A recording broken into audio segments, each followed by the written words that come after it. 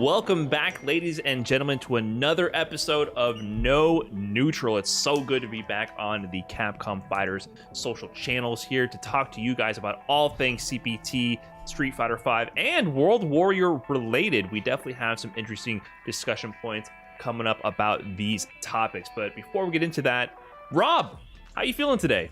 I'm feeling good, bro. I'm not gonna lie, man.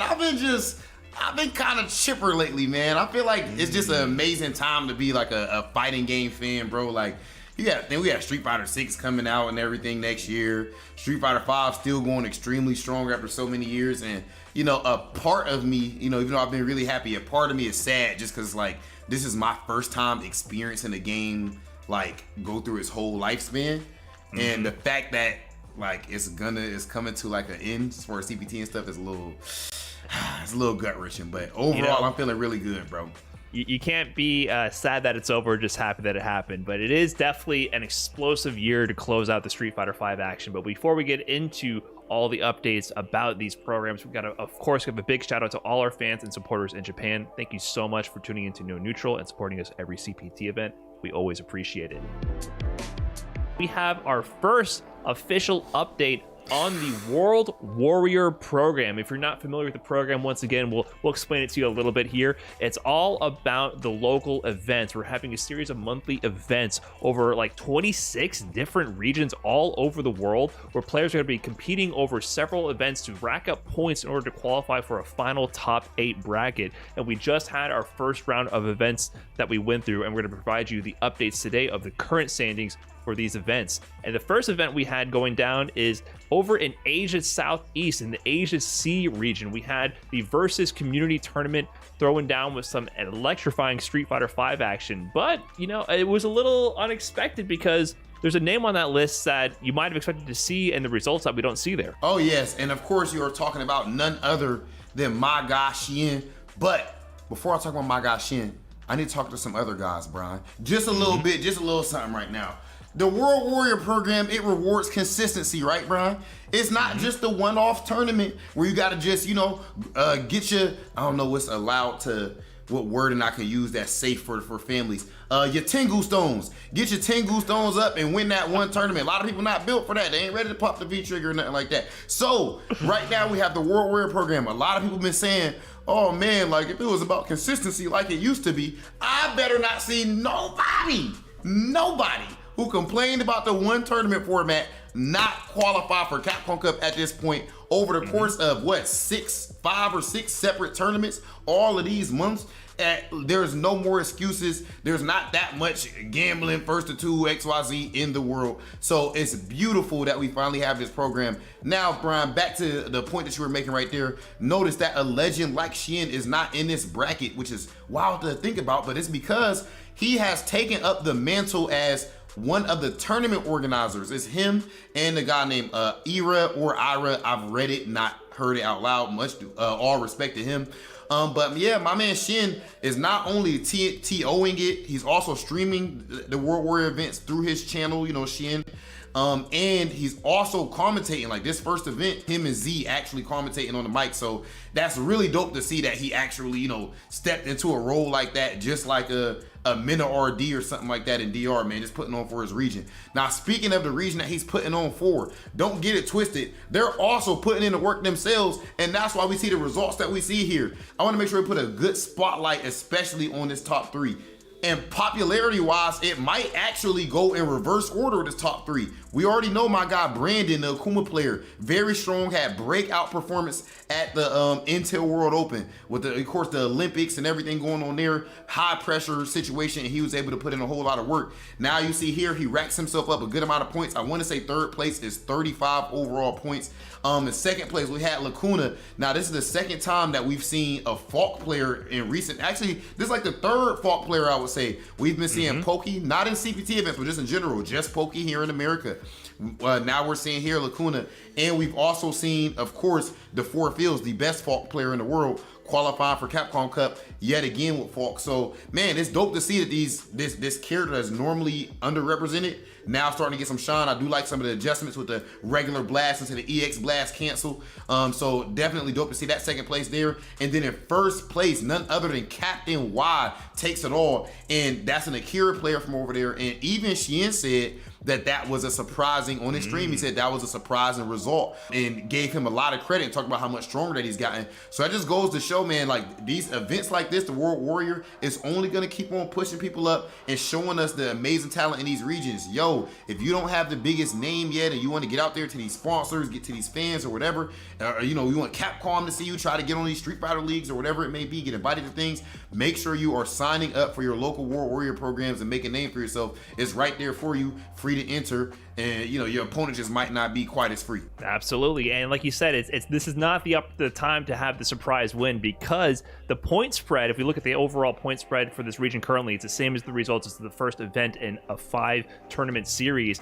Captain Y secured himself 50 points, falling right behind, 40 points for Lacuna C and 35 for Brandon. That is a very close, tight spread for everybody who has gotten points on the board at this point. So you know they're gonna have to be going hard for every event from here on forward. So who knows? We'll see how Captain Y performs for the rest of this season. Hopefully he can keep up his performance and secure that top 1 spot, or at minimum top 8. You want to be making to that final bracket. So it'll be interesting to see if he can keep that momentum, or if, you know, the rest of the community says, no, back to the old ways. You know what I'm saying? Like, you think you're hot right now? No, we're going to remind you. So we'll see what happens in the rest of the Asia Southeast region. But moving on, we also had Europe West, the Europe C block, doing it big on Salt Mine League. You know, Salt Mine League is streaming a lot of these Europe qualifying events, doing all sorts of regions over there. And this one also had a bit of an interesting top 3, because we had Gecko with Kami taking first place over Takamura's Akuma. You know, looking at this bracket, you know, the name that stands out the most is the Capcom Cup qualifier, the CPT competitor, Takamura, one of the most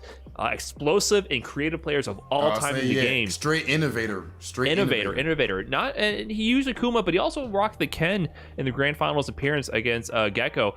And Garnett in third place, representing Fong. So definitely an interesting top 3 to see here. But that said, I think this was also another upset, right?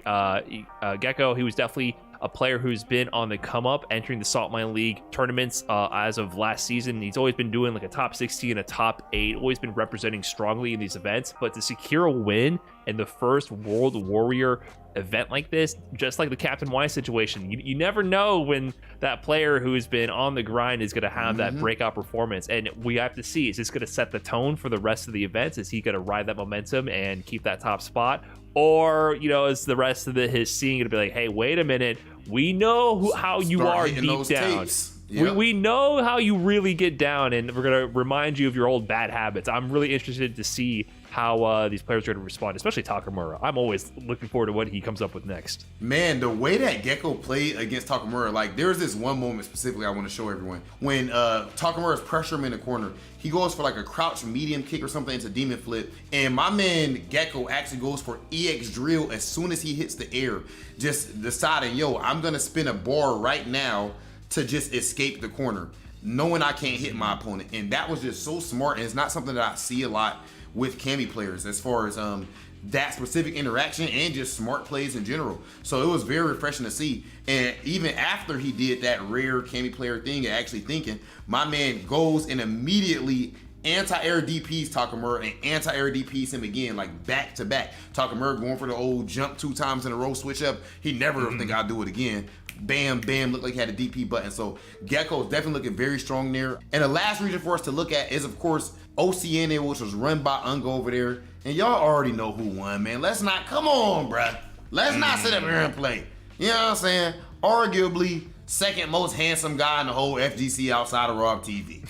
Travis Styles. Man's Balrog just went through and smoked everyone. He only lost 1 game throughout the entire bracket. I do want to make sure we look at who got second and third in these spots. So BK Sama got second, and we had Somniac getting third place. So this region is very interesting. For one, of all these World Warrior programs that we're talking about, none of them have actually had their CPT event yet, at least at the time of this right now. So you have to understand, like Travis Styles, for example, I think that he's probably gonna win their CPT event. which means even if he's in the first place up at that point, it's not gonna matter. He's gonna be off the list. You know, boom, kick him off. So people really right now could be fighting for second place to some degree. I'm not saying they are because I know they're stronger than that, but I'm just saying Travis does dominate. I was gonna say you shouldn't write him off so soon. I'm not writing him off. It's early. At this point, they might be hoping that Travis Styles wins via CPT so that they have something to compete for. Because he's out the way.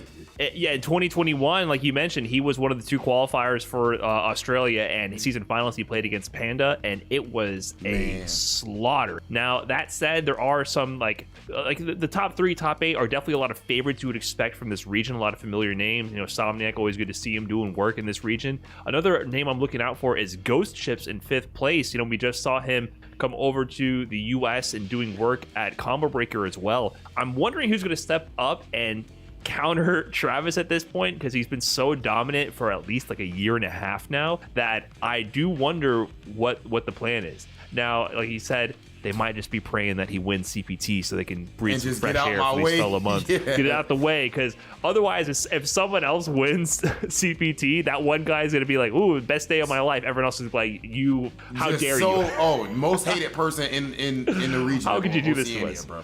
Yeah, but we'll see. There's an opportunity for someone to step it up. Like we mentioned with the point spread, it's the first event. He does not have a huge lead. No one has a huge lead right now. 50 to 40. You know, even if you got a 7th place, 20 points, you get a 4th place the next time. You tie a 1st place finisher, right? Yeah. I do expect Travis to keep racking up points. Top 1 or 2 finish almost every time is my prediction. We'll see how it goes.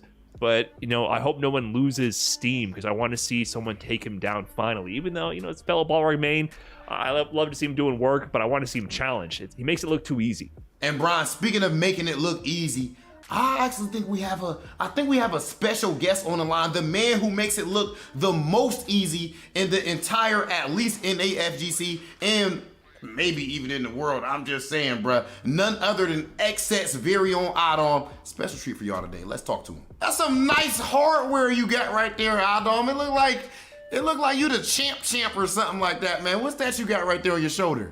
I mean, I got the CEO belt with me. I had to show off my new belt, my new thing I'm adding to my collection. My man been cooking, man. Brian, did that hurt you to see, seeing as you were right there, just so close?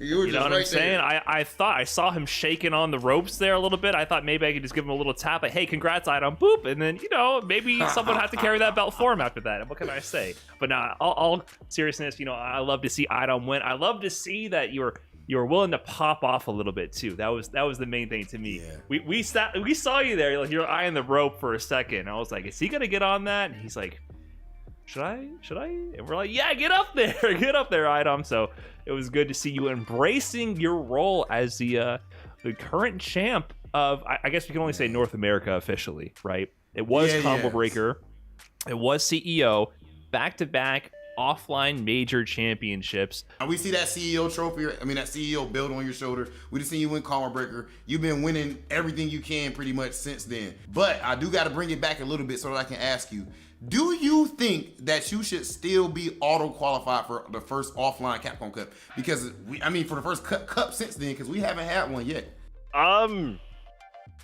Yes, a little, because I still never got my my auto-qualification part. But, you know, I do like I have to play again to try to qualify, because it's cool. Like, it gives you more of a motivation to, like, keep playing, because, like, growing up, like, I feel like I shouldn't really say this, but I've always done like the bare minimum, like you do just enough to pass. So, so I feel like me having to qualify again, it makes me like play more and get like more involved in the state good. Do you see how free he's calling us right now? Man, bro. I don't. Man say he do the bare minimum, he just smoke us. Do the bare minimum and show us the bare minimum respect, please. Just the accidental disrespect coming this way. But that said, I think you bring up an interesting point. So you should have the auto qualifier spot. So do you consider yourself the reigning Capcom Cup champion, given all the circumstances? I mean, yeah, because I still technically never lost. Okay, all right, you heard it from the man himself. We gotta get it. It's been a weird couple seasons, right? I often like to throw the line the reigning Capcom Cup champion, but I don't know. I agree. It's technically debatable. You know, it's been a little different, so it's good to hear it from the man himself. I like the aura of confidence coming from Item though. So that said, Combo Breaker, CEO, you already kind of hinted at it a little bit. How free is NA? I mean, there's a lot of good players here, sure, definitely, but you know, I don't like saying like, oh, NA's free, this or that, but you know, you guys are trying to make me the bad guy here. I feel like you guys are trying to make me the bad guy. What you saying? I'm not saying anything. I'm just saying it is kind of, you know, suspicious that Kudo comes over here. Kudo's coming over here, and I've been playing with Kudo a lot. And like me and Kudo have been playing since he's in New York. We go to NLVC all the time. I'm not saying like there's great players in NA like Shine, Punk. There's tons of great players in NA, but like you got people Kudo coming over just smoking us now. And whoa! I smoked Buddy. I only played him one time, and we played a Combo Breaker. Respectfully, he got like in a bad matchup. I smashed him horribly. So we not Rob doing did that. get the win over Kudo, but not Kudo the win. has been Bad. I know. I'm not saying we're we're over a lot of the competition. He has. We got to give him He's credit not there. like though. It is no, you're right though. Adam. It is. He's pushing NA. It's disrespectful. Honestly, you're right. Like, cause it's like, it's not even like we knew. Like, he wasn't a popular player in Japan. Like, cause he's younger. Like, so I don't say that in a bad way. I'm saying in a good way. The fact that they're that good that it's not even like Tokido or Daigo or famous. Right. And he came over here smoking everyone. It looks bad on us. It does. The way I would probably put it is to say we're kind of top heavy. I mean, that's always been the, you know, when there was the era of the EU versus NA 10v10, that was always the argument.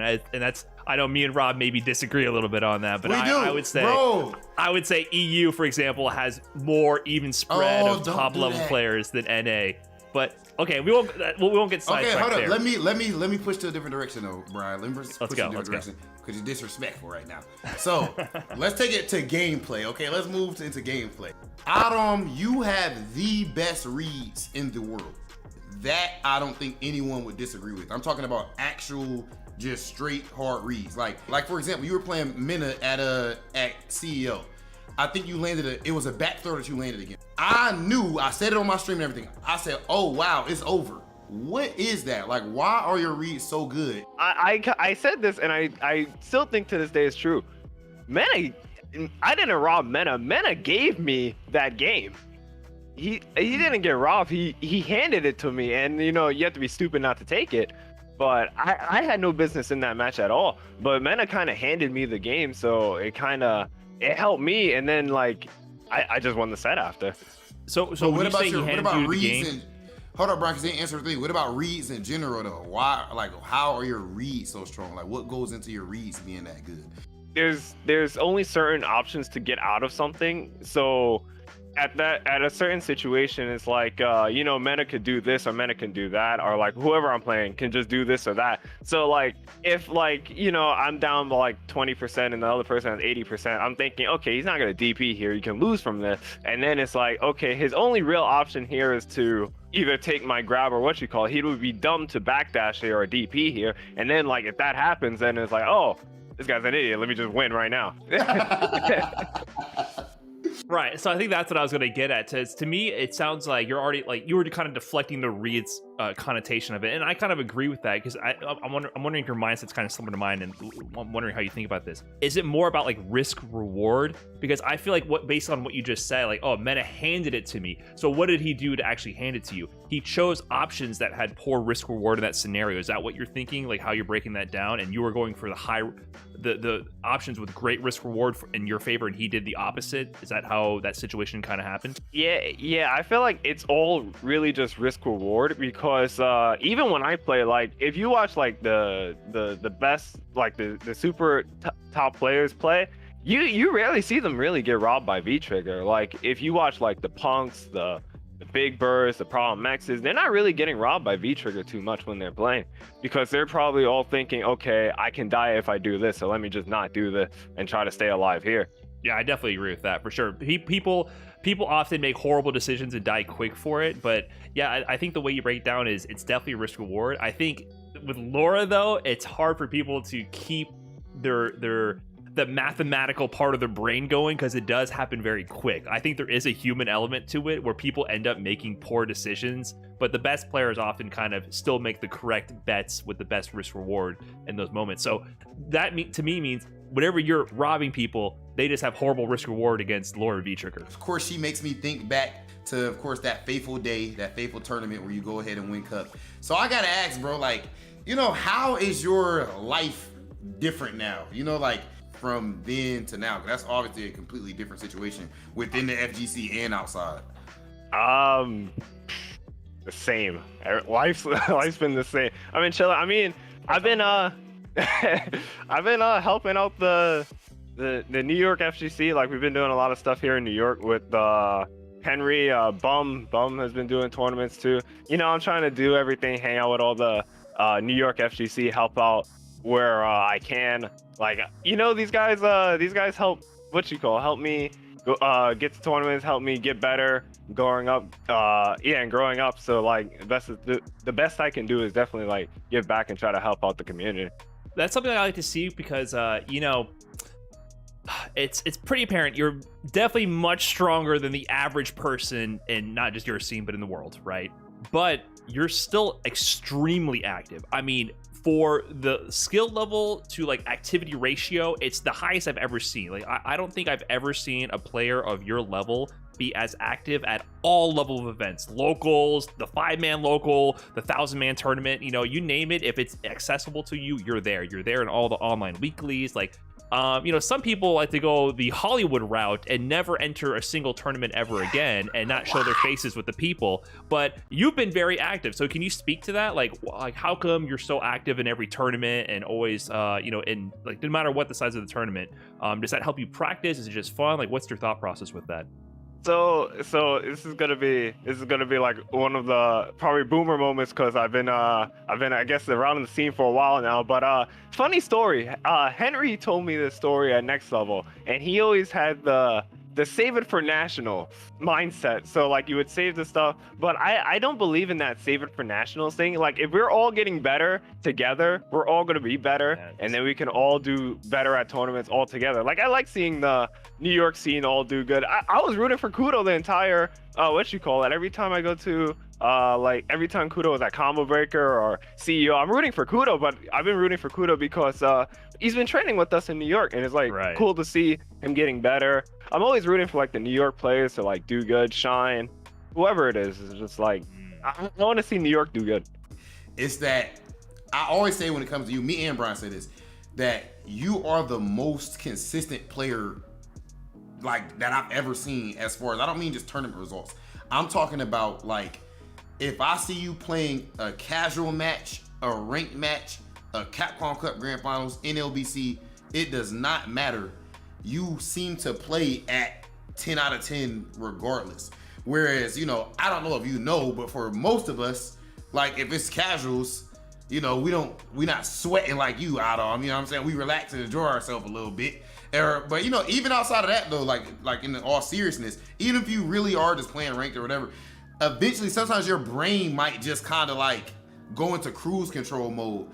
Why is it like that you don't seem to ever switch to that? And is that something that you're conscious of? How do you not really run out of like mental stamina to keep playing at that level no matter what? And do you agree with that's what you do? I'm not like, I guess, trying. I mean, I am trying in tournament, but like when I'm playing like CFN or like in casuals, if I'm playing like Shine if I'm playing like Shine or Brian or Punk or whoever, then usually I'm like trying because I'm trying to replicate like a tournament scene. But like if I'm playing like in ranked or something, I'm usually just like, you got the script on what you're going to do or like what you're trying to practice, and like the script beats 99% of the player.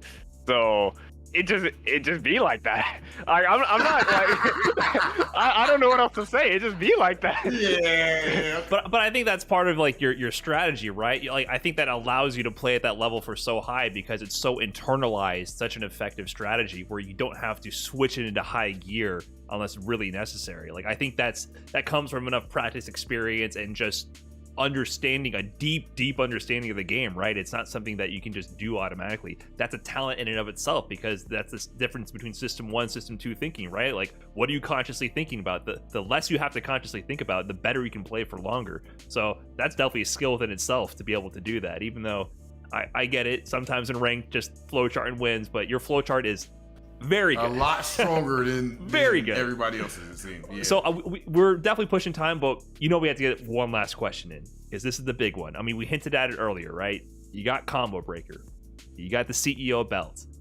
The big one is coming up. EVO 2022, the first offline EVO we've had for years. Obviously, in the Western Hemisphere, all eyes are on you right now, and the only thing that's been left to be tested is the rest of the world. You have Europe, you have Asia, Japan. The international competition is coming. How are you feeling going into this EVO?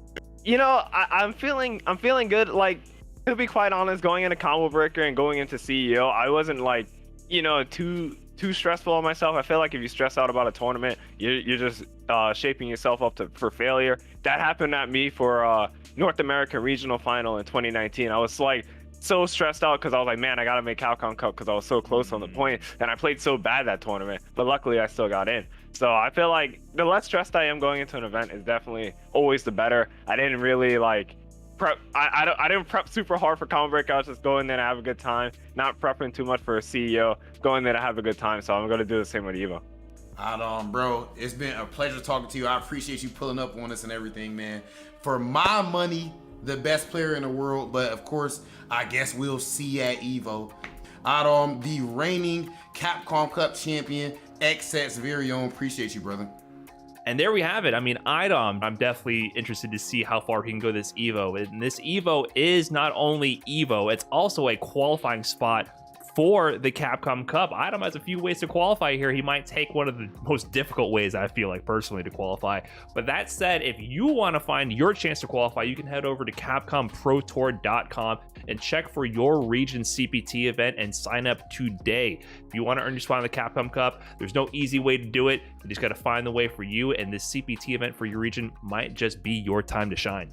And of course, that's not the only way that you can shine. Like Brian said, there's multiple options. So if you prefer to have a different type of grind, you want to be able to prep, have month-to-month tournaments right there in your local region, make sure you guys head over to CapcomProTour.com to learn more about the World Warrior program. Make sure you guys sign up, get that work in, and try to fight your way in to Capcom Cup. But that said, Rob, we're not doing World Warrior today. That's not what it's all about. There's a time for the grind and there's a time to perform. And today, it is time for these players who have been putting work in for a whole year. One of the most disputed regions. Will an old favorite return to claim his spot atop of the throne, or will a new challenger rise up to take their spot in the Capcom Cup? Ladies and gentlemen, we are heading into the top 8 for CPT Asia Southeast.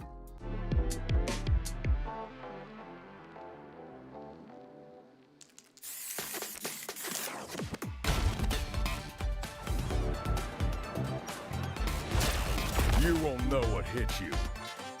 Let me have some fun. Let's get this mission started.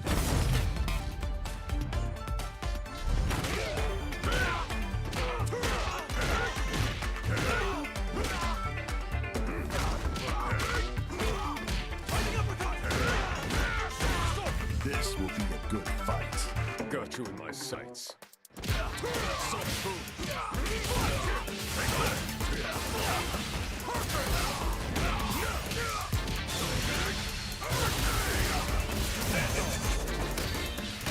Neutralized.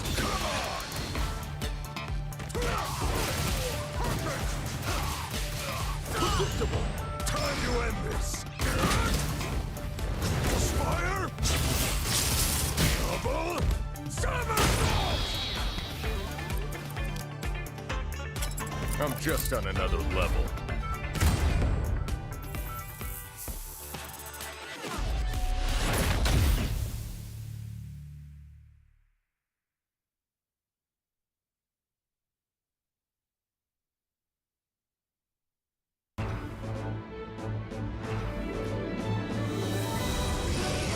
All riders have to strike out on their own. Let's do this.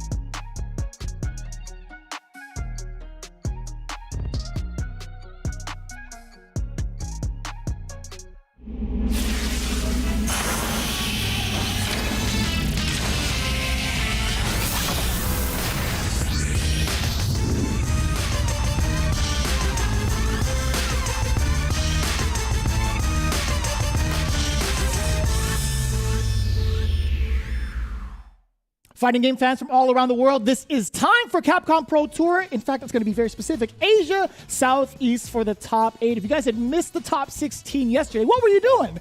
Jake and I were going through the whole thing. We highly encourage you guys to check out the VODs. He's been handing me way too many Red Bulls, but I'll tell you why. Because this is going to be an extravagant event. We talked about this with the pre-show with Rob TV as well as Brian F, highlighting each and every one of these players from Versus Community. We've seen Z back in the saddle for commentary, by the way. That is fantastic. Looking forward to that and reviewing the VODs as well. But for the most part, you guys are here for that top 8 bracket. All the excitement is going to be in the character diversity as well as the regions represented. Yeah, the region being represented. And while we're not going to be seeing Shen in the World Warrior Series, Shen is here playing in the top 8. So they are operating as a TO for the World Warrior Series for the Versus Community. But they still have an opportunity to get that TPT spot. And when we look at that top 8 bracket, we're going to see exactly what these runs look like. And I know that you wanted to discuss exactly like how these players got here. And before you touch on it, I think the biggest point is actually at the bottom. Who has to fight Shen first? Bear Pop going to losers round 1.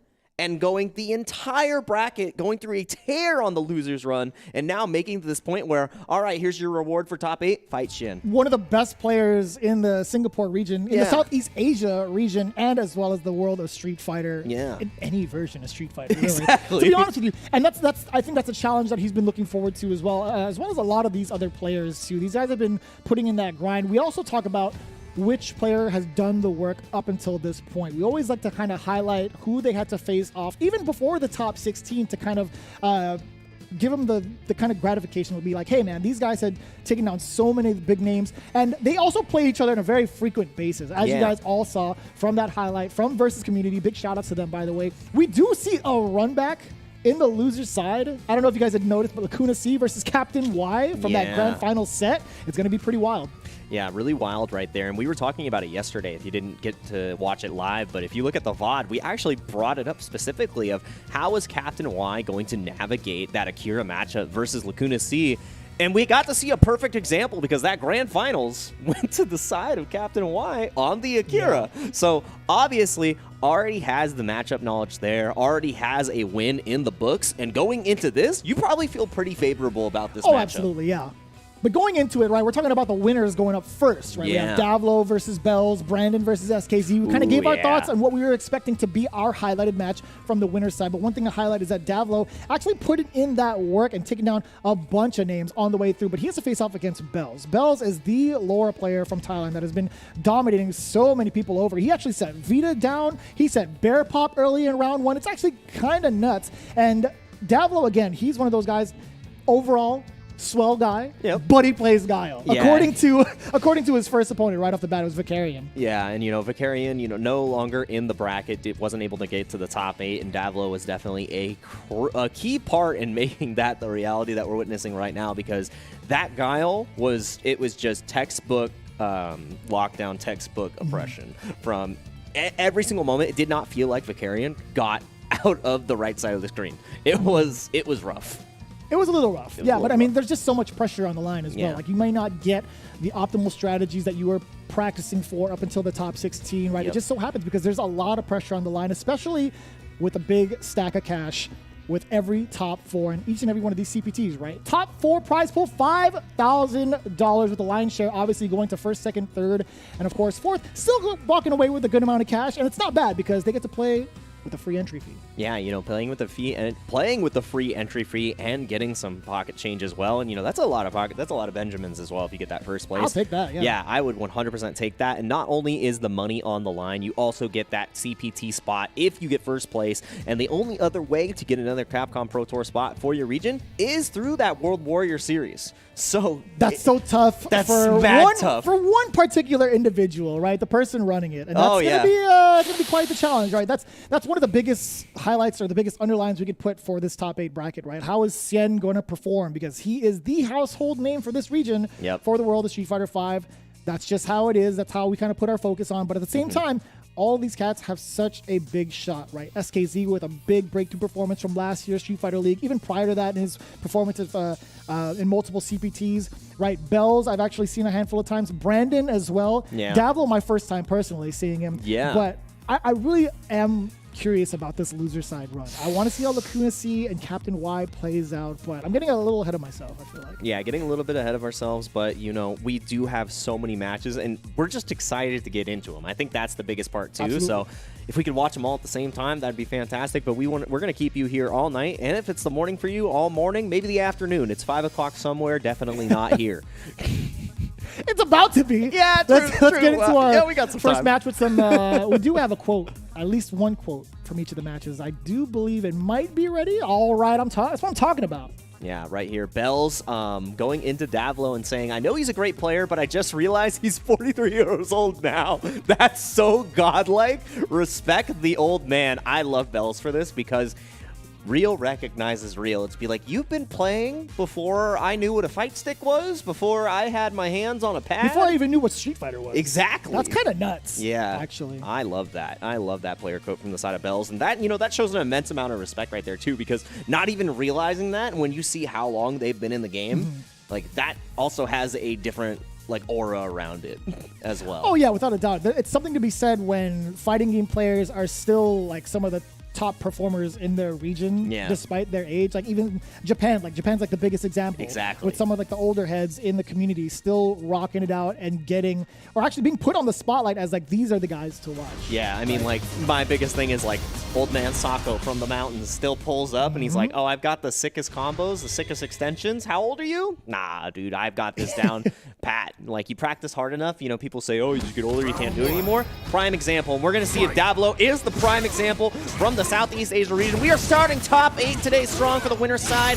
Winner will be in the money on this one, sitting on the winner's finals. Loser is going to have to fight it out against one hell of a loser's bracket. Oh, definitely. And again, they're dueling it out in the Street Fighter duel stage for the Ring of Destiny. You see it down the middle, and they're just moving on to the corner already. Bells with the side switch. Davlo actually was not susceptible to that mix. I would have wondered maybe he could have gone with that rip of an EX flash kick. A little too late. A little bit too late and overzealous on that one. Not enough time to stop the mix, and back to the middle of the mat you go. Take a good look at the Street Fighter duel logo. Yeah, I feel like he heard you say let it rip, and he in his bones, you know, the telekinetic connection.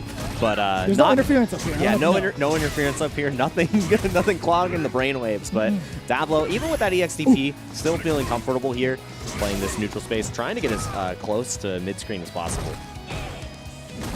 And I do like this from Davlo, right? He's still mixing up the good options of throwing out the normals, throwing out the sonic booms, but Bell's now getting that one big confirm, or actually a big buffer. Now Sunset Wheel. Can he make it a bicycle? No, not today. Yeah, that had to happen right there. And like after that EX, you take one more knockdown, stun is a factor. And again, running out of screen real estate. Double jab and no confirm afterwards. Walk up throw. The confidence to move forward, but the confidence to boom is biting you right now. Oh, what a throw! Just wake up throw. Davlo, this is going to be a very, very serious. Oh my god, he let it drop. He dropped his opportunity to get the critical. Oh my god! Oh and the my V-ship gosh. got caught by the shit. The hitbox stayed there for so long, and it just gave Davlo a free confirm there. You have to be respectful. I'm not sure the V-ship, not the right option, but maybe thought it was going to escape through the boom. But there were so many booms left. True, yeah, I'm not sure. Oh my god, Sunset Wheel. Oh, now we got a bicycle. Yeah, We're actually mobile now. Oh, he tried to go for the tricycle, not today. Yeah, and I like that. Saw the EX flash and committed to the EX flash of their own. Boom did not have the right timing for the meaty right there, but man, Skull is going wild in the background. This bear is just going back and forth. Either way, the EX flash kick does find the mark. Davlo looking to. He doesn't want to push towards the corner, right? Yeah. He's just playing as much as he can in that midway space, using the estate very wisely. Boom, now applying pressure. Speaking of boom, you're going to see a lot of them. Yeah, trying to stay at that money range. Oh, dash under, but gets caught once again. And the Spinnerooski, Magic Pixel, and a dream, but no.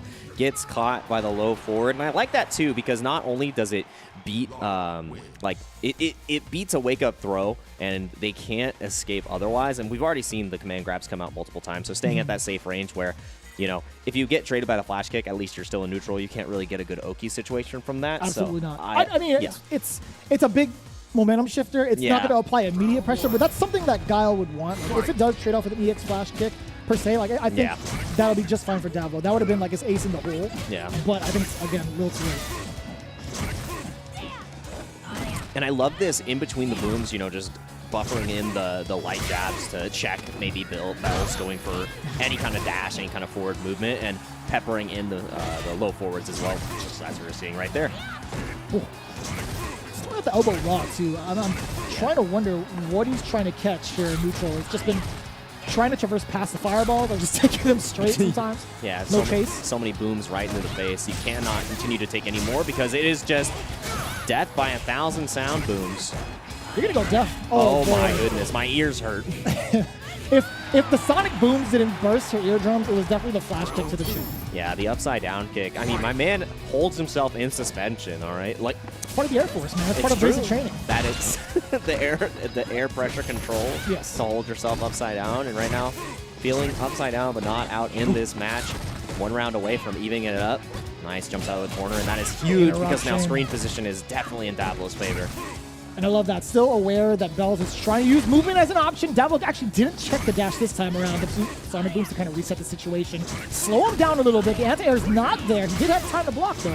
Something to note. Oh, not able to EX through because of the EX boom right there. And now we're straight back to mid-screen. Chasing down. First command grab comes through and the party has started. Are you going to try to bust out Dablo? No, takes another one. Are we getting a three-peat? The three-peat. No. Oh, too early. Trying to get the tail end of the active frames to make it as meaty as possible. Another sunset wheel. Yeah, oh, not able to get anything afterwards. And this is huge because extension can go for the critical art, right? Likely not because it will not kill, but huge extension. One more touch. The reset into the sides with the drop. Dablo, no. Dablo had it. He That would have been 1-1. switch. Oh my god, that was the sickest reset I've ever seen. And I have never seen that reset like that. And that is what we like to see, especially at this stage in the game. We talk about some of the strongest players in the world, and that is an experienced season reset and a half, and these are some season flash kicks. This is definitely You know he missed the challenging. first one, right? Yeah, He did yeah, jump back medium kick, and he still managed to get the EX flash kick. Oh boy, yeah, still within range to get the sweep. All right, activation, and this is where the party starts for Laura. You know, when this character is in V-Trigger, definitely becomes a whole different beast. And you try the confidence to boom at that range. Just all over the place now. Bell's still trying to utilize this V-Trigger, using the movement really to kind of close the gap. Oh, boy. Nice. Not dead just yet, but one more boom will do it, and now the chip. Oh, so good. The classic. Yep. Absolutely the classic. I thought it would have probably whiffed, but I think it would have whiffed if she was standing. Yeah, It was one of those ranges where if you're crouching because your hurt box expanded, you're going to get hit. But if you're standing, it's going to whiff. Yeah, so I mean, had that perfect spacing and willing to continue to crouch because we saw the low forward continue to come out. You can't afford to take that, and that's exactly what Dablo was expecting, hitting you with layer 1 El Clasico from the El Clasico player. Ooh. No extension, or at least no continuation off of that counter hit. There was a check the time, but ran out of seconds now. It's going to be very interesting to see how Bells is still trying to traverse past the booms, right? Phase 1 of the Guile matchup. Yeah, how do you navigate the sonic booms, and then afterward it's all the rest of the pieces. Wow, good block on the block under on the cross up right there from Dablo. Loses the screen, but the anti-airs have been consistent so far. Ooh, big crush. Ooh. Yikes. Still within range to get at least an overhead, but the thing is, Bells was chucking forward. He was actually mashing on forward as much as he could to get in. I can't even tell what exactly was on his mind at that point in time. Oh, that's going to be huge. Ugh. Yeah, nice. And just cashing out. I really like that decision from Dablo doing it early in the match because the resource differential isn't going to be that much, and now has such a life wave where Bells is the one who has to be on the offensive, and he just play this like mid-screen game so excellently. And look at how much active he is, right? Yeah. If it's not booms, as soon as he sees Bells within that range, he's checking with normals. Ooh. Check the time again. Huge extension. One more touch will do it in the wake up. Yeah. That's how you know you overextended just a little bit. He went for the upside down kick. There's the V-shift, but no continuation. Just a little bit too far out after the crush counter. Oh my goodness. How many times has he hit that overhead, whether intentional or on accident? I think that's 3 times Was now. that a sonic boom? It might have been a boom. It really might have been a boom because, I mean, I think it would have beat the tackle anyways, but the normal came out at the perfect time, and that is 3 times now where a round has been decided by that normal. That had to be a sonic boom. Yeah. Like the overhead from that far, it had to be a sonic boom. It's like, I'm nasty.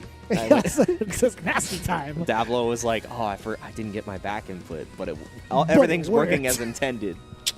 That's that's big brain. Yeah, exactly. I saw some sort of meme on Twitter where it's just like when the commentators think you're a genius for something you did on accident. Yeah, I'm not gonna, and you're just I'm not like- gonna spoil it. I'm gonna spoil it, by the way. Yeah. But looking forward to that season. But no, I honestly think from that range that had to be a missed input for the Sonic Boom. Yeah. Because no one's that big brained. I feel like I don't know. I mean, he's got a Davlo- lot of years of experience to use that Super big brain. seasoned. I don't know. Yeah, super seasoned. And I mean, yeah, it does look like it's a boom because that's one of the times where you want to use that as like kind of an extended normal in that situation where Laura, her only options are jumping or going for that EX move forward to try to get like the command grab pressure going. So didn't get to see that. The overhead did come through, and it is a 2-1 lead right now for Davlo at the moment. Bells, maybe taking their time in character select, trying to figure this out. Because if you looked at the World Warrior results before, Bells was actually in the bottom section of the scores there. So getting a secured spot here is good. You still have more tournaments, obviously, to get points in the World Warrior Series, but not starting off on the right foot there. So you want to start off on the right foot here to leave the rest of the competition left behind. We're going to see how they greet each other with already 90 seconds on the clock. 10 seconds have passed. There's been a lot of time in neutral spent between the two. Davlo's been shaking his hand with Sonic Booms primarily. Bells has still not figured it out yet to get past this wall of projectiles. Yeah, and that's the classic approach that we love to see from Davlo playing on this Guile. It's, can you overcome the wall that is Guile in every single check? Oh, that's huge. Yeah, finally gets a jump in now. And this is, once again, where Laura gets to rock her game plan. Has the V-trigger full. One more interaction will go for stun. Maybe going for a standing light kick. No! Oh, my lord.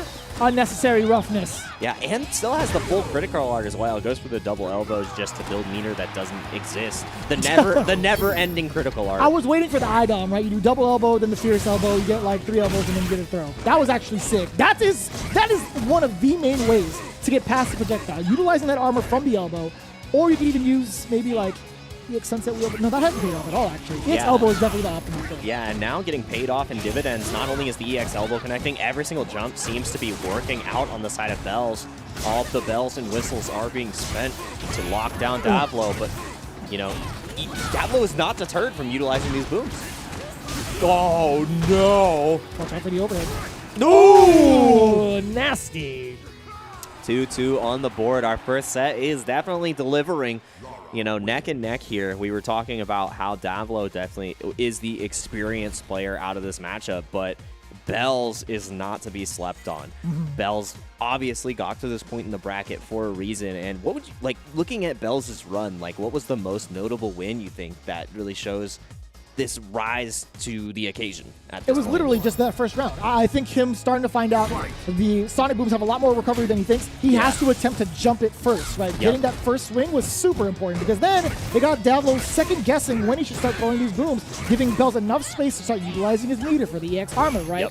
That's one of the biggest get-ups that I saw from that round. I think from that game, that gives Bells the confidence to go in right now. Yeah, and you need to be confident on Laura, and right now the confidence is shining, but Davlo not wavering in their approach in defense, but the approach is just going in so nicely. Nice cross. Swinging. You better punish that. Oh, no. Yeah, big punish. Should be able to continue extending. It goes for the reset. Bells now on set point afterwards. Davlo running out of steam. Bells, the young man, is making this happen. And they're still duking it out. Davlo don't hear no bells. He's still trying to throw these booms. I didn't hear no bell. Oh, no anti-air. That should have been blocked. Yeah, that definitely should have got blocked, but Davlo, the will to hold down back is not there at the moment. Ooh, nice check again. Every single one of these dashes is still getting excellently checked by Davlo. So, down but not out, and again, looking for it. Yep. That's happened with the crouching medium punch, too. Yeah, he's really trying to take his turn back with his V-skill once. But that was just a raw dash. Yep. Uh-oh. Yep. Oh, yeah. Huge punish. Are you going to spend the critical art? Yes, 100%. you are. Final game, final round for these two. Who's going to move on to winners finals? They go either way, but Bells definitely has the resource lead right here. I think it's whoever can win this first interaction. If Bells can get in and lock down Davlo, and the Thunderclap might be the key this is to gonna be success. huge. Yes. Oh, and the same side. One more touch will lead to a stun interaction. Goes for the overhead. Oh, we could have command grab. Oh, that's going to be so dangerous. EX elbow.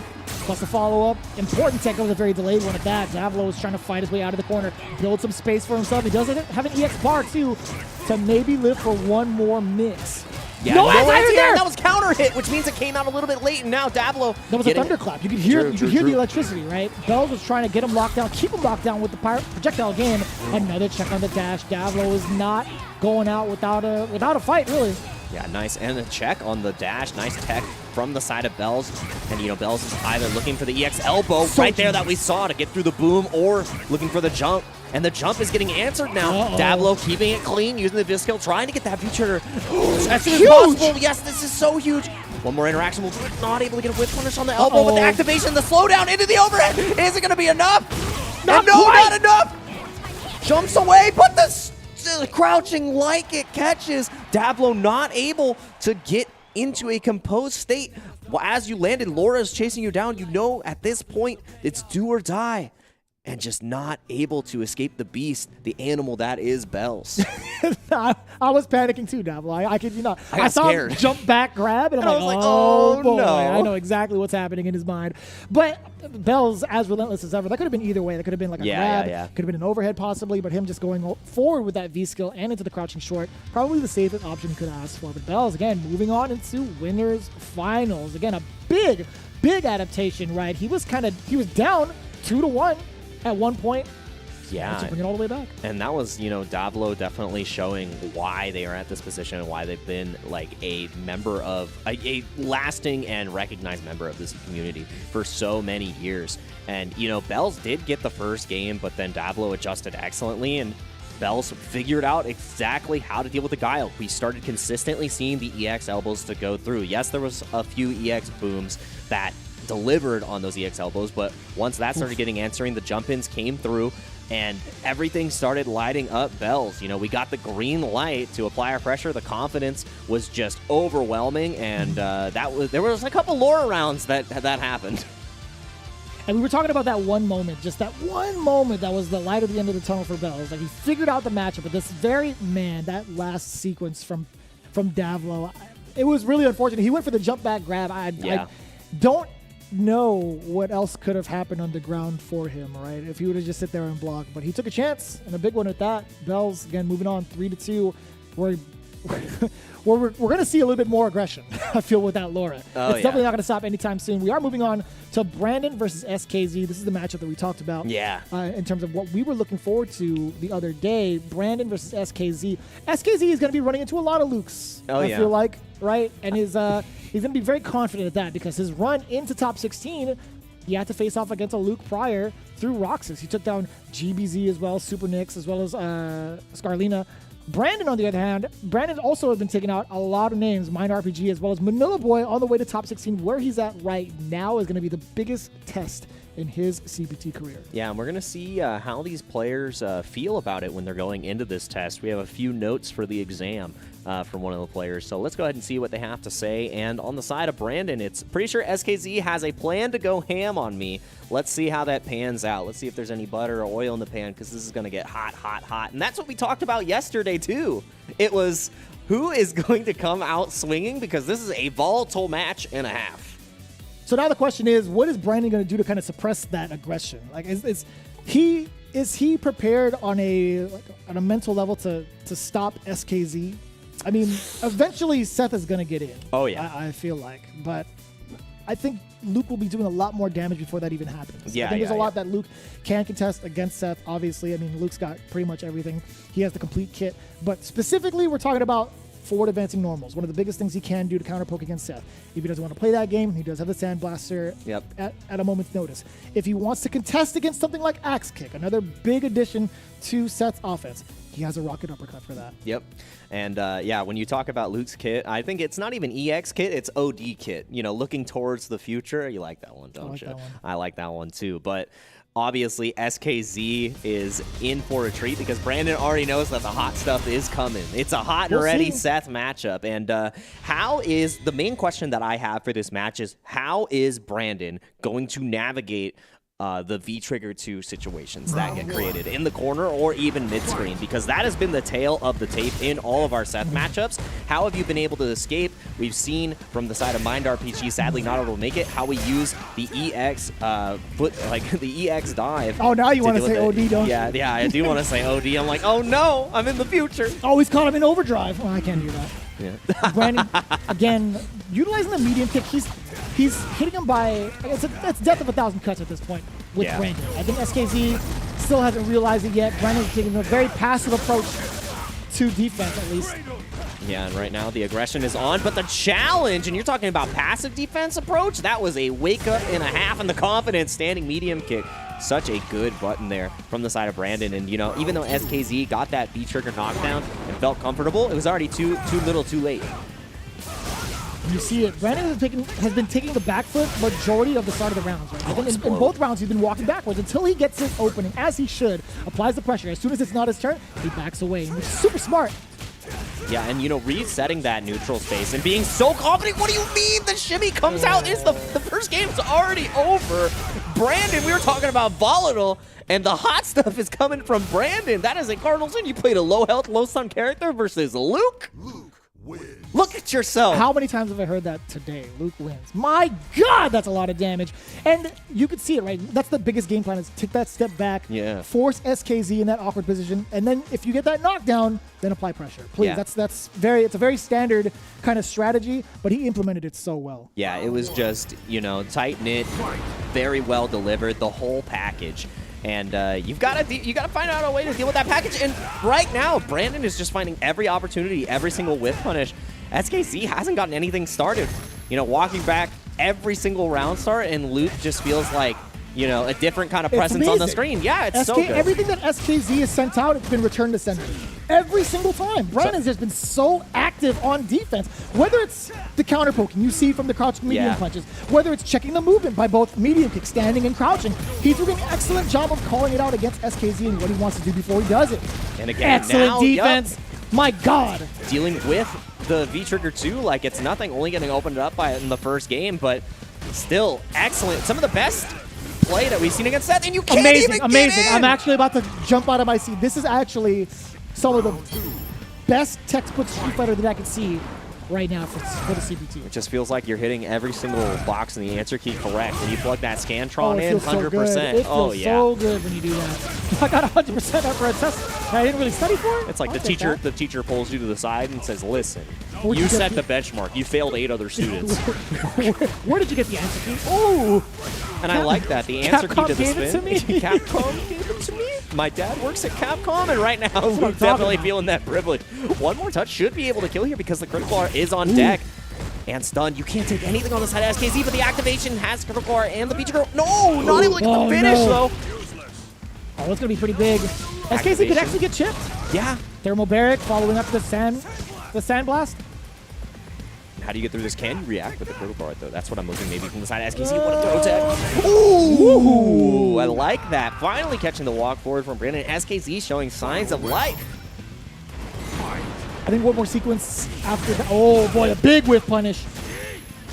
Yeah, nice. And then again, like now we are seeing the opposite from the side of SKZ. No longer walking back, challenging with normals in the beginning. What? You see him? I love this. He's changed the pace. Now he's Yep. shifting gears. He's on cruise control, actually. Ooh. He's not trying to race around the mountain. He is on cruise control. SKZ is starting to play against the defense that Brandon has presented. Now a little bit more aggression now for Brandon because he's at the life deficit in the corner. SKZ, he's stuck to the rock and a hard place. yeah. And that rock is Luke's fist. This is going to be a ton of damage incoming. He's not dead. He doesn't have to. Oh, he doesn't need it. Yeah, no, and drops the confirm right there at the end. Nice throw tech, definitely pivotal for the side of SKZ, and this next knockdown is going to be V-Trigger 2. You can't afford to take anything else, and the knockdown wasn't even necessary because Brandon got caught reaching. Taught him a pretty good lesson. We're starting to see SKZ again. We talked about cruise control. It didn't mean that he was necessarily like taking it lax. He was trying to play second. Yep. Clearly, he was trying to play second. All of the counter pokes that were coming in from Brandon, getting countered straight up. Right. He was using crouching medium punch, a very, very extensive tool. Crouching medium kick as well to check movement. He has been playing it tooth and nail when it comes to analyzing what Brandon is presenting for him.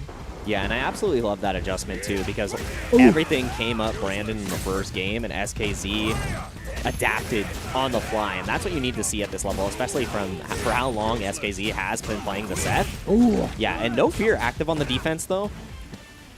All right, and again, we're playing this bit neutral, so patient. Oh, trying to get the whip punish, and there we go.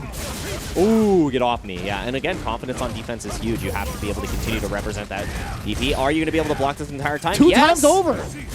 Double overhead, double nothing. Oh, are you dead? You're actually yeah. dead. Wow. EX Sandblaster, Turbo Barrage, as St. Cola would say. Mink, mink, mink, mink, mink. That's what he says, man. said- I don't make it up. He says it. Yeah. Summon the spirit of Saint Cola. If you He's- say bars 3 times, he appears behind you. Yeah. He'll give you a hug for it, though. True. All right, and no hugs in this Word? match. What do you mean? Excuse You're just going me? to go for it? Brandon, sometimes you just have to send it, and one more Watch out touch for will that be throw. sending. What? That was a counter. That's because he pressed the button. But this is so much damage still. Oh, it's still going. You're dead. What do you mean? Get Are you out of here. kidding me? What do you Oh, mean? you can't do that. You can't. That's criminal. You go to jail for that, man. You can't do that. That was like 40% after stun. What just happened? To be fair, I'm gonna try to justify it here, chat. I'm gonna try to justify it here. Stop. There was minimal scaling involved. He jabbed him He into the did stun. jab. He jabbed him into the stun. It was a counter hit, tacked on a little bit of extra damage. I am trying to justify it. That was one hit, okay? Just because you can justify it doesn't mean it's okay. I didn't say it was. I didn't say it was. And right I was now, trying to justify what the damage was. That's all. yeah, it's not about what was. It's about what is happening on the screen right now. One more touch. We'll go to stun. And I love that Brandon just walks back. Understand that SPC is already at such a deficit. I'm not going to risk anything in the corner. You approach me. I'm loving this right now. SKZ is still stuck. He's trying to move forward. You think you can go ham on Brandon? You cannot pass. You shall not pass. Yeah, looking like Luke the Gray right now. The wall, taking the color straight out of Seth. I mean, looking like Seth the Fray at the moment. Seth the I mean, Frayed. Brandon has just been stopping SKZ, and I'm a big fan, man. I'm a big fan of SKZ as well. But right now, he has to kind of walk him down, probably, like maybe force him to the corner a little bit longer, but Brandon's still finding the confirms. It's looking pretty wild for SKZ. Yeah, and right Oh, now, no. yeah, you got to contain the wild Yes, beast, that's what I'm and that talking is about. how. Yep, At bust least the out. light is still there. He's trying to shun the light out, actually. He's trying to shun the light out. Yeah, and right now the light is leaving SKZ's eye. It's like the end of the episode. Oh, and that is man. the end of this match. Brandon will be moving on in winners in such a convincing fashion over SKZ. It looked back and forth after the first 2 games, but then everything was coming up Brandon. Not only was it the pressure, it was also the way that Brandon controlled the screen afterwards, gave up the corner position, and said, baiting SKZ to approach. I already have a 60% life lead. You're the one who has to engage. You're the one who has to overextend, and I already have some of the best normals in the game, some of the best confirms. I make one good decision, and you are on a pixel and a dream, and the dreams of winner's side run for SKZ have been crushed. And this actually sets up a pretty interesting match right here, because I was talking about it before we started the bracket, but this now leads up to a potential SKZ versus Jen, Seth versus Seth. Oh, my God. Yeah. That's a pretty big deal, right? Over into loser side. So killed. I hate that Damage. combo. It's so much. You don't hate it. You Just love of I love it. I love seeing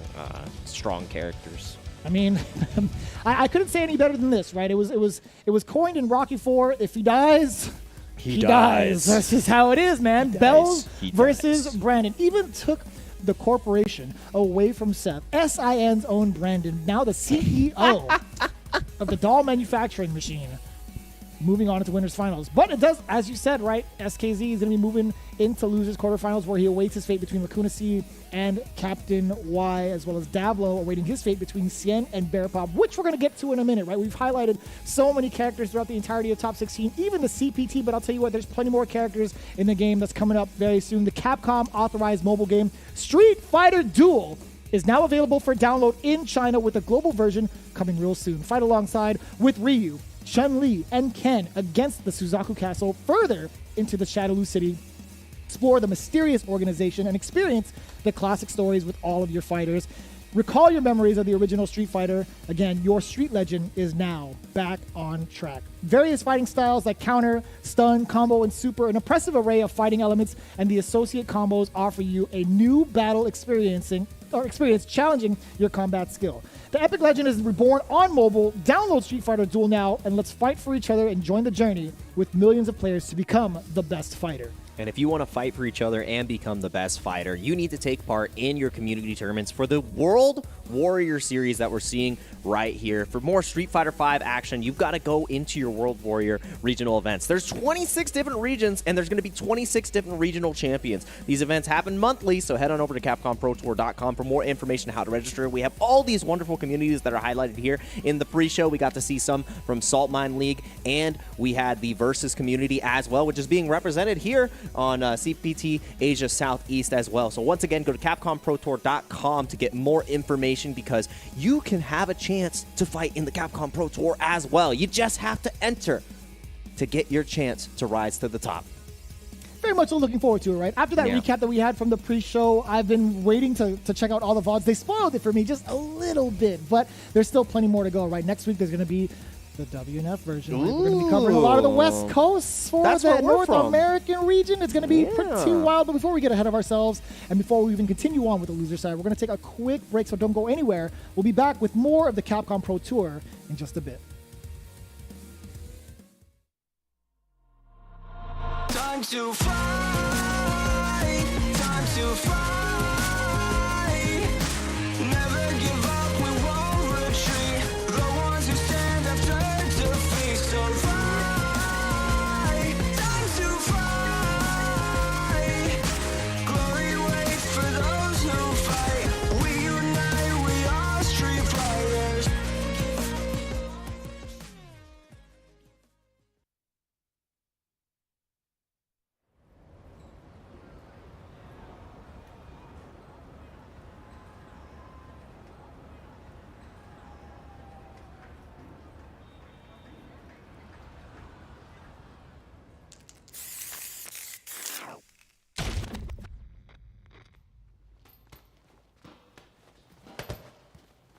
When you go looking for strength, it's not like a game. This journey doesn't have a real ending.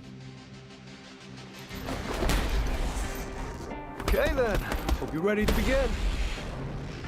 If you want to start off on the right foot in this city, hit the streets.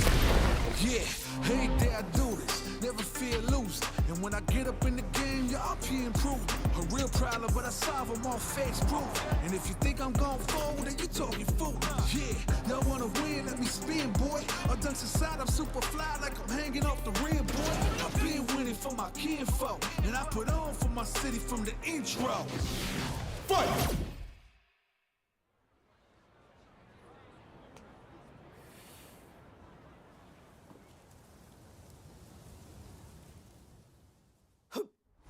It started from the ground up, training getting wound up, channeling your inner self and moving up and down, crossing over, passing around, I'm on the time like I can keep score. Years I never thought it crossed before. When I get tired on my knees, I got it digging it deep. I feel like I'm on the left, it really has got me. Since I was the win, no good vibes. If you just did again,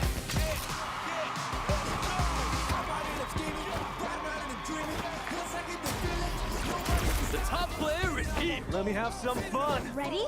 Then show me. This will be a good fight. if you wanna come and stand up to me, pull up on me now. If you wanna challenge, tell me what you want. Call me now. I'm on the road to the top and I'm not looking back. I'm on the road to the top and I'm not looking back.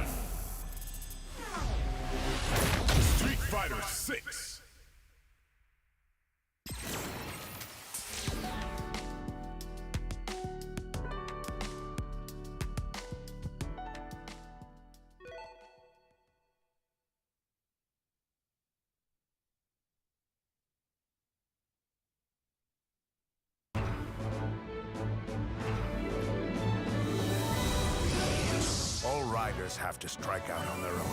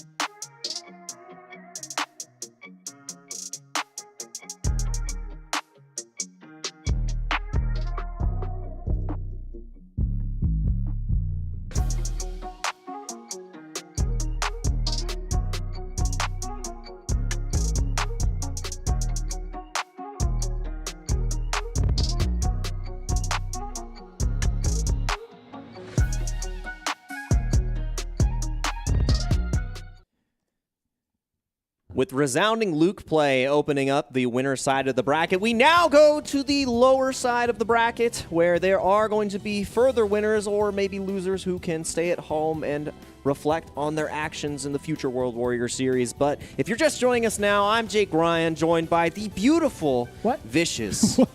That's quite the adjective to explain. Oh, yes. Explain to what I can't even speak English. I feel like you were about to like talk about the traffic over on the 5 at this hour at the same time. With impressive Luke play down at the 5, it's caused so much turmoil on the 405 freeway. Let's take a closer look at the bracket. In the meantime, please avoid the 405 by any means necessary. Back to you. Now at 3 a.m. we are looking into the loser side. Losers round 1, where we have so many matches to play. Once again, the format for this bracket, every single match is going to be 3 out of 5, so these players have more opportunity to adapt and adjust their gameplay. And the first game that we're actually going to be seeing is RSG Lacuna C versus Captain Y. And the pre-show did give us a little bit of a spoiler for this match, because Lacuna C was actually losing to Captain Y in their most recent set for the World Warrior Series, because yesterday we were talking about how is Captain Y going to navigate the Akira matchup, especially with how much Akira needs to get in, and Falk's gameplay is the antithesis of what Akira wants to do. But in a close 3-2 finish, it was a loser's bracket reset. You know, we're going to reset the expectations because these players have something to say about this set right now. Yeah, starting things off with Lacuna C and his player quote. Shout out to my FGC homies that I trash talk to almost every day, 4 of which are here in the top 8, including Brandon, SKZ, Bear Pop, and Captain Y. Hopefully, the last man standing will be one of us. Man, that is quite the statement to say, and I think, you know, I do respect that. Yeah. To the utmost, like, level of the gameplay mentally and physically, right? I think that's one way to really hoister up the competition, is make sure you let them know who is actually the better player with that trash talk. So Lacuna C doing it right, man. You've seen how he performed over at Versus Community. You've seen him take that #1 spot away from Captain Y. But one thing to really note here is that Captain Y was the one coming from the winner side of top 16. He's the one that actually sent one of the notable names from Singapore and the Street Fighter V community in general. Yep. He's the one that put Xian into losers. Which is no small feat, especially with the stature that Xian has. It's like a household name at this point 100%. for the the C region. So I cannot wait to see how this goes down, because again, this is all the friends, and you know, when you look at the bracket, I feel like this happens in other games as well. When you see all your FGC homies in there and it's like, oh, when I have to eliminate them, it feels kind of good, because okay, cool, we're all in this top 8. Fantastic. That means we're all good enough. We're the best squad. Yeah, and it's kind of wild because you had like just under 100 players kind of enter this tournament as well. So it's like the fact that you have your group in 4 the of top them. 16. Yeah, 4. I mean, like, I think it's 5 including Lacuna C, right? Exactly. That is a pretty huge deal. That's pretty good. That means you're doing it right. Yeah, that means you're doing it right. That means you have the right training regimen with your partners, because, you know, training together, that's what the community is all about. And the Versus community is showing up big here. But Lacuna C and Captain Y, one of them is going to be moving on in a big way, and the other will have to go back to the drawing board, because only one of the 4 in the top 8 can get to that #1 spot. Oh, my God. Already off to a great start. Lacuna C is pretty much setting the pace. As you can see, keeping that mid-range game, you can see where Captain Y has to throw out some of these roundhouse normals against Lacuna C's crouching medium punch or even the shots. And here comes Daigo. Ooh! You gotta be kidding me. Insane! Right before the active frame of the first Daigo hit, the uppercut came out and it kept Lacuna safe. Oh, and this is where Lacuna C just pretty much gets to run away with it. That back throw was that was the move that pretty much signed the death note for Captain Y. Yeah, now Captain Y is no longer in control of their own fate. Lacuna is the captain now, and every single check, it's like Captain Y, you know, now move back to the corner, but 35 seconds left, and you've got to make a miracle of a comeback. You can make absolutely zero mistakes. Getting closer to that death certificate, I'll tell you what. Captain Y betting it all. Lacuna C definitely saw that a mile away, getting the anti-air appropriate, or at least the trade. Didn't even matter what he tried to use. That trade got him the round. Yep, that trade at the very end is lights out because Captain Y was at such a deficit. You know, I'll take anything on the side of Lacuna C, but now Captain Y already starting off strong, and as I say that, gets scooped up. And again, we're seeing that same game plan where as soon as Lacuna C resets pressure after the fireball, starts walking back and says, all right, approach me.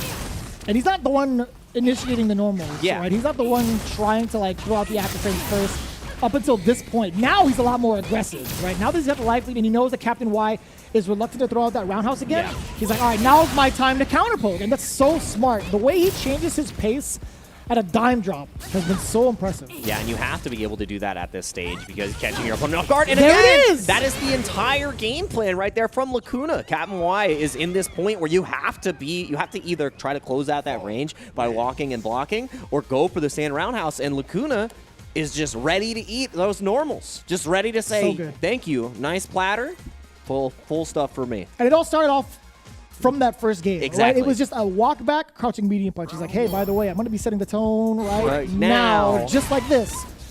And gets to do it again, that forward punch, forward heavy punch, excuse me.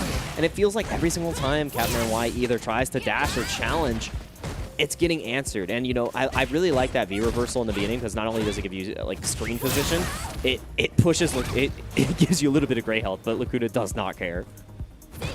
That medium pick is just so good. It's so active, and it reaches so far away. Being cancelable as well, it's the tool to counterpoke against Captain Y. So it begs the question, what does Captain Y have to do now? Does he just walk forward and just take the block string to like close on the gap, or? Yeah, I think it's like a slow walk and block kind of game because once you get in the corner, you know, taking this damage is fine because if you get Daigo activated, then it becomes a two-touch situation, and this is where Akira gets to play, and this is where Lacuna bit off a little bit more than they can chew because the next sequence, Willie the stun, goes for the drop, but Daigo's set up. What is the mix-up here? Oh my goodness! Nice and easy, V-skill as well, the stun. Yeah, it should be able to decent amount of scaling, I feel like. Has the critical art, though, in just a moment. Yeah, he does. Yeah, do you spend it to kill? Yes, 100% you do. Mm-hmm. So we talked about the main strategy, right? As this critical art is going, Captain Y opted to walk and block. Yep. Up until the point where Lacuna, you talked about it, committed to the uppercut, ate a ton of damage in that sequence, and fell to his doom. Captain Y has slowly figured out pieces of the puzzle within that round. So now it begs the question, what is Lacuna C going to do? Is he going to be a little bit more active? Is he the one that's going to be initiating offense? Or will he still be the passive one with some of the other normals, crouching medium punch, forward heavy punch? What is he going to do? Throw off a lot more shots? He's doing that right now. There's the V-skill 2. Come try to surpass me. Yeah, but then again, not following up the V-skill 2 this time, laying it out and then backing up, forcing Captain Y to just back up and get that screen position where you're not at that danger zone of dealing with the normals, but now the fireball becomes a much more effective tool. Not checking the dash this time. Big counter hit. And now Captain Y is the one who's taking over the corner again. Oh, and that was sick! Yeah, and the stun, that was ultra meaty. Jeez. You're one mix away. Yeah, guess for game. Daigo's available too. What side? Oh, wow, and the throw comes out! Big Brother was just a distraction and distracted from the lead. Lacuna now falls to 1-1 here. That was really impressive because not only the first time did Daigo hit the same side, afterwards had another setup already prepared. That was just layers on layers, and it's like, what other layers does Captain Y have prepared? I know exactly what he's going to do next. Oh, you Jake do? Ryan, I'm going to call it right now. Okay. The next time he gets a block, like anytime he gets Lacuna C in a block string and activates Daigo, he's going to do the jump early fireball. You think so? Or like a jump delayed fireball to make it think it's going to cross over. Oh. It's going to be like right above her body. Like that perfect timing.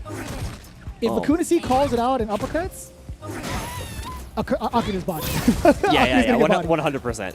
We'll see how it plays out. Yeah. Either way, Captain Y slowly starting to figure out pieces of the puzzle, as we said earlier from the previous game, but Lacuna C is still active. Big hit confirm off of the medium kick and the follow-up after. Yeah, the puzzle might be getting put together, but it's all sky still. You got to figure out where the rest of the clouds go, but Captain Y ahead and not in the clouds, trying to figure out how to walk and block through this. Has Daigo available, and we're going to see exactly what the mix-up's going to be. All right, let's see what comes out. Oh, no, Great just went to block. the jump over, but What?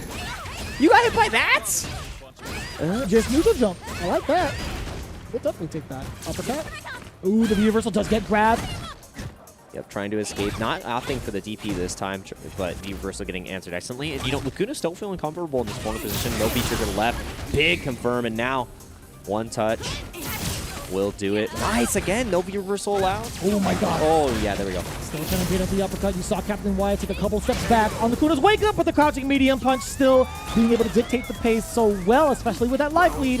It's such a tough hill to come back from. Yeah, and Captain Y already in this position where you have to walk and block, and you cannot do it 100% of the time. Like, it's so hard to stay that consistent, especially with trying to catch Lacuna as well. Big start. Actually caught the roundhouse, or at least it was a forward moving Yeah. normal. It was one of the heavier normals coming Yeah, in yeah. from Akira. Kind of hard to tell from those startup frames, but either way, we're going to see again that medium kick.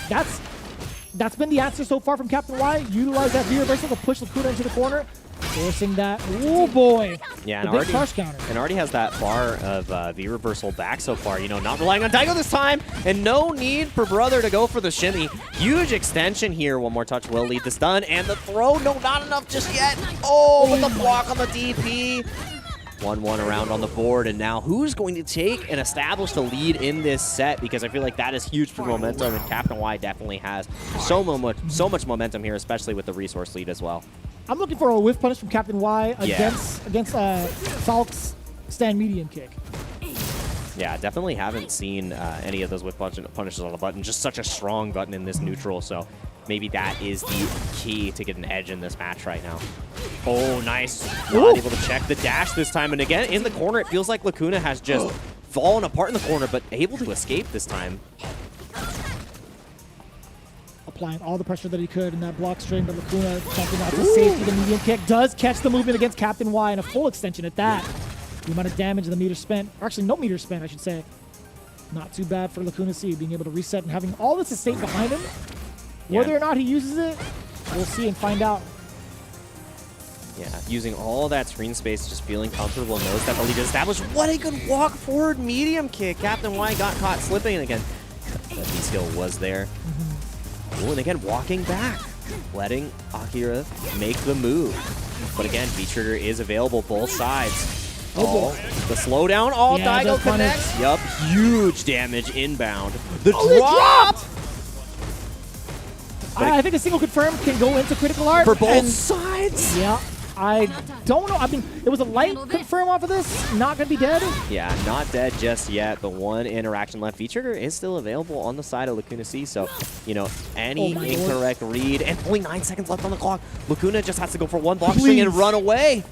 You have to make no risk, and that is so huge because Captain Y had no time to waste. You had to get a confirm there, and Falk has the buttons to just say, no, man. you cannot approach. You have to walk forward. Checkmate. We got to rewind back to that moment. As immediately after Lacuna C got punished for that air fireball. Yeah. Right? Captain Y had the right strategy against it. He had the right counterplay. He initiated Daigo, got the crumple state, but didn't follow through with the V-skill too. Yeah, and the combo drop was just so tragic there too, because that health might have been the difference. 100% would have been the difference. I think it would have got him into the position where, whether or not he initiated critical art, he would have had corner positioning, Yep. all the advantage in the world, life lead, etc. And right now the lead is definitely escaping Captain Y. It feels like every single hit is going Lacuna's way. And now changing up the spacing as well, saying, I don't need to play this normal game. I'm going to go full screen, and you're the one who has to approach me once again. And the comfortability of walking back. Oh, nice. V-shifting the first hit of Daigo. Still locked down. It's selective. It has such a horizontal range, too. Surprisingly, yeah. Yeah. From both, actually, the second one I think was pretty wide. Yeah, the shockwave from Brother is just too much. Oh, nice whip No, a punish, little bit yeah. outside the pocket, right? Yeah. Captain Y has been pretty inconsistent with that roundhouse. Kunasi has been taking full advantage of that. Full whiff punish. You gotta be able to get that confirm off the jab. Had the check, but not enough to cash it. It's just too far. Yeah. Man, speaking of range, the Kunasi has all of it himself. And It's I love this. just Just, powerful. oh, yeah, what are you gonna do? Walk forward. Oh, this is exactly what we're gonna do. Big extension Daigo can go for the mix here. It goes to the same side, but the drop again. You have to get these confirms at this point, and that is not no. a confirm. Awkward. Yeah, that was rough. I will say, in that specific scenario, it's kind of tough to get that consistently, that Yeah. D-Sped 2 pickup. It's possible, though. It It's is 100% possible. And at this level, you have to do the possible. Once you get that interaction, you better be ready, even if it is inconsistent. Immediately taking the turn back. Oh boy, yeah, that's a great bufferable normal to stuff that medium kick. Yeah, and I feel like that's the first time we were able to stuff the medium kick. So Captain Y figuring it out, finding the cadence of that button, and that's probably another key to the puzzle. To be fair, I think he might have tried it prior and he got stuffed by the True, Kuna. true. Yeah, I mean, it's hard. It's no simple task. Right, no simple task here. Are you able to deal with... Oh, wow, able to escape again, and the air-to-air So Daigo was good. inconsequential. The jump back jab coming in from the Kuna C. So smart on defense. Oh, and you're talking about the smarts on defense. That was a delay DP. Catching the walk forward again from Captain Y. You know, not enough patience. Again, feature is activated. Oh, no! Oh, big error here. Captain Y going to be doing so much damage. Forward throw. Watch out for that overhead. Oh, yeah, and psychic overhead, but it doesn't matter. The overhead doesn't connect. It's the one thing you look out for. That's the checkmate. If you're playing defense, you're thinking about that overhead immediately. Yeah. And Lacuna definitely had their thoughts in the right place. And Captain Y, you know, thoughts and prayers at the at-home bracket. You know, Lacuna C having an excellent job and, you know, overcoming the loss in the World Warrior bracket. So that has to feel good as well because Akira was able to get the job done before. But now for that CPT spot and a chance at the money, not able to get the job done this time. A little too much pressure. Oh, I might have mistaken the results. My bad. I thought it was... I believe Captain Y did get the first position. If I am misspeaking, then I completely apologize. I have to rewatch the show, but I do believe Captain Y got the win. Hey, man, I'll believe it. It's pretty late out here, but again, you talked about that rematch between the two right now. Lacuna C having all the right answers in terms of like the initial phases of gameplay. You talk about what Captain Y wanted to do, and man, that was such a significant drop, by the way. I had to really pause my train of thought seeing that again. But yeah, for the most part, I think Lacuna C played it extremely well. He set the pace immediately out the gate with that crouching medium punch. He wanted to make sure that he let Captain Y know the match. He's like, I'm going to play a little lane. I'm going to play down back the game and move towards the edge of the screen a little bit to kind of make you a little antsy. Yeah, and it's showing that comfortability in the corner too, where it's like, yes, this is your win condition, but I'm okay with you being here because I know exactly when it's my time to bust out. And busting through the losers bracket, going to be having to fight SKZ for the future. SKZ got a little bit ran over by Brandon, but Luke can tend to do that. He's a whole freight train and a half, but you know, Seth versus Falk is going to be really exciting because Seth has to deal with all those counter pokes against the Falk, and it's not going to be an easy feat. That walk forward game plan is going to be pretty similar to how Captain Y had to approach as well. But we're going to be looking at that match a little bit later because this is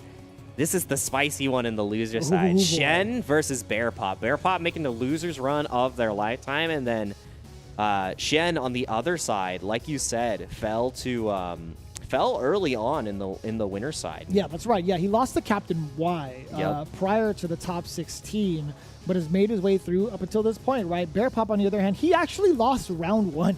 He lost round one of his run into the CPT and had to go through every single name on the list. And I try to do my best and note how many players a person has taken down on their route. There was just too many. Yeah. There was just way too many to name for Bear Pop, but I'll tell you what, he's not stopping using the mayor of Metro City, getting himself ready for someone like Shen. Let's take a look at what he had to say for his opponent. Yeah, the message, the public service announcement is definitely not quite sure. We'll take it.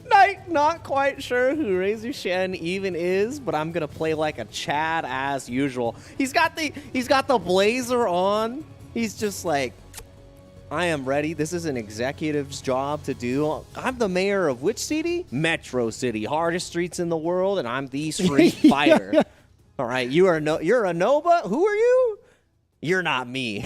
You used to play ninja characters, now you play Seth? Come on now. Who are you? I am. That's what Bear Pop just said. He just gave him the who do you think you are, I am? Yeah, who do you think you are? I am. That's pretty and bars. We're going to see who gets to take that title here in this match. I love that kind of energy from Bear Pop. Like maybe a little bit of sarcasm. If he's genuine, then wow, man, you are the Chad. I would love to see whether or not, man, yeah, the disrespect is indeed real. Just in case you were thinking we were live or not, I love the integration of like the little chat feature that we have going on now. We got Debonair Cody. Oh, yes. I mean, he's Sick. got IRL matching the character, all right? You got to get the blazer. You got to get the suave. You got to at least get the button up shirt. Yeah. True. And right now we're going to see the truth in this matchup. Cody versus Seth. We've actually... Damn! Yeah, that was a He great kicked him in the start. shin. Yeah, true. I mean, they're exposed. There's no protection, all right? You can get easy scrapes. That knife does wonders to the skin, okay? We got to be scared of that. And we have to be scared of the somersault kick right there. It is so difficult. Where have I to seen that contest. normal medium kick before? Where have I seen that exact normal? Why does it look so familiar? I'm not sure. Maybe a little bit of inspiration on the screen.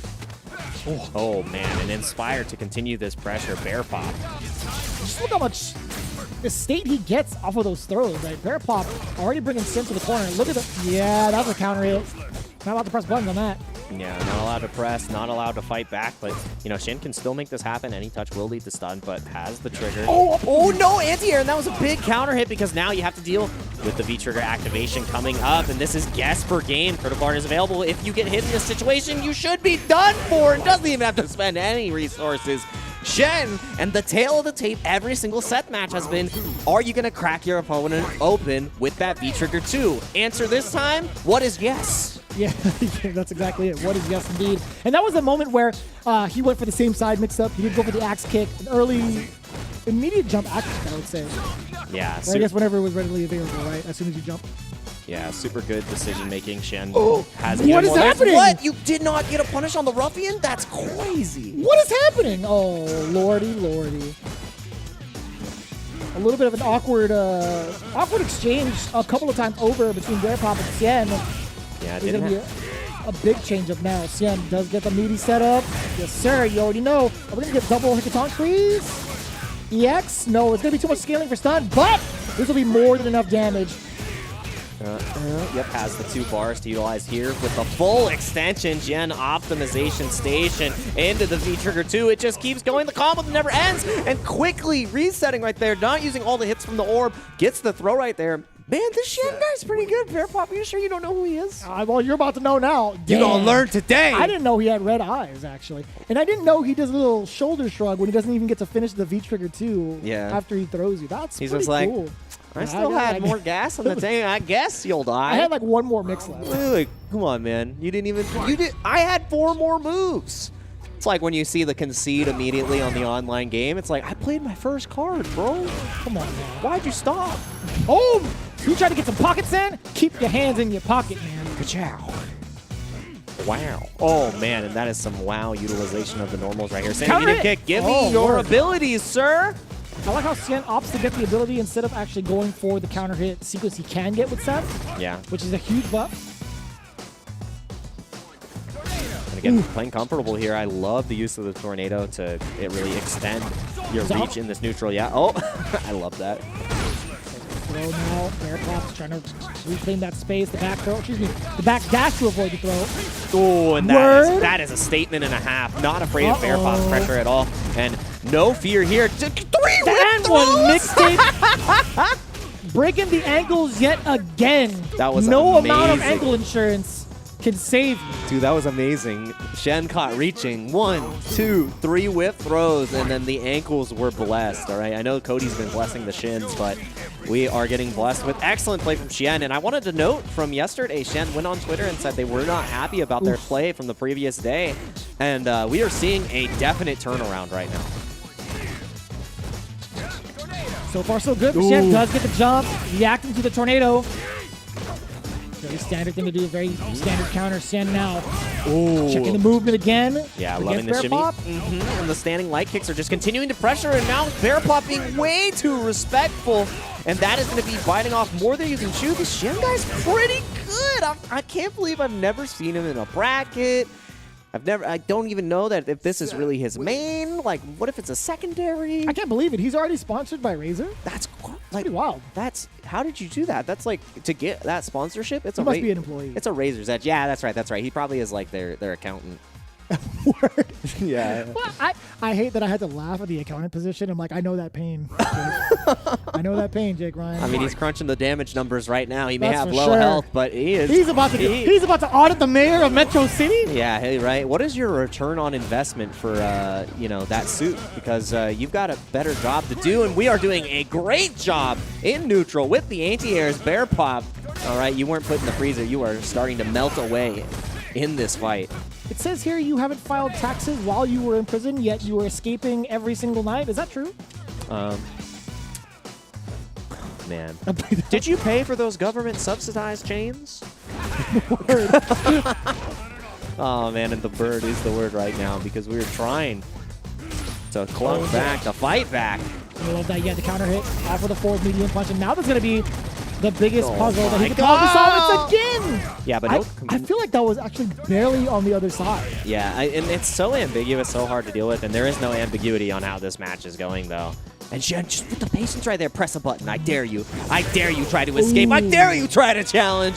And Shen challenging for that 3-0 finish. The first 3-0 we would see of the day. And Bear Pop, even though you made the loser run, you know, it might be time to just fizzle out. Not enough steam, even though you could rest for a day. There's not enough rest in the world to help you fight this mystery fighter in the form of Shen. We'll see how it plays out, right? Yeah. Shen does have all the bar in the world at the moment. He does have the corner positioning. It's looking very, very clean. So we'll see. Bear Pop is not able to get started just yet. Is he going to drown in the corner? No, sir. Does get the corner side switch now. He tried to go off with the forward roundhouse.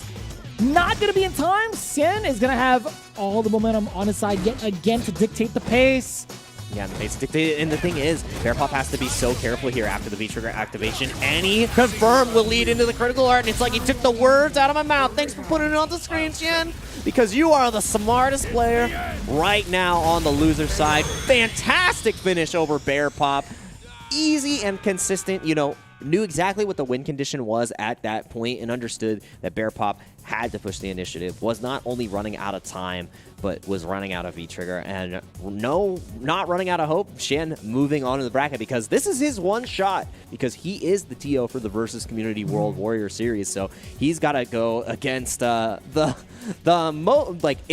Davlo is the most seasoned and Shen is the most recognized, that is a match that's a heartbreaker. That's a heartbreaking match for me. Right. I think they're going to have like the most experience against each other just based off of like years played for the most part. But then again, you know, Sienna's been doing a great job of tutoring a lot of the newer generation of players. So it could be a different statement, right? Although Davlo has been a part of the community and has opened us up. His dad works at Razer. My dad works at Razer. That's a pretty good one. I love that. I love these quotes. To go back to it, yeah, I think Sien, although he might have that kind of experience with Davlo, I think he spent a lot more quality time with some of the newer generation, right? He's been taking a lot of his time to show off his streams as well and his thought process when it comes to the training mode, when it comes to his CPT runs, or even just any tournament run in general, and even putting on with Versus Community. It just does not stop with him, no matter like what aspect of the game he's a part of. Yeah, and I think that's really important too as you develop yourself, not only as a player, but in the community, because elevating yourself not only in-game, but outside of the game and giving back what you've learned in your years of experience, that's one of the most valuable things you can do, because you look at all these new players and what they're able to overcome and what they're able to display, and it's like, Shen's been in their shoes. And it's nice to be like, hey, this is where I've had my pitfalls. This is where this is how I learn to get to this effective point as a champion. So I want my region to be championing the entire rest of the world. That's how you do it. That's textbook right there.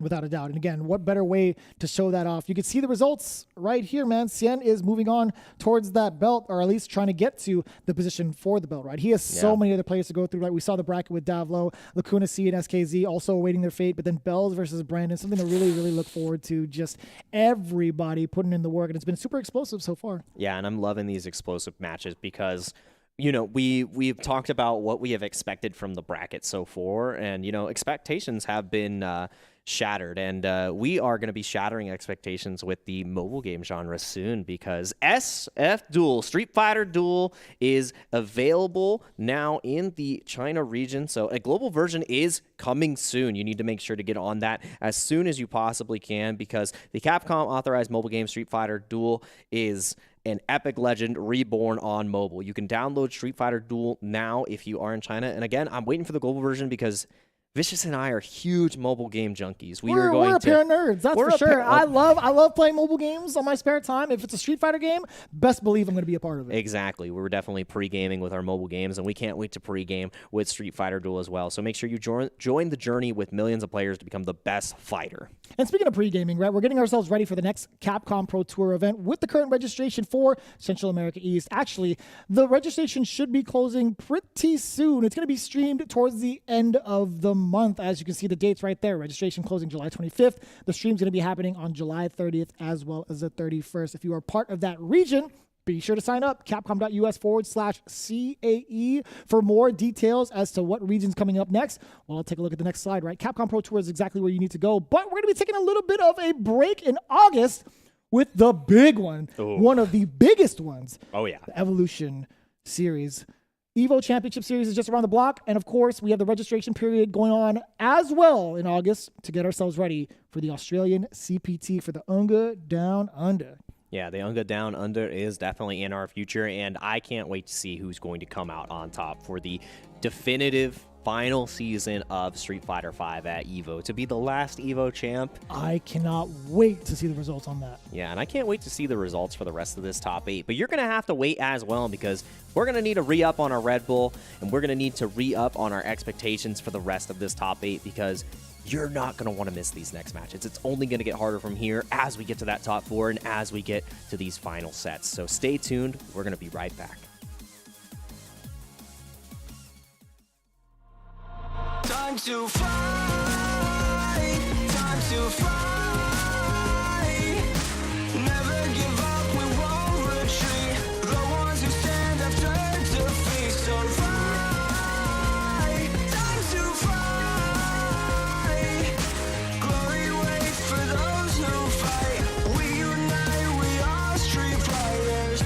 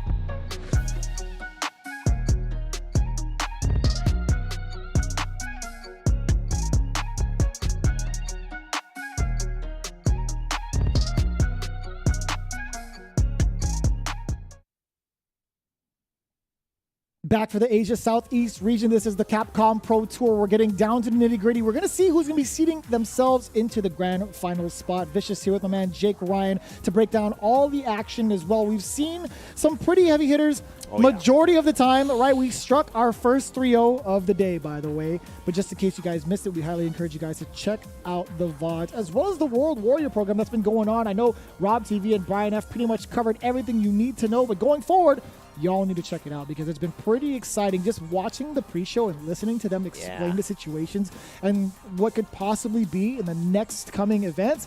It's going to be pretty wild here on out because there's only one spot into the Capcom Pro Tour, or at least the Capcom Cup for each respective region from these events. Yeah, so getting through in the World Warrior is your only other opportunity, and there are 26 regions to do that. So you're either going to become the regional champ through the World Warrior program, or you're going to win the CPT qualifier. And either are no easy ask, is what I would say. But not one bit. Yeah. Nothing worth doing in life is easy. So, I mean, I love to see this from the players. You also have an opportunity to enter. So make sure that you support your community because that's what makes Street Fighter so great. And these matches have been making me remember what makes Street Fighter so great because I'm glad they soundproof the walls here because we are making so much noise as we do each and every event for a good reason, too. Let's take a look at the bracket and see exactly why. We've been making all the noise that we've been doing so far. The winners finals between Bells and Brandon is going to be a pretty big one. Laura versus Luke, the double L's. Yeah, Laura versus Luke, and I know that in our side of the world, we believe that Laura is a resoundingly strong character due to Idom, you know, the reigning Capcom Cup champion. I say he still earns that. But on like in the Asian region, it's not as highly rated. I would say it's like normally in like the middle of the tier list, maybe a little bit lower. And then Luke is, you know, still top one, I think, across the world. Everybody believes that the character is there. And Dalsum kind of sneaks in, too. Shout-outs to Art. You know, happy that he plays a strong character. But Dalsum, you know, on the side of Mystic Crimson as well, has been just such a dominating character. But we're not going to be seeing any Dalsum. We're going to be seeing Luke, the OD character himself. I really want to know what's going to be coming with playing this Luke out up until like Capcom Cup, right? Because this is going to be the character that has the biggest target on their back. Oh, right? yeah. So I do appreciate the fact that everybody is playing to win. I do understand that tactic is very valid. Like if you see a character that's really good, why not gravitate towards that character? So we'll see it how it plays out within our next match. I'm really looking forward to it. And of course, down below, Lacuna C versus SKZ. Going to be a banger. What's really important about that is they actually played off onsets. Big shout outs to Jammers, by the way, who's staying up. Actually, not really staying up. I think it's proper hours for him. Yeah. Pretty much giving us all the info he can with sets, and also going to be commanding that as well, I think, tomorrow. Wait, today's Sunday, right? Okay, yeah. He's going to be doing that with tomorrow with Hoji versus Rushdown. Really looking forward to that as well. So shout out to you, Jammers, as well as the entire EU scene in general. Cien versus Davlo is going to be happening as well after that. Really exciting. Yeah, such exciting matches, and you know it's really coming down to the wire here because this winner set means that you're a one set away from getting that CPT spot. And sitting on Grand Finals winner side historically has been like we haven't seen a lot of players come from the loser side. Not too many. And overcome the reset because at this level to overcome that, especially if you lost to them first, they already feel confident there and they get to rest. Is that like beforehand. a triple jeopardy at that point? Yeah, If you're the one that sent them into losers, they come back to like Grand Finals and whatnot. It's like, oh, well. Yeah, that would it's actually pretty impressive to be able to do that. But we're going to see even more impressive gameplay because who do you think is going to be taking our next match, Vicious? If you had to like put all your money right now on red or black, what's it going to be? Probably green. I think 0 and 00, to be honest with you, because I'm not gambling in the first place. Honestly, we're talking about Bells and Brandon, right? I think right now I like the way that Brandon's been playing with Luke. There's a little bit of reluctancy from Bells in terms of trying to make that adaptation happen. We saw glimpses of that in the Davlo matchup where it came down to the wire, right? I do like the statistic of the convincing win. I think Brandon, with that in mind, I think Brandon might have that shot, but it's going to be an SKZ versus Lacuna C matchup. I was getting ahead of myself because sometimes at this hour of the night, I'm not able to operate which order of the bracket actually happens. So my apologies. Rewinding that statement, rewinding that question, SKZ versus Lacuna C, it's going to be hard to call. I think Lacuna C might be the one to take it over SKZ with the way that he's been playing, right? Lacuna C being able to dictate that match and play kind of like passive-aggressive, if you will, as Falk, being able to initiate that kind of active defense is a big hurdle for SKZ to jump over. We've seen how he played against something like that with a character who's not really meant to do so, Yeah. quote unquote. Yeah. Right? We saw that kind of gameplay, defensive gameplay from Brandon, which sent SKZ into losers. So Yep. with that data in mind, I'd imagine Lacuna might have the upper hand here. And I think your thesis from before, even though we were talking about a different match, still applies here because Lacuna C, even though it was back and forth at the beginning, I'd still consider that a convincing win. And having that convincing win, especially in your pocket after you saw what your opponent did on the winner's side, it feels pretty good because coming hot off of a loss as well is a factor here. So, you know, Lacuna C going to be fighting SKZ again, Falk versus Seth. We pointed out these same things. Any counterpoke situation that really gets broken down here, Seth is going to be coming out more scathed from that. So you have to navigate this neutral in an excellent fashion. But again, tail of the tape, every single Seth matchup is, are you being successful with your V-Trigger 2? That is how Shen had an overwhelming 3-0 win earlier because the V-Trigger 2 felt like it hit every single time. And SKZ, are you going to find the magic formula? That's what we're looking for. And right now, the formula is not coming in clutch. It's going to be staying in the vault unless SKZ finds a way to crack it open physically, maybe, like raw damage, who knows? Raw force. Or actually gets the combination. So far, it does get the target combo. That's one combination. I love that, eliminating the option of whether or not it's the jump over, the dive kick. That uppercut's going to be played out successfully. Yeah, and playing out successfully right now, eliminating SKZ's hopes to escape the corner. But I love that! Lacuna just backing off after the V-Trigger is completely burned and now saying, yeah, walk forward, deal with these fireballs, try to get in, try. And we saw that before, too. This is just Lacuna C applying the game plan excellently, and it's not against just one person. Unless your opponent makes you change your game plan, be confident in what you're doing, and that's a little bit too much confidence. It's going to be a huge swing now for SKZ. All off of the blocked uppercut. And you're not... They're going to go for the swing now. Okay. Yeah. With the amount of life lead, I can understand the reasoning behind it. Leaving it at least one frame trap away. One more sequence now, at least a medium touch. Now it's a light. Ooh. Yep, and there it is. Slight interrupt from there from Lacuna C, but not going to see the light of day, especially with that much life left. SKZ just need a light touch. Yeah, and the light at the end of the tunnel for this first round is coming up right here. Full stick of butter, both sides. I wonder who's gonna opt to like start spending and cashing out earlier, because you're gonna have even more time in this round to accumulate more meters. So I want to see how Lacuna C continues to keep this, like, you know, this danger range pressure. Oh my goodness, that was... I love the way that looks. Just charging in full force. I mean, why not? I feel like SKZ has opted to go for V-Skill 2 more often than not to punish anything that's like mid to 3/4 screen. Yeah. But it's also a great way to kind of go on in. Like, even if he goes for V-Skill 2 Hecaton Freeze, he could be pretty cheeky and go for an EX uppercut if he wanted to. Yep. And steal turns. I mean... Yeah, that's how you play right back. The anti-air came out of Lacuna, we talked about. Oh, no. You can't do that. Oh, maybe you can. All right, well, just one touch. Hey, not too bad. With the light health, I think he might be... He's done. Yeah, it's going to be so... Yeah, that's... Anybody other than Seth probably would have survived, but... or Akuma. I think Seth and Akuma both die at that range. But SKZ losing that first game, and we thought that Falk wasn't able to V-reversal in that situation, but SKZ not able to close the gap and actually get a confirm off of the orb hitting there. So, I mean, we got to see how now Lacuna C is navigating versus the V-Trigger 2, and that puts SKZ back to the drawing board. Like, okay, the tail of the tape is how do you utilize that V-Trigger 2? Lacuna has already showed one option to escape. SKZ, what are your other tricks? But we're seeing it little by little. And, you know, that is a jump out he is willing to take. Lacuna C opting to go for that, just committing to that jump out option and taking just a bit of damage from the uppercut. Didn't have to face any sort of like real OP after that. Not too bad of a trade-off, especially with the game plan you want to use as Falk, right? Yeah. And now getting to exhibit that game plan once again. The power of the standing medium kick is what we saw really prove Lacuna's success earlier. And again, it's what we're seeing still. V-skills activated. Come on, approach my orb. Ponder this. I love the sound effect, too, of that V-skill, too. You know, oh, boy. Yeah, the confidence right here. And again, Lacuna got baited on the EXDP before, has the option still on deck. V-trigger has been activated, and this is where the pressure session begins. Oh, huge check on the dash. SKZ now down another round. There's just so much of the screen you can't even traverse, right? Yep. Lacuna C is just going to be occupying so much of it, majority of the time.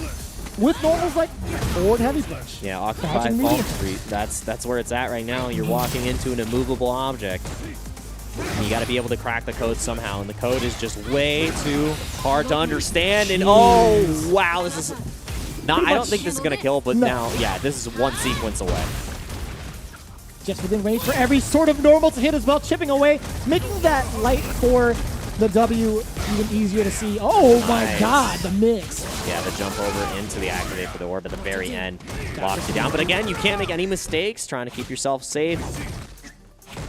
And man, SKZ is going to be word. And that was a cross-up to escape the sharp angle that normally can reach. And now, oh my, what a read! SKZ living and dying by the aggression, but I got hit. yeah, DPing on your opponent's wake up. I got hit. I delayed teched.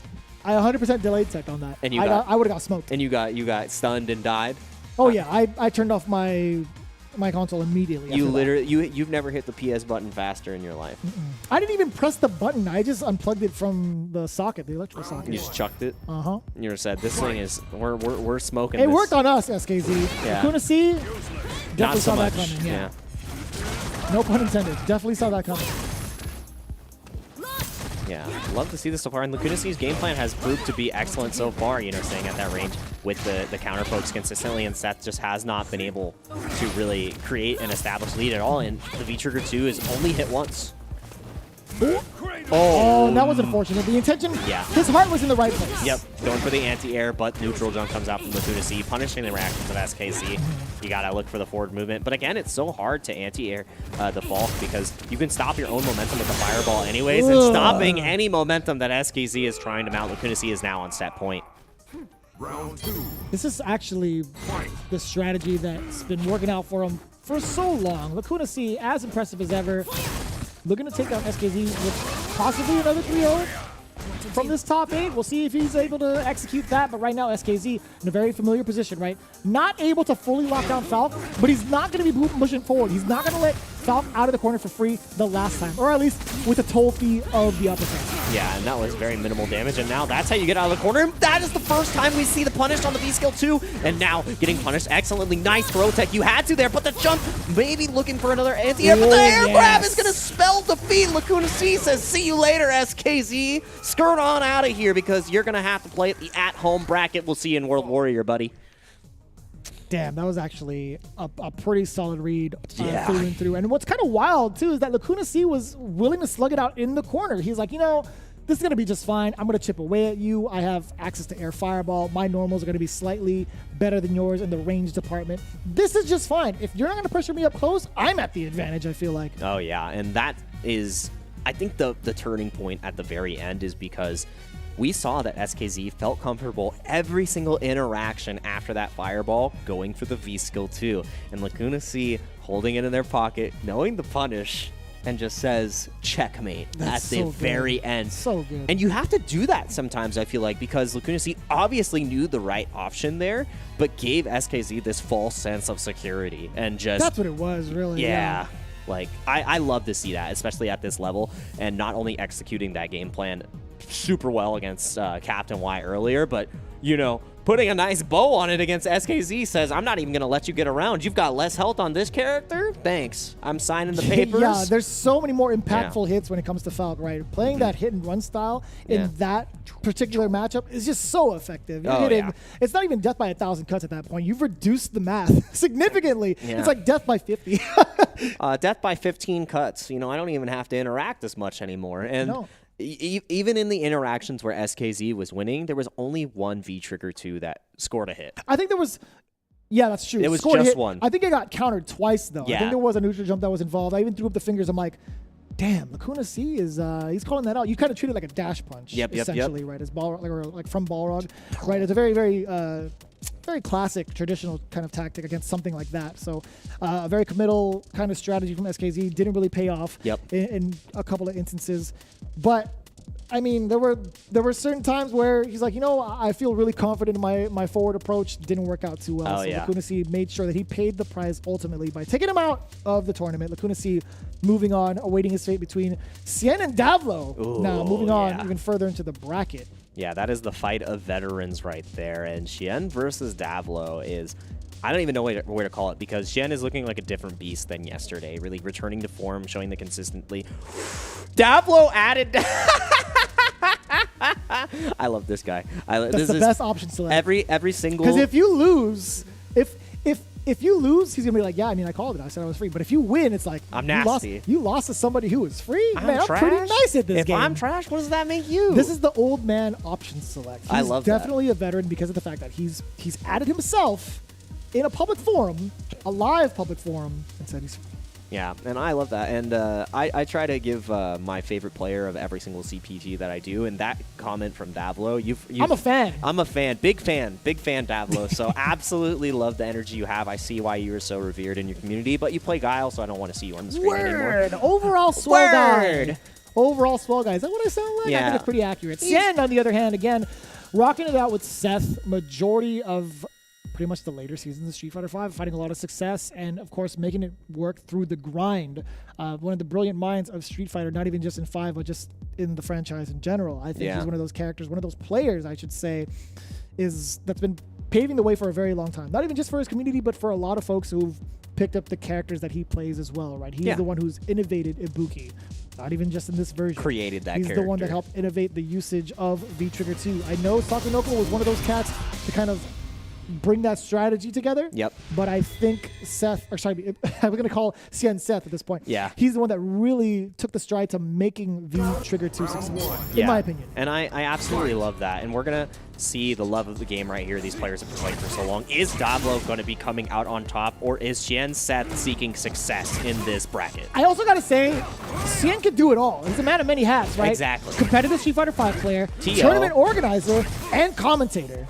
I've done that all before. I think you've done that too. I mean, he's done it way better than both of us combined. Yeah, it's pretty impressive. I mean, I don't think I've gotten the accolades that he has as a player. So Not even close. Not even close, For baby. me specifically, not even close. It's all right. Well, I've done 2 out of the 3 things. I'll let you guys guess. But either way, Davlo has been chucking a ton of booms, right? What's going to be the play for Sien? If he gets within... Okay, the target combo does find its mark.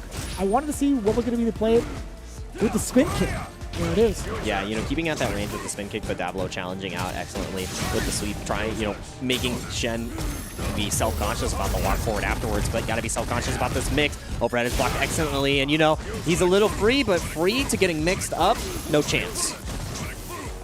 Oh yeah, I love the spacing and the pace that Davlo was playing at, setting himself up nicely for that anti-air. Very tricky too to get that standing medium kick. I know people are like, it's not too impressive. The spacing and the timing of it, absolutely Perfect, works. yeah. And right now goes for the confirm afterwards, not even going for the steal this time. A different game plan than we saw before. Continue to lock down. There's the spin kick once again, and the cross cut excellently. And that's just a small price to pay to get out of the corner, right? That's something Guile is looking forward to. He's like, all right, well, you get me, I get to play with the rest of the screen afterwards because you don't get Oki. Totally fine with me. Absolutely love that decision from Davlo. Oh my willing God. to take the damage because you can explode Seth, but we're talking about explosions and cool guys aren't looking at that. And Shen is definitely feeling cool, calm, and collected getting that round. Yes. Fully charged up. Sien tying it all up. But looking down below, Davlo has a ton of meter. He's going to chuck an EX boom to start things off, at least push Shen back a little bit more. No, it's going to be a regular one at that, and he's firing away. Now he's getting the strategy going with multiple boobs. Shen is still not able to close the gap just yet. Davlo back to the sonic booms, but also mixing it up with a couple of medium kicks as well. Yeah, and you have to pepper in those normals right there because you're checking to see if you can counter poke against Shen, who's been going for these standing medium punches and obviously the low forwards, but now moving forward in the screen position. Big counter hit right there, finding the check against Davlo. Do you try to bust out here? That is the question. And no, goes for the throw tech. Excellent, but there it is. That's how we bust out. Nice anti-air, but again, challenging, and Shen goes. It's still there, this time finding the confirm, and that's the difference maker. Shen has the confirm after the V reversal. Didn't see that before from SKZ. And oh no! I almost fell out of my seat. I actually almost fell out of my seat on that one. Davlo he's free. Had dropped that 2 times over. He did that on the winner's side where he dropped a significant punish, and he opted to do it again. Oh boy. That hurt to see. We just both looked away. It was like a car crash just happened right in front of us. We were talking about the 405, and there's an 80-minute delay on the 5 on the way home right now, but we've got more than enough to watch right here in this stop-and-go traffic now. That was just a big rig just tossing over. It wasn't even like a collision. That was just catastrophic.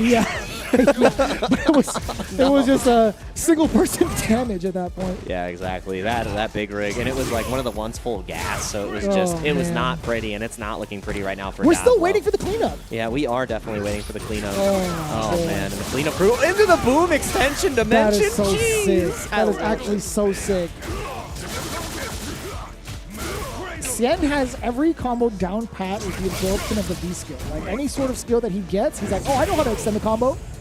I've labbed your characters as much as I've labbed mine. You play characters, I create characters. That's bars, actually. You might have played the characters I created, man. You'd be like, you used all that tech that I put on the SRK forms. Man, R.I.P. Rest in peace to the legend. Oos. Check the wristwatch again. It's Bombo o'clock right now as we continue to boom and zoom through. That man, this is okay. Sien opting to go for the V-Skill 1 to kind of test whether or not Davlo wants to chuck these booms or the mediums, right? He was in the right range, but now it's going to be a test of defense. The V-Shift, that is actually the answer. You get to move on to the next phase of the game. Yeah, now we get to go to V-Trigger 2 Electric Boogaloo. That is the future. Oh, nice steal, and now we saw the extension before with the Sonic Boom. Are we going to be able to see that again from Shen? Going to have it for the next sequence right here in lockdown, but we are in lockdown again, looking like 2 years ago. You cannot escape. There is no relief. Hey, look at the comeback mass from Sien. Immediately. Oh, I spoke too soon? You're going to... I swear, Davlo, if you drop this... Yeah, should be able to kill here. Easy peasy. Yup, last hit. With the Sonic Tempest, you're getting a little bit of that extra damage, and of course, you're going to need all the damage you can get when it comes to someone like Sien. You do not want to let this man live. The hardest thing about that, though, is now Shen has everything on deck for this next round, and Davlo is the one who has to fight back for this meter. So if Shen gets one aggressive sequence, it is a big payoff. Yeah, you're going to get a confirm into the corner carry just like that. EX Hekatonkery is going to be doing the work. Stuffing out the boom. That's going to be a huge jump out now from Davlo. No whiff punishes on sight. Okay, does get a punish on the spin kick, though. Yeah, we haven't seen the punishes on any of these. Like, the great reads from the side of Davlo, but really leaving a lot on the table. I will say, his defensive options in getting out of the corner has been so impressive. Yes. Just getting himself out by movement majority of the time. What are you going to do about that? Excellent block. Flash kick with no go. Sien, more than enough damage. He could have gotten a critical arc if need be. But fact of the matter is, Sien is now up 2-0 based off of the defensive read against Davlo. I mean, at this point, we might be seeing another 3-0. Davlo's still been showing really great signs of light, but at this time, this is when the donuts are freshest at the shops in SoCal. So absolutely. Trying to give us as much energy as possible. I'm going to give him the nice dude. All right, so they're yummy. They're yummy at this point. We've got the high quality matches and the high quality donuts that we've been seeing, but Davlo doesn't want any donuts. Davlo does not want to. I mean, the OS is already set up, all right? The trap card has been laid. Even if you win, I win. Oof.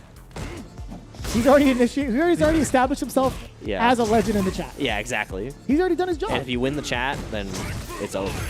When somebody makes a copy pasta about you, you're eternalized. You live forever. Your memory will never be forgotten. And right now, the memory of the boom has been downloaded for Seth, and the extension dimension is here. And I love that, using it for pressure. Yeah, he was going to regardless. After that Hekatonkery's anger, he likes to make himself, he likes to utilize that V-skill. Oh, boy.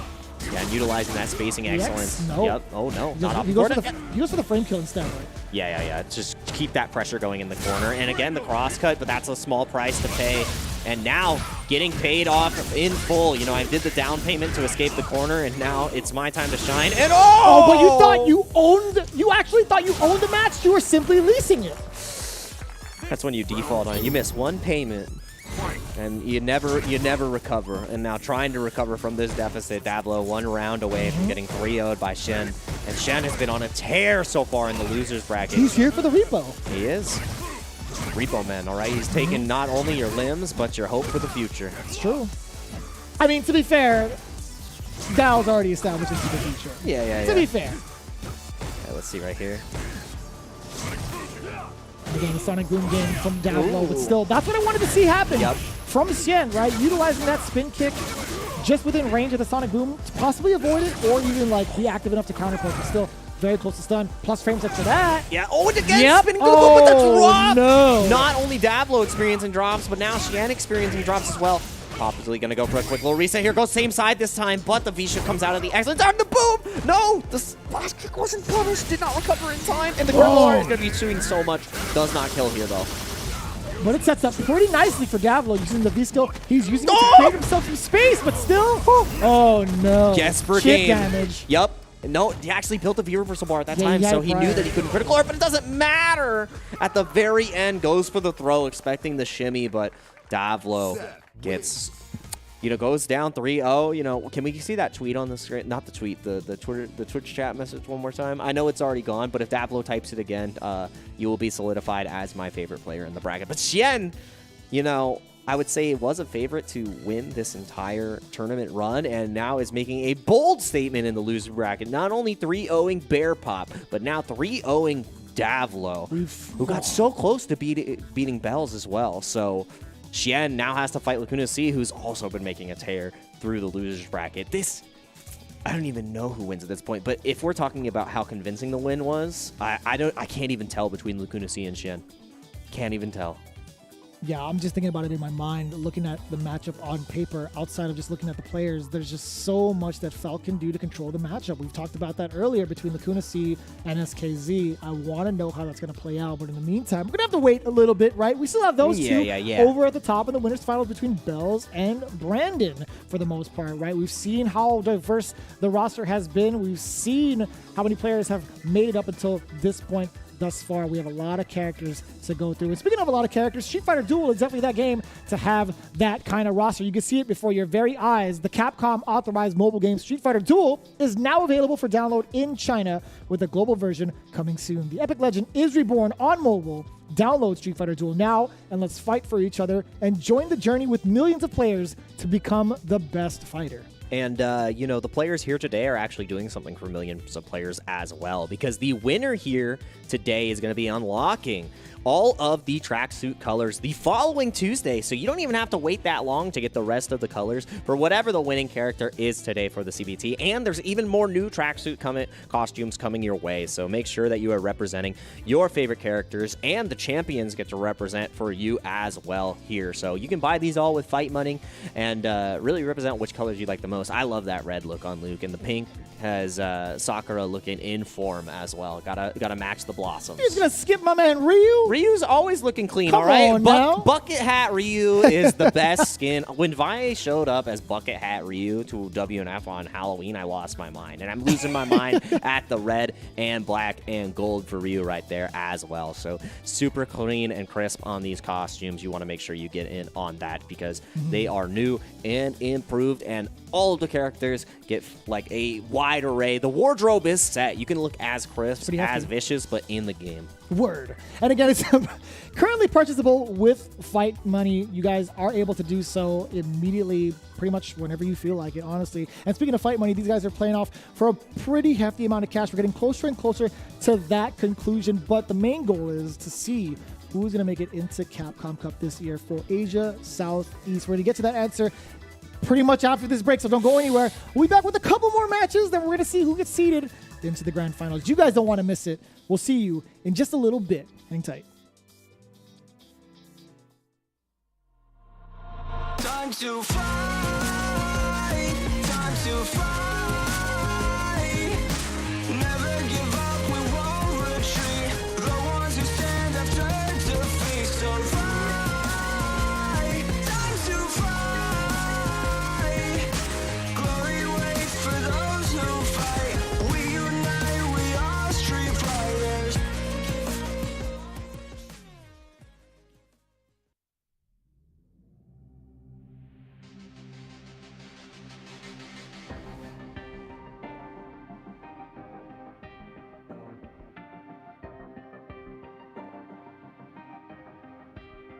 Yeah, hey there, I do this, never fear losing. And when I get up in the game, y'all be improving. A real problem, but I solve them all facts proof. And if you think I'm gon' fold, then you talking fool. Yeah, y'all wanna win, let me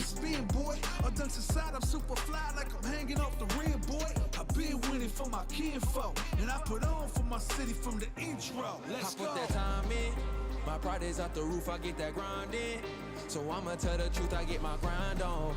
You know the pressure make all of these diamonds. I tell them get back, step back, fast track, big lap, big facts. I'm past that, yeah. I'm trying to get ahead, get out the way. Now move forward, stand back, now break away. I'm about to bring it on. I ain't never backing down. Come and step up to the plate. For my city, for my town. I do whatever it takes. I'ma go and get this crown. Oh, I'ma go all of the round.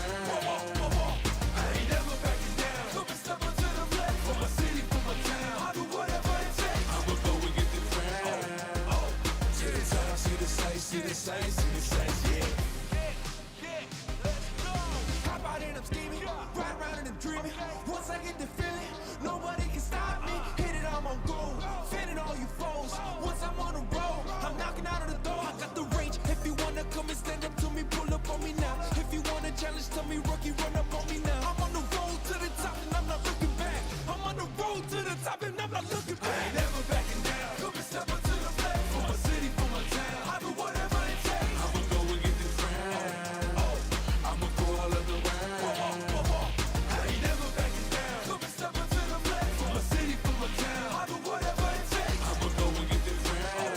Oh, to the top, see the sights, see the sights, see the sights, yeah.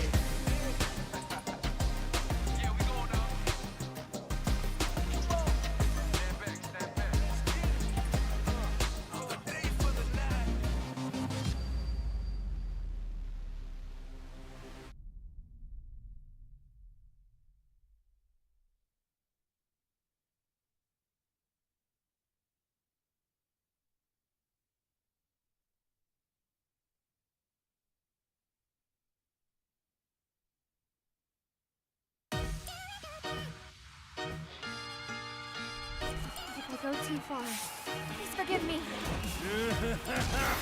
My name is Seth. Bow down for my cycle. It's time for trap.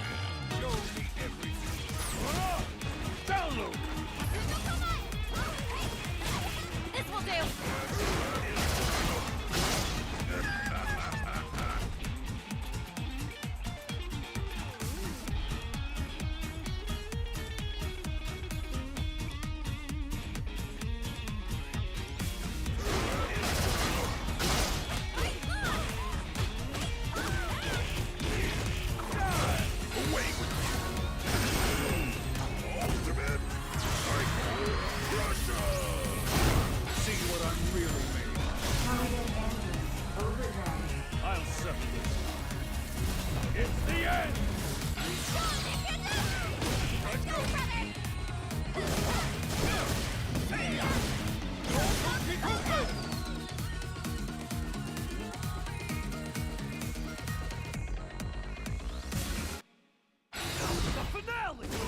You can't escape!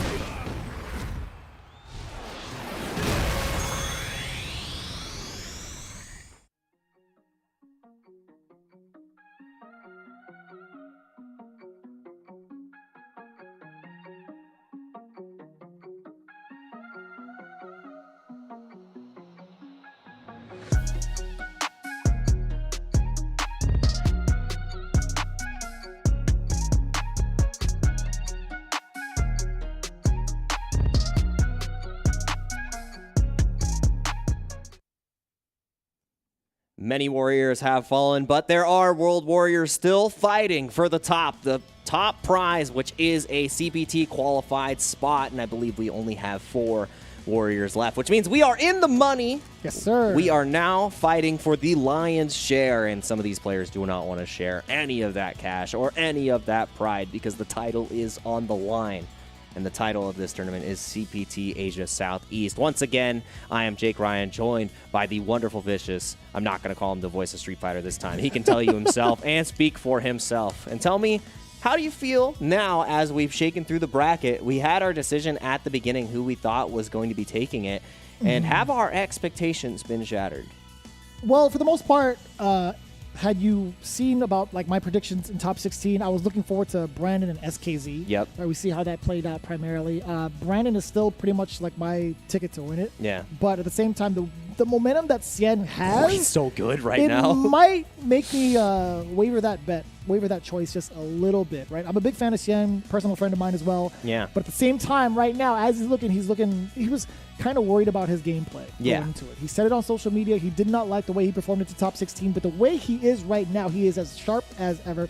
And that's a dangerous man. Yep. Right? In those sharky waters, with the momentum he has on his side, I wouldn't be too surprised if he managed to usurp any of the guys that come down from the winner's side, right? And speaking of, we only have one possible person to do so, right? In the winners finals, when we look at that bracket, it is between Bells and Brandon. Only one can move on into the winner's side of grand finals.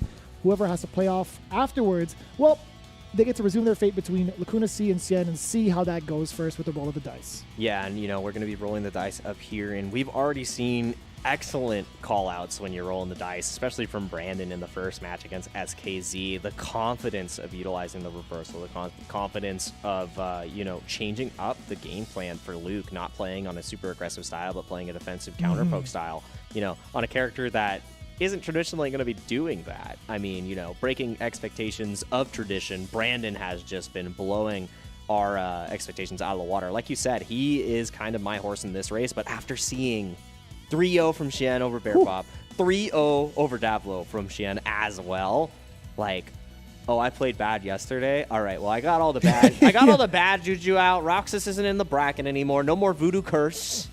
True. And it's time to see who can move on to the grand finals, because they, if there's an angry Shen down there, I want to fight him the least amount possible, is how I look at this. So obviously Bells had a very good performance in the winner's side and moving on, but I think Brandon was much more convincing and playing on the arguably strongest character in the game and, has an edge. I feel like Luke has so many tools to fight against Laura, but we've seen Laura navigate this match in a really nice way. She could definitely explode, right? Any sort of big opening, any sort of counter hit, she can get into one of two scenarios, right? She can blow you up for a ton of damage or get the mix going. Sometimes in special scenarios, she can get both, because she can get herself into that Oki position, have herself in V-Trigger 1, and it's going to be a party no matter what, right? So it really depends.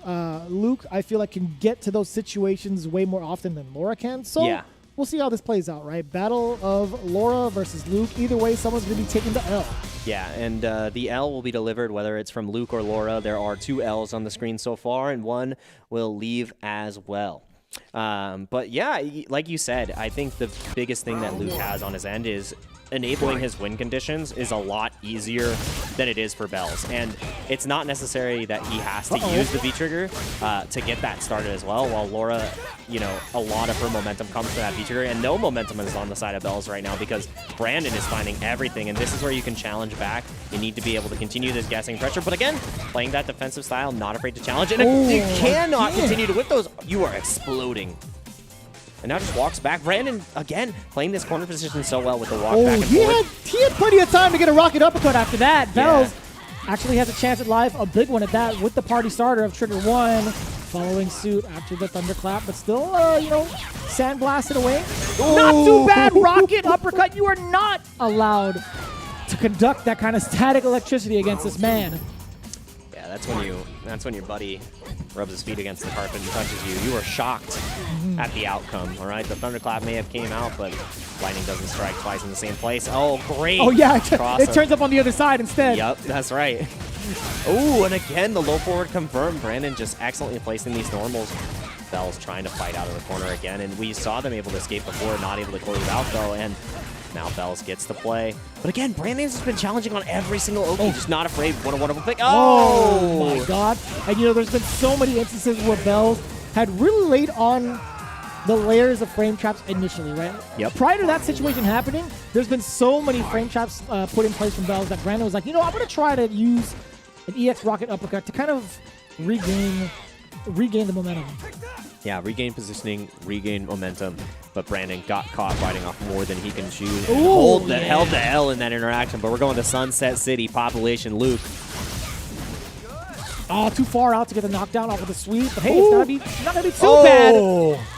Shimmy Hendrix showing up big. The show is coming now, and it's not enough to kill. Pixel in a dream. Can you fight out from this Brandon? And this is where it begins. Is this robbery?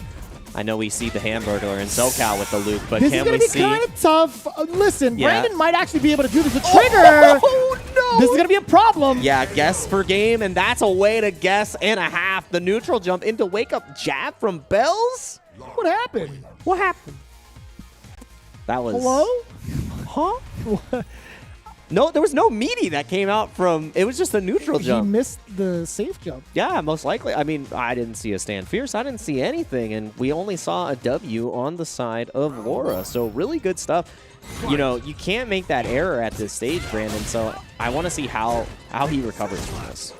That was kind of rough. I mean, yeah. So Laura doesn't really have anything to back herself up on Wake Up. Yeah, true. There's no DP. They, like, after the first sequence, there was a potential V reversal, but other than that, there was nothing. So missing that meaty is definitely just a player error, and Bell's capitalizing excellently. Be like, no normal? No You life got bar. it. You got all right, GG, shake my hand. Best trade deal in history. I wish you could call it a trade deal. Yeah, I get a win.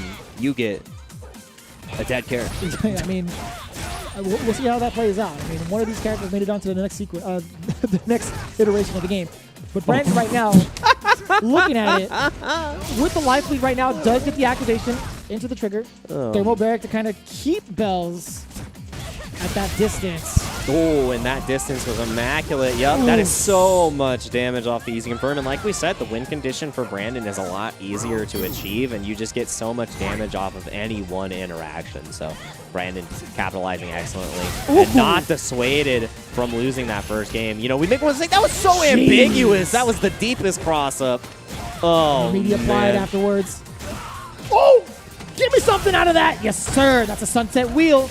Yeah, the party starts, EX Thunderclap to keep the pressure on, but V shifting out, just resetting the expectations, resetting that neutral. Oh, yeah, that was definitely a buffer. I thought that the hit confirm was coming in, but that was a whiff. That was a wish confirm. In hot pursuit afterwards, does get the safe jump, but still, Bells is not going to be worrying too much. Well, he better start worrying. It's a couple of sand blasters to the face. Oh. No, just hit the forward fierces raw. Yeah, guess for the game right here. After one more Sunset Wheel, Vigor is still active, so you have to worry, and that was so clean. Bells riding the lightning. Spin to win, baby. My God. Brandon looks so clean that entire round. Had the right pressure with the sand blasters, peppering in the standing medium kicks, but it did not matter. A little bit too comfortable in his seat is what it was. Yeah. Like, trying to play the patient life lead game, but there's something about Laura that can close the gap. In just a blink of an eye. Oh my, and in the blink of an eye, stun is in your future. There's no way he kills. I mean, it was a short no, starter. don't never say never on this one. Oh. Sandblaster EX. Oh, no, regular. Yeah, not enough. But it doesn't matter. Tip throw comes out. Brandon evening up the score, and that's exactly what we were talking about before. It doesn't need V-Trigger to get that job done. That one interaction leads to a beautiful sequence for Luke, and that's why this character is so coveted in that #1 spot, because he creates those situations so consistently. Yep. While on the side of Laura, you have to really put yourself out there and commit. And if you commit in the wrong way, you might just get tripped up. And we saw it. We saw it play out exactly like that. I mean, after that entire sequence from Luke, got himself a triple layered burrito. There's just so many different types of frame traps that could lead into that victory for Luke specifically. Yeah. And again, easy confirm with the target combo right there too. And again, backing off, Brandon playing that neutral excellently, getting the buffer right there too. And that's consistent on the buffering as well. Ooh. So looking for anything that Bells is approaching. And that's why it feels like Bell's feet have been glued to the floor. Not a single jump has been displayed recently. Ooh. What's going to be applied afterwards? The V-shift. Get him out of dodge.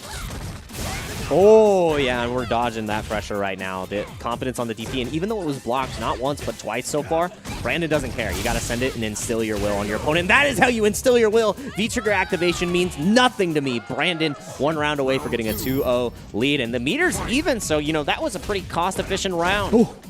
And already applying a preoccupied normal with that crouching medium punch, checking the movement immediately. The Bell's completely unfazed by the initial handshake that Brandon presented. The Thunderclap now putting a lot of work. But no, the interruption on the movement yet again. Brandon making the most out of that crouching jab into the target combo. We're speaking of combos now. Bells doesn't need any of that with the command grab with the sunset wheel. Activation raw off of the medium kick. Yeah, and again, this gray health is going to be so huge here, utilizing the V-trigger in multiple ways. Can regen that bar as well. And again, this is where it begins, the win condition. Just so much Another damage to thermal damage. pay off. Yeah. And again, any hit confirm right here is going to lead into critical art, so Bells has to play this so importantly. If you walk forward at the wrong rate, you just die. Ooh, you tried to charge up in front. Bell's not having any of it. Not quite. That was a target combo. Yep, can't confirm there, but the target is on Bells' back, and the uppercut is delivering straight. The sweet chin music, and Brandon is hearing that victory music right now. The oh, man. I'm not going to finish that I was one. waiting. I was like, I love that song. Yeah. But yeah, I mean, like, there's just a little bit to be said about Bells' pressure. There are some significant gaps. He's trying to steal turns away preemptively with that thunderclap. But that's just not going to fly with somebody like Brandon. Pretty much utilizing, even if he didn't have meter, I think the fierce rocket uppercut would have been able to blast through the projectile, no problem. Yeah, and I love to see that right now. We're definitely seeing Luke on narc duty, not letting any turns be stolen, and he does have that opportunity because with how good that uppercut is, like, if you have that Laura matchup experience, you know the pockets, you know exactly what you're looking for, and you know, kind of a little bit tired of getting command grab. So love that, and it's even though it was punished twice, 2 times. Brandon just keeps on sending it. Doesn't matter. It's like, okay, what's my risk reward here? Okay, I get stuck in a knockdown or I win. Okay, cool. I'm going to go ahead and take that risk. To be fair, there's a lot of damage that can be put on the table from Laura. So there is a significant risk behind it. And I think that's what makes it even better of a call out. It's like, all right, well, I think it's more of a read and reaction against it rather than a call out because there is some significant time from the start of a thunderclap. Yep. But at the same time, Brandon still has to have that option in mind, right? So there's it's both read and reactions. Yep, it's a mix and a mix of mixes that you have to be, and the mental stack is definitely there because that's the game that Laura has to play, and it goes back to that point I wanted to make before where Laura has to make that commitment, and Luke, you know, committing right back, but finding the options where, you know, Laura doesn't get the starter pressure unless she goes for that thunderclap, and right now, clapping right back, Brandon is not letting Bells get any momentum. Double anti-air. Ooh. Little testy on that one. Yeah. I think there could have been an opportunity to maybe rocket uppercut max distance. Yeah. Potentially another thunderclap being flown. You were not cleared for takeoff. You can't even move forward on the lane. Yeah. Turbulent weathers right here in the air, and I love this, the way that he's utilizing the Sandblaster in between. It's like 2 normals, 2 Sandblasters, and reacting to the flash right there. That was so good, Bells. I think of that one, he was just, with the amount of life he had left, he was 100%. He was jamming. He was churning in half. The butter was so good. Oh, I appreciate. Oh, wait. That's so much. Oh, my God. And this is a Laura round and a half. Oh, no. Oh, that was actually disgusting. That was insane. So, the punish made Luke land into the charge thunderclap. That was actually the sickest thing. Can you clip that? That was so good. Please clip that. That was a magic sequence right there. That was a death combo if I ever seen it. Yeah, you literally got put in La Liquadora. Oh man, and the blender just continues. All right, we can will it blend? Luke will. Is it gonna blend? Oh yeah, yep. Easy punish. Goes for the same side again, but the Bishop comes out into the confirm. And now Luke gets the pressure back. Bells challenging. It just makes everybody so much stronger and actually have a viable defensive strategy against Laura's mixes. That V-shift is working wonders for the cast. All right, has the V-trigger activated. When do we go for the reset here? Or the chase down? All right, let's see. Nice V-shift out. And again, about to build. Oh, yeah, sometimes you just gotta.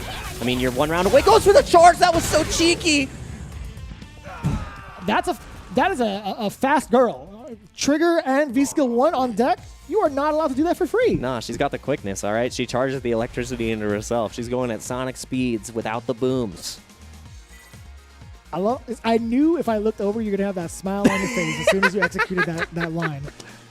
Jeez. Every time. Every single time. Just off the top. That's what we're looking for. And we're going off the top of this match right here. Final game between these two. Who's going to move on to grand finals? Again, there is a hungry Shen down in those waters. Lacuna C as well. And we're going to see who has to fight out the 2 of those between Bells and Brandon. 2 Bs on the screen. We're starting to see a little bit of a slowdown, right? Coming in from Brandon. There's been a couple of normals that have just been let loose for free. A couple of thunderclaps as well. This is the opportunity for Bells to strike. I don't think Brandon is going to be throwing out any sort of EX uppercuts anytime soon. He has been shooketh to the core from that previous exchange. No, that is not the drop you want. Yeah, that was not the moment to do that. Yeah, that was set point right there. And now in the corner, This is where Luke can really thrive, but no, that was big crush counter. You know, I'm not sure exactly what Brandon was looking for there, but Bell sniffed it out, and now sniffing out set point can almost taste that grand finals. Uh-oh. Yeah, applying just so many layers off of the medium sequences. Yep. Ooh. Word. Yeah, EX Sandblaster, point blank, gets the knockdown, and now this is where the corner pressure comes in. Luke just starts to shine. Oh, wow, the clash right there, but it doesn't matter. The follow-up comes in, same side, and this is where it begins. B-Trigger is still available, but the challenge on the dash. Not sure why the activation didn't come out, and we might not even get an opportunity to activate. There it is with the slowdown. It doesn't matter. Not able to kill with the EX Sandblaster. Not enough damage, but the rocket uppercut definitely ensuring at least, you know, this final moment here. Final round between Brandon and Bells. Laura versus Luke. Yeah, Bells needs to pull out all the whistles right now because we are sounding off. 1, 2, 3, 4. That's the target combo that sends you to the floor from Luke. Oh, man. And yes, again, the screen real estate, but it doesn't matter. The reaction as soon as Thunderclap comes out, and the block not catching the walk forward. The cross-up, that was actually a counter hit. Yeah, I think he tried to press the button immediately afterwards. It's stunned. You might be dead. You might be. No, you're actually dead. Yeah, you were done so. Whoa, Pixel in a dream. Pixel. And the dreams are crushed. Brandon going to be moving on to Grand Finals winner's side at that last interaction. Even though it was not enough to kill at that last combo, you had to make so many right reads and hard commit against Brandon. And with the willingness to DP that Brandon has been showing, you make one mistake in that situation and you're done. And the throw closes it out. Sin Brandon going to be sitting pretty in the grand final side with the definite character to feel dominant there too. Like the only Luke left in the bracket. Yep. And Luke is definitely feeling lucky here because one game away, one set away. That is such share. A sequence, by the way. When you get that cross-up block, you go immediately into crouching medium punch. Then you get back medium punch into another crouching medium punch. That whole sequence is just so tough to figure out whether or not the mix is going to be another normal, a throw potentially, like a walk-up throw. Who knows?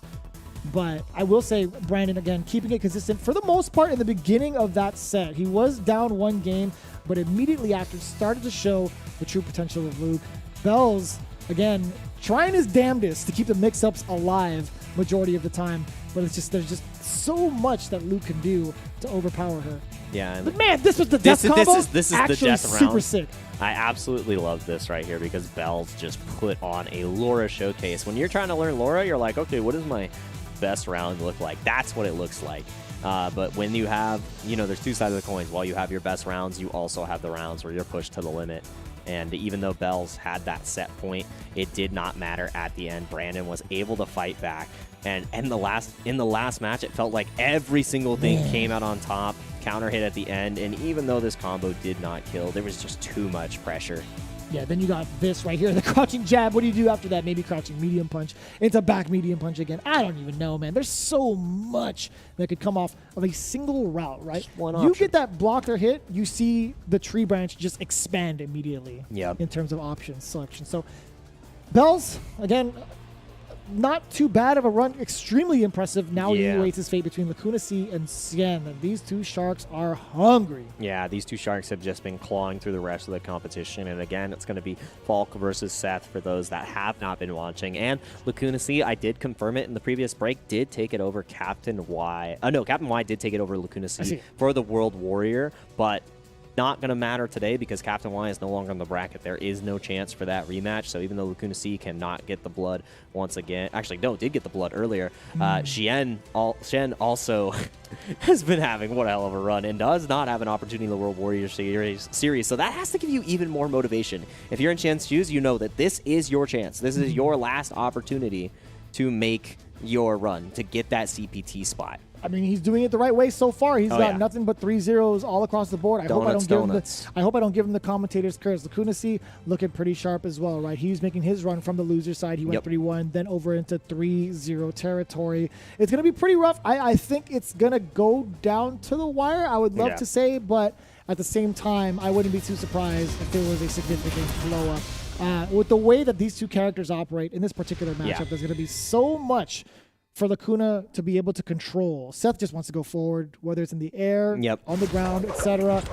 Falk could control all of that pretty consistently. And the thing is, we already saw Lacuna Sea get to play the Sith matchup earlier in the day. So Shen already has a warmed-up Lacuna Sea to deal with in this character matchup, but Shen has definitely been the strongest Seth in the bracket so far. And we're seeing the kind of pace Lacuna wants to set against Xian. And Xian knows it too. He's been walking and blocking and trying to make his way through. Oh man, that was a little bit of an awkward exchange. Two ships passing in the night. Xian was already committed to a jump-in option. Lacuna Sea actually did the same. A little bit off, but now Lacuna Sea just switching sides. It's going to be just fine. Just shooting away, chipping Xian little by little. Yep, and that is exactly the game plan that Lacuna Sea wants, and now pushing Seth in the corner.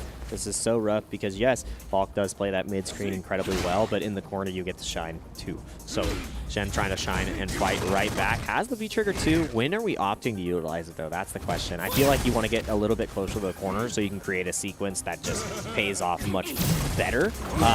But, you know, waiting for that moment, it's also a little bit difficult because you could technically build even more B-meter.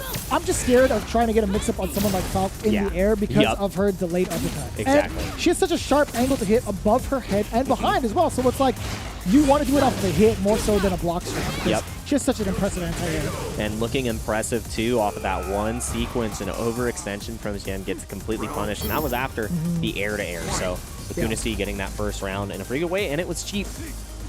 I will say there's something important. There's something to be said in actually getting that tactic out of Lacuna, whether or not he knows it. I think Xian should have utilized that V-Trigger too, just to kind of test the waters a little bit and plan it in their mind, right? And be like, all right, well, I know now that you're willing to use this anti-air as an option if I try to go for the air mix-up. But we'll see if it plays out, right? Xian off to a fantastic start, at least in this round. The anti-air is not coming through for Lacuna. You see the uppercut attempts a couple times over against the axe kick. Yep, and nothing connecting so far. And like you said, at least getting that little bit of data is super important. But Shen is here in this position for a reason. That was such good punish right there. Not allowed to escape from me. And again, this is where Falk just changes up the entire tempo. I am the one moving forward now. But Shen is not dissuaded in this approach. Ooh, oh, you're dead? I think you might be dead because that star does not have a lot of scaling. Seth does not have a lot of health. It's going to be so close. Oh, I can't believe it. I actually can't believe it. Charging up also that projectile to continue the combo. Lacuna Sea is quite the professional with his character. Jesus. And that was off of one mistake right there, and that is the double-edged sword that is Seth. Yes, you do get those situations where once you get your pressure going, you get to explode your enemy, but you're riding a thin line. You are riding a hard line that you make that mistake, especially against Falk, like she's going to explode you, and all the resources were held on for Lacuna. And was winning all those neutral situations too while saving everything. That's so hard. And look out, like, how do you navigate a set? It's so difficult. I was gonna say, like, if we see a character select, we might see a Buki, but either way. I mean, at this point, I don't know. We still have a lot of Street Fighter to play. Shen might have lost that first game, but it was close in those rounds. So it's by no means like having to switch. I love it's so sick. It's yeah, so funny. Generates the pull. That's actually the sickest. I love that. I was like, wow, he really just pulled out her gun. And the way it disappears through that animation is super sick. I love the intricate design of set. In terms of like the move, the way the moves are produced, the inventory of moves that he gets. Yeah. Oh man, we're seeing full inventory. We have checked. The ad hoc came in effectively, and again, oh, that was so good. That's how you deal with the V reversal. Not able to get the pickup afterwards because the recovery was a little bit too fast. But now we are dead even. Gray health is huge, and I like that, calling out the potential of an anti-air by using the dive.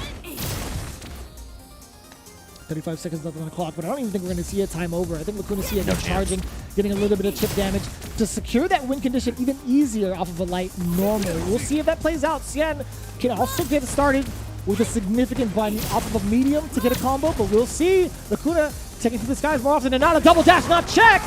Hecaton crease for chip. 14 seconds on the clock. Maybe we'll see the time over. Yeah, but Lacuna Sea might not let it happen. Yeah, the chip is definitely on the side of Lacuna Sea's. We are getting closer to that timeout, knowing that Shen has to move forward. Now Lacuna Sea just placing out the normals. The EX comes out, and the air-to-air is what gets Lacuna Sea that lead. We did not get a time over, but Lacuna Sea used that timer. Damn. Every second was crucial to those decisions that Shen was forced into. All I know is this guy can play. Lacuna Sea just making all the right decisions too, leaving no gaps in that sequence. I love that building meter. You know, utilize all the special moves and normals. We're playing third strike on the screen right now. Ooh. Oh, No, nice. there was an attempt at an anti-air though. Yep. Did see the startup of the uppercut, man. I love the impact of that. It may not do like the most damage. It's significant damage, but I think the biggest takeaway is how far he resets Seth into that corner. Look at the amount of control that Lacuna C has. Oh boy, the one jump in a little overzealous. Yep, and now getting that corner position, this is where the party starts again. And off the hit, this is where we want to see the big trigger activation, but holding on to it the entire time because now next hit leads to stun. I love that decision from the side of Shen, and that was so clean. Everybody in chat got hit by that, building as much meter as possible afterwards. Easy extension into the next dimension, getting around on the board. Shen might have gotten poked out, but that's what Seth can do. You get that first sequence, and your opponent is so afraid of the V-trigger that they fall to the throw. They follow the rules of Street Fighter to a fault. I want to know what happens when Lacuna decides to just commit to like an uppercut. Just bust out? Yeah, just to see what happens. I mean, for science. Lacuna, if you can hear us, put your earpiece back in. Uppercut on the next V-trigger too, please. Thank you. Jump if you give us a if you copy. All right. All right. That would have been funny if he did like an air fireball. Yeah, would have been great. But not in, we're not in the mind of Lacuna right now, but in the head of Lacuna is Shen, continuing to connect with these. Oh, that was so good. Oh, that's right. There's a stream delay. Yeah, that's right. Okay, the jump was there, but definitely the delay is coming in, but there is no delay in the pressure from Shen. And one touch away from stun. Goes for Yes, that's what I like to see. I too. love the kick, and you are actually dead here, Shen. Evening up the score, 1-1 on the board. We don't need a character switch. No Ibuki necessary. I mean, if it was a 2-0 deficit, we can potentially see that, but Seth, just an onslaught of pressure. Once we get into that corner position, it felt like that Lacuna C does not have the answer. And it's such a standard procedure after that. In that very moment where stun is imminent, like you don't want to overstep your boundaries. You could go for like the ground or the air option, but I do like the air option more often than not as Seth, right? Being able to change trajectory and get that hitbox right in front of your opponent's face, thinking that, you know, maybe I could try to contest it, maybe I could try to walk under it because there might be a cross-up, etc. But no, being able to mix it up that way is such a strong tool, and Shen took full advantage of that. Yeah, it's forcing your opponent to overreach, and I love that from Shen, showing the massive amount of experience, but the experience in this matchup is also showing from Lacuna C because the consistent anti-airs, you set up the V skill, you set up the fireballs, and it makes Shen want to go to the sky. You can't just sit there like playing until you just keel over and lose, so Lacuna still laying the traps excellently. And again, it's charged up right there. You got to be watching that. The purple hand. We don't have green hand anymore, but we do have purple. Yep. I still miss it. Yep. So good dealing with fireballs. No problems. Oh, and again, we see that same punish from Shen. Understand when Lacuna wants to go for the air fireball, and this is where the party starts again. V-trigger immediately stopping the hope of DPing, but so much of a gap! You're still stuck. Yeah, being able to interrupt that's so important for Lacuna. No anti-air this time. Oh, but no anti-air required. Big extension. Next sequence will kill here on to Shen. You have no health, no nothing. That gray health is huge. It just backs off. I love that. And so Lacuna gets to control everything here. Does have trigger on deck. Could do something very unsafe to cancel or at least forward heavy punch. And just look at the amount of chip damage he gets to apply. But also the biggest takeaway is that he gets to do the air fireball from so far away to cause that bounce. I don't think Shen was mindful of that at all. I think he already opted to a jump. I don't recall why exactly, but not mindful of it at all. Yeah, that definitely hit full distance too, so I don't think Shen expected it to have that horizontal reach and, you know, paid for it. That's what you get for reaching. Just occupying that space yet again. Kuna. Plus frames afterwards? Yes, sir. Yeah, I like that usage of the V-skill too. Even though you take that little bit of hit, now you have your V-trigger. Oh, yeah. Oh, yep, the mini-game. Ponder the orb, figure out the fireball. Man, this character is so sick. Yep, you just cannot... Look at how much control Lacuna C has. The C is definitely for control. It has to be. Yeah. But now, Shen with full resources, two magic sequences for Seth can make this happen, and this is where it begins. No V reversal available till this last moment. Yikes! There's hit number one. Is he a one-hit wonder in this situation, or can he make the magic happen? There's number two. Can we get another one? Number three. Possibly. Give it up for number four, but number five. That actually would have been it. Yeah. If Sien had been able to steal his turn back and get a back throw, I think the stun would have happened. And then gets the corner positioning, would have had enough meter to extend the combo into whatever he wanted. Yep. But Lacuna C 100% on it. He was like, all right, he's going to try to steal this turn back and be a little sneaky about it. I'm not going to give it to him.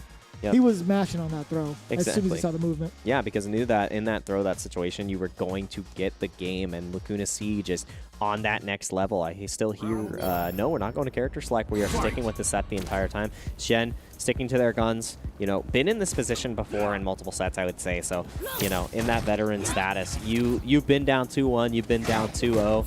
How do you overcome that? It's not about how you get into the deficit, it's how you adjust and adapt. And right now, Lacuna C has adapted to everything that Shen is putting out on the screen, but not that time. The counter hit, we saw the startup with the DP once again, and it feels... It's so difficult to even try to adapt to that particular technique against Cien, right? Just having to look to the skies for a couple of options, most notably being the acting. It's like, do I go air to air to it? Am I fast enough to do that? Do I even uppercut it? Because I got stuffed the last couple of times I tried it. Oh, not getting stuffed this time. And, you know, yeah, like, just feeling comfortable not time. And that time it wasn't even the kick, so had the right timing. Lacuna C still reacting. So close to being 1 round away, but again, that low forward gives you that corner position. Throw tech was pivotal to surviving here. No anti-air either. Uh-oh. And back to square one. Deal with the orb, deal with the fireballs, chip away. Too is just so threatening as well. Cien can't make his move yet. 30 seconds on the clock. Look at how much life Lacuna has left too. Cien is just getting chipped away, making that win condition so much easier for Lacuna. Again, down to pretty much a single hit. Any interruption will pretty much do. Oh, and there it is. Just has to commit to the button one more time because Shen had to dash in 20 seconds to get the job done. And, you know, at that point, there's no orb, there's no fireball setup. You have to try to make your move, and Lacuna C on the next page and almost on to the next round of this bracket. You know, trying to make it to Bells and then ultimately to Brandon, and Shen is the target at the moment. Let's see. How do you close this out? Can Shen make this comeback? Has almost a full stick of butter. It's going to be so wild, too, because, again, this is Cien's only CPT, only Capcom Cup run. Lacuna C has plenty of chances to do so with the World Warrior, but Cien, this has to be his moment. But Lacuna C is not, by any means, going to give it up to him. Yeah, no, by no means make it easy. Just because you can't enter otherwise, thanks for running the tournament where I can qualify. Because right now, I'm trying to qualify. And huge extension. Next touch will lead the stun. Goes for the instant overhead. I absolutely love that from Shen. Will not be able to kill off this sequence, but putting Lacuna C between a rock and a hard place. Oh, that could have been it. Low forward into any sort of spin kick, but either way, I love that. Crouching roundhouse. Very little risk behind it. All the reward to at least survive another round. Cien trying to amass a comeback here. Lacuna C definitely with the anti-airs at that sharp angle. That neutral jump is going to pay dividends. Yeah, right now paying off that loan in full. Shen now forced back to that position where we've seen Lacuna controlling this entire set. We haven't even been able to see Shen like begin to apply the pressure because Lacuna C isn't letting him get into that zone. You're not allowed to be in that range. You're not allowed to jump. Oh, you thought you could? Yeah. No, I'm not even going to commit to any sort of fireball. He's waiting so patiently, and what I like about that is you can't really throw that fireball point blank. No, right? you're not allowed to. Uh-oh, here we go. It's going to be interesting. Immediately let go of the fireball, by the way. Are we going to see an uppercut? Oh, we are going to see an overhead right there and not committing to the uppercut. This might be the time to bust out. Is Shen going to have the right read? Are you going to try to escape? And no. No, Chance goes for the cross-up. That is huge. One more touch will lead the stun. Not able to get it right there. And the uppercut comes out at the crucial time. Has to charge again. So pivotal to get that momentum back. Lacuna C, no more stun involved. Does have a slight life lead. The time is not going to be on Cien's side, especially with this trigger. Do not jump. Shooting wild indeed. A little bit of trigger still left behind the uppercut. The bait is there. Lacuna is actually one medium away. Hecaton freeze. What happens now? Medium yet again from Lacuna. Just one touch. Getting closer and closer to defeating Cien. Oh, even closer to that goal. Can Cien make this comeback happen? One touch to the side, and one check will do it, and Lacuna C is going to be taking it over Shen, almost running out the clock every single one of these games. You know, a heartbreaker and a half, but Shen is going to be running the World Warrior Series to see who else comes on top to make it to that CPT, and Lacuna C has another opportunity to continue moving forward in this bracket. Has to win not only the next set against Bells, but has to overcome Brandon not just once, but twice. Man, that was such an impressive array of defensive options coming in from Lacuna. Yes. Right? We talk about active defense a good amount of times, right? Throwing out that medium kick just as we saw as the finisher for the first round of Game 1. It's been such a pivotal tool throughout his entire run of top 8. Yeah, the entire run of top 8 has just been excellent at utilizing the tools of Valk and really rotating the options as well. We did not see the EXDP represented as like a desperation move. It was more so as a checkmate.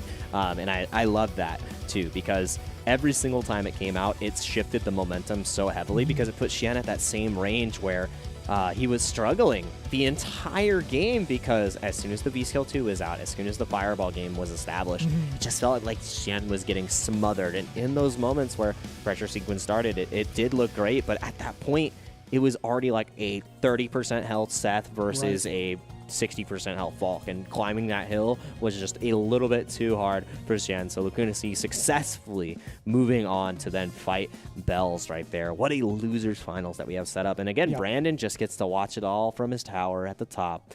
The top tier Luke gets to watch the peons fight for a chance. We'll see how at that the plays king. out, man. It's and again a very impressive run for Xian, the homie. Again, still being able to get a piece of that action, right? With a $5,000 prize pool, still pretty significant at that, right? But now he gets to focus on his project with the Versus community run with World Warriors. So it's going to be pretty interesting to see how this plays out with the next 3 competitors. But as always, we're going to take a slight break before we do. Yeah, and I've got no brakes on this train for Street Fighter Duel, because as soon as I'm able to download that game, it is going to be so amazing, because it is available right now in China. The global version is going to be coming soon.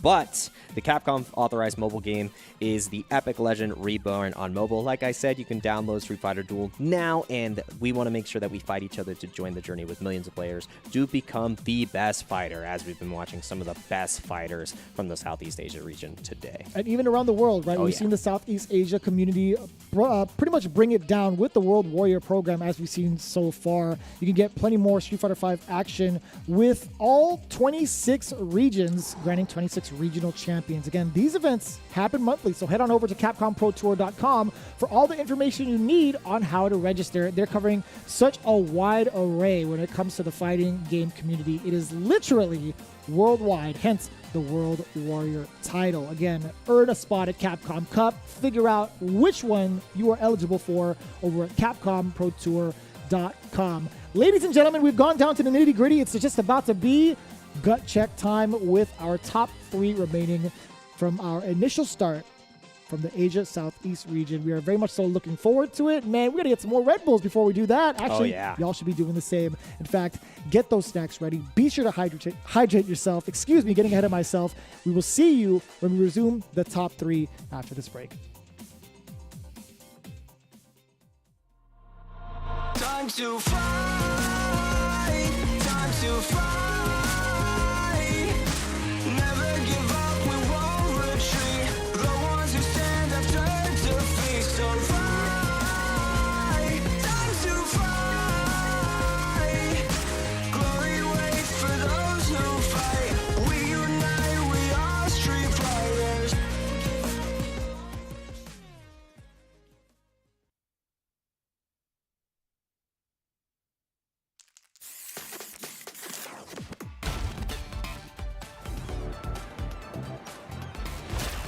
You won't know what hit you. Let me have some fun. Let's get this mission started.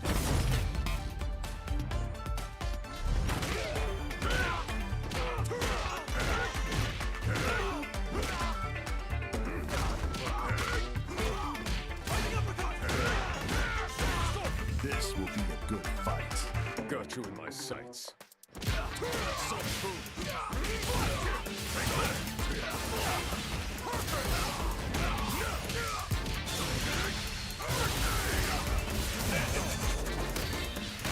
Neutralized.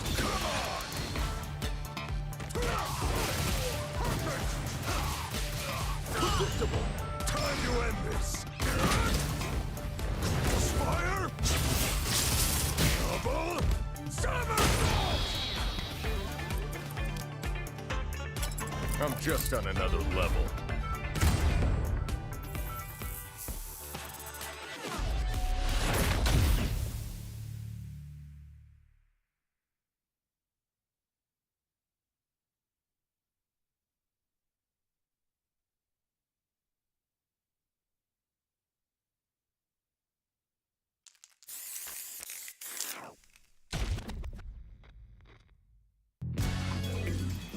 Oh yeah, you know I'm ready.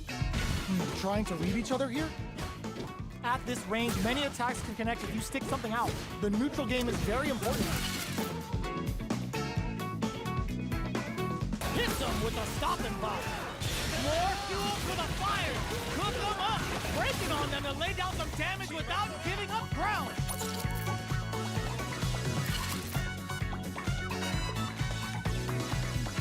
Drops them.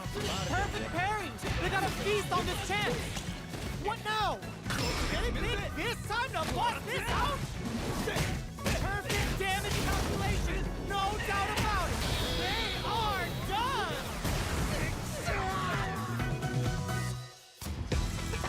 いってみましょう。地上技で差し合う距離、リーチの差を生かすか、それを手玉に取るか。よく見ていた。さあ飛びはしっかりジャストで受け止めていく。体力はわずか、ゲージ差はある。ここはどう出る。インパクトは受け止めた。主導権の奪い合い、どちらが仕掛けるか。受け止めている。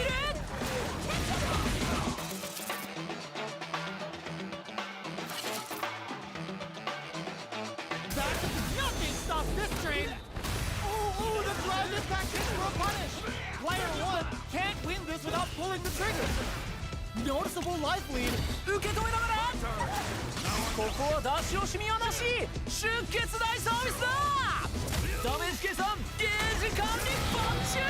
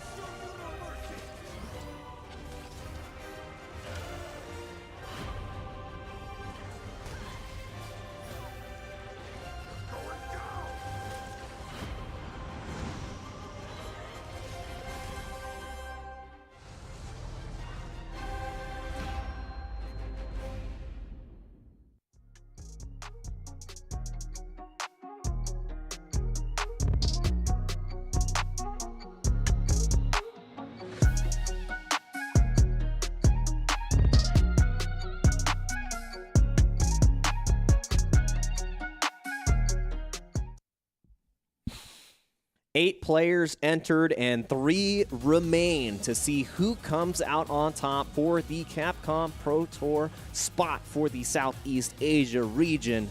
And it has been a hell of a day of 3-0s and going to the wire, 3-1s and 3-2s. But on the 1s and 2s, you have myself, Jake Ryan, joined by Vicious right here. We've been, you know, I'm running out of voice to give these games. I don't believe you. You don't believe me? I don't believe you. I don't believe you for a second, because this is where it gets the most exciting. True. Right, when we get to that top 3 spot, especially with how our stories have been articulated and pretty much set up, and seeing how it actually unfolded towards the end, it's one of the most gratifying experiences in a Capcom Pro Tour, being able to see how it all plays out. In fact, if you guys happen to miss it, we do highly encourage you guys to check out the VOD, but let's give it a little breakdown with the bracket itself, right? We do have ourselves one player already established on the winner's side of Grand Finals. That is indeed Brandon. Just waiting his turn out down in the loser's shark pool below. In the finals, Bells versus Lacuna C. Lacuna C has been having the run of his life, by the way, with a very impressive trail of bodies.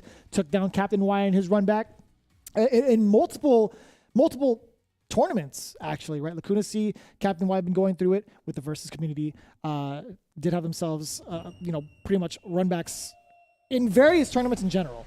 But now it's come down to his run against Bells. Bells has been pretty impressive with his Laura. Yeah. Nearly taking down Brandon. Oh, yeah. Pretty dang close. It was down to the wire for that one, and it doesn't matter how down to the wire it was, because Bells is going to have to fight back once again. in the loser side against Lacuna C, and like we said, Lacuna C has been making a tear through the entire bracket, and I feel like Laura has a very hard time in this matchup because as we saw with Seth before, Laura is going to have a lot of those situations as well. But we do have the Thunderclap, which can, help mitigate, some of that neutral pressure, and when she, not as much really. Yeah, I mean, one of the biggest things is against Thunderclap, you're looking for that spacing to utilize your low normal. And Falk has she got a pretty good low medium kick. Yeah. And she's already playing at that range majority of the time. True. So this is an uphill battle. But if we're able to get in, I feel like because of the V-trigger activation and getting chipped away, you get put into your win condition when you're at the spacing. And we immediately got to see exactly how that situation can break down. But Bells, look at how fast he's pushing him into the corner. That's fine. Look, out of the corner he goes. Lacuna C taking all this damage right now. And this is what I was just about to highlight. He's not even going to look forward to spending his V-gauge on V-trigger. In fact, he's going to be saving it for V-shift majority of the time. Yeah, you got to find a way to escape. And now we're seeing a different playstyle from Lacuna C actually rushing down. But Bells is going at 100 miles a minute, and Lacuna C just has not found any reprieve in this approach. And there is no reprieve from the command grabs. One more touch will do it. Nice challenge. And now Lacuna C is the one who has to fight back. Good check on the dash. So important now because that initial check just pushed Bells back so much to Lacuna to play his game like that range and force the error against Bells. So that was so pivotal in his matchup. Look at that. Exactly what we talked about. Good, an understatement. Phenomenal is what that was. That one check led to Bells' demise in round 1. Yeah, the demise of Bells in round 1, and it looked all Bells at the beginning of that. And it all came crumbling down off that first check on the dash because even though we were using the V-shift before 2-bar V-trigger, we were able to get the V-trigger at the very end, and it became like a checkmate situation for Bells instead of Lacuna, where Laura couldn't comfortably move forward anymore or press. Next Thunderclap, find the pressure. Lacuna definitely willing to fight it out of this corner. Not going to be jumping out just yet. We might be seeing it. We might not. We might even see pretty much death in this corner. For all we know, Bells backing off a little bit. As soon as I say that, comes out swinging with an elbow. Comes out swinging. Wow, yep, it's that stand medium kick, which we've been seeing the entire day just be such an oppressive tool. And now it's looking opposite of the first game. Lacuna C is the one pushing Bells corner to corner, coast to coast. And what a DP! Yo! Luna! That was the call out of the day. We haven't seen Lacuna play like that ever. To establish his ground with that uppercut to take the game. That was extremely risky. Like, I mean, the only other player we've seen do something like that to the same vein has been Brandon, who's sitting in the grand finals. So that confidence is what you need at this point. And Bells is like shaking their head. They're like, man, it should have beat Brandon. I was going to say that was an SKZ moment, right? You get the knockdown and then immediately like looking for the stun, dashes up on their wake up and then EX uppercut. We've seen it. Way too strong. Way too strong. And right now, looking way too strong on the side of Lacuna C. Anti-airs are on deck. Every single trade is going in their favor. And Bells is just losing every single interaction. The will to keep moving forward. And there we go. It starts. EX to get through the fireballs. That's what we saw successful before against the Luke. But nice and easy. We talked about the low profile and normals to contest against the Thunderclap. But what happens when Bells gets within range of striking distance? Oh, well, it is what it is. Drop right there, and it is what it is after you have that drop because big counter hit, and you're done. That so sequence. Meaty. Yep. There was so much meat on the spaghetti. That's an 80-ounce steak right there. You need your homies to help you finish, but Bells was eating pretty, all right? I can finish it all. I love those challenges. They're so good. It's so bad for you. It is, but it's so good. Lacuna C now establishing the pace again. Preemptive normal placement. That standing medium kick getting a ton of mileage out of it. Oh, and like you said, the mileage is not only coming from the standing medium kick, but the crouching leg kick as well. Lacuna C is just finding every single opportunity to keep Bells out, and now running away again. It's that same game plan of I'll stay close, I'll stay far. You're the one who has to drive this car now, all right? I'm just a co-pilot, and right now I'm taking for a ride. Uh-oh. Nice. Punish. Yep. Okay, well, decent-sized punish. Still damage on the table. He had the opportunity to get a bigger shot. Oh, boy. And again, the low confirmed. Wasn't gonna work. Not today. Yep, not this time. And Lacuna C getting another round on the board. Didn't have to spend anything other than the V-Trigger as well. So gonna feel really comfortable at the beginning here. Oh, and that was so smart. Had the bar resource. And, you know, Lacuna C had the right idea. Thunderclap is set. I'm going for the low fireball. No, no, no. Armor elbow. But again, we're even on that. You don't really get the best situation afterwards because Lacuna C just reset. Look at all the meter that Lacuna possesses, right? Okay, a little bit overzealous on the airborne shot against Bells. Very familiar situation. Lacuna is still able to create this space so consistently against any of his opponents, forcing them to back off. And every time they move forward, it feels like there's already a normal ready to intercept, and now using the critical art to put Bells in a one-touch situation. I love spending the resource that way because any grab, any low into a confirmable kill, but this is where you can confirm if you're really a Laura player. Is this pressure? Oh my coming God. on top? Oh no! Yikes. Oh! Not enough. Woo! You thought you could dash up in there? No, sir. Lacuna C 100% ready for that movement.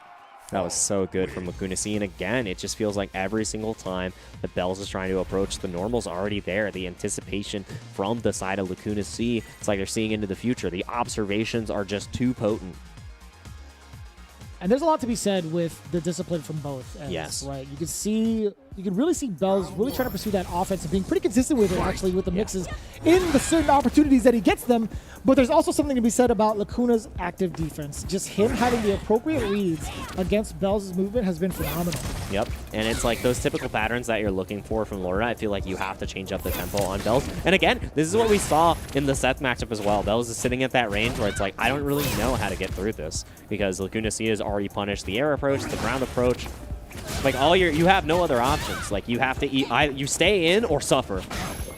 Triple jump back. Oh my God. Why not? Yeah, what are you gonna do, Poo-Poo? I mean, Bells could probably anti-air with like an elbow Yeah. on the way out. But if Lacuna C has something charged, it's a different story.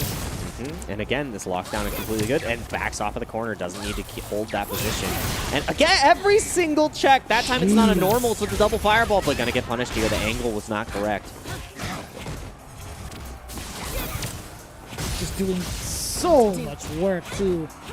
Lacuna C trying to establish. Yeah, he's trying to set the stage so often with the fireballs at that point, and he's like, you know, I still have this pole in my hand. By the way, I can still smack you with this forward heavy punch. Does so. Looking at match point now for Lacuna C. Looking to get another donut in the middle of the night here on the West Coast. Yeah, you know, I needed a little bit of a sugar pick-me-up, and that's what we're getting right now from Lacuna C. You know, I was saying I was almost out of voice, but never trust a man with two first names. Ooh, and don't trust that Bells won't find a way through the fireballs. And now, you know, you have to be able to consistently get through that pressure, and Bells has find these like magic pockets, but magic runs out sometimes. You only get 3 wishes with the genie. Unless you wish for more wishes. We'll see if that's going to come true, though. Bells is looking for at least 1 right now to put himself on the board. Lacuna is not going to be giving it to him for free. That's for damn sure. Like, charging up in the midst of throwing out some of your normals preemptively to stop Bells. And it's not even, I don't even know if it's preemptively. Oh, you're actually You're about to die. Oh my God, and the genius, the boy genius, overcoming Bells in a convincing fashion. Nah, he's a man. That man's 31 years old. Yeah, that's right. That's a man's genius right there, all right? He doesn't just have the GED, he's got the master's, the doctorate, and the neutral prominence to overcome Bells in such. So 3-1, 3-0. How many bodies? The coroner is what I'm going to start calling Lacuna, because he's definitely identifying the cause of death in this bracket. And he is the cause of death. He is the cause of death in this bracket. Lacuna C going on a tear through this entire set, and now there is a final target to overcome, which is Brandon. And Brandon, you know, has been sitting pretty in the winner's side this entire time, has got to watch Lacuna C go through this entire loser's bracket for a pretty good amount of time. And can you remind me, who sent Lacuna C to losers to go on this immaculate run? You know, let me double check that for you. I actually don't even have that data on me because I've been looking at all the donuts that this man has been accumulating all the way through. Who was it again? Say it one more time, Mothership. It was Vita who we got to say play yesterday. I see. Yeah, okay. Yeah, the Ibuki main. So, you know, Shades of Xian is the one that sent down sent down Lacuna to losers, and then, overcame the Ibuki master himself. Didn't get to see the Ibuki on the screen, but now there are only 2 warriors left. Who's going to get the position in that CPT finals? Who is going to get the lion's share? And, after watching Lacuna C just not I know that Brandon is sitting in winners, but so many matches back to back, adapting, changing the pace, understanding screen control to a top tier level, like one of the highest level of Street Fighter. Are we gonna see 2 Falks? Oh, he's 35. I thought he was 31. Whoops, my bad. He's 36. No, I'm kidding. He's 35. He's still getting older with the way that he's been playing. I don't think so. He's aging with the amount of stress that he goes through, and he's about to have the time of his life for sure with this ride. He has to face off against a Luke, and it's going to be the first time since his run in top 16 that he had to face off against a Luke, right? Initially, he had to face off against a teammate going against Cammy. Had to play Vicarian immediately after with the Zeku. And then shortly after that, he had to go through the rest of the squad, right? Taking down Captain Wise, Akira. He had to go through SKZ Seth, taking down another Seth with Sien. Yeah. And he just faced off against Bells. There hasn't been a single Luke in sight. I feel like the amount of control he's had and the amount of success he's had might just go out the window. Oh, yeah. When you play off against Brandon's untouchable Seth right now, and I say untouchable because he is indeed on the winner's side of Grand Finals. Yeah, Brandon has been untouchable on this Luke and just running a train on almost every single player, and we are on the championship ring in Metro City right now. And Lacuna C is already, losing that screen control that we saw before. You don't get to stay at that magical range. No V-skill allowed, no fireballs, no nothing, but again, establishing a space, great crush counter. Not for the damage, but for the control. And what's very interesting specifically about this matchup, he hasn't really faced off against a character with a fireball. Yeah, with a traditional fireball that we're seeing here. So that's what Brandon has right now. But, changing the tempo, really escaping the corner well. And it was all based on a block DP from Brandon. Brandon sending it early and getting punished. With the activation here, coming in from Lacuna C. What are you going to make of it, though? Yes, opens up with the movement check with the low medium kick, and now it's going to be another throw. The bravery from Lacuna C, easily riding that momentum from his performance from the loser side. I mean, after winning that many rounds, it's not surprising. This is the warmest you could be. So, one of the downsides of being in that Grand Finals winner side is you can get cold. I mean, you're not going to be warming up in those high-pressure matches the entire time. So Lacuna C is definitely on the ball right now, but Brandon trying to stay in that pole position.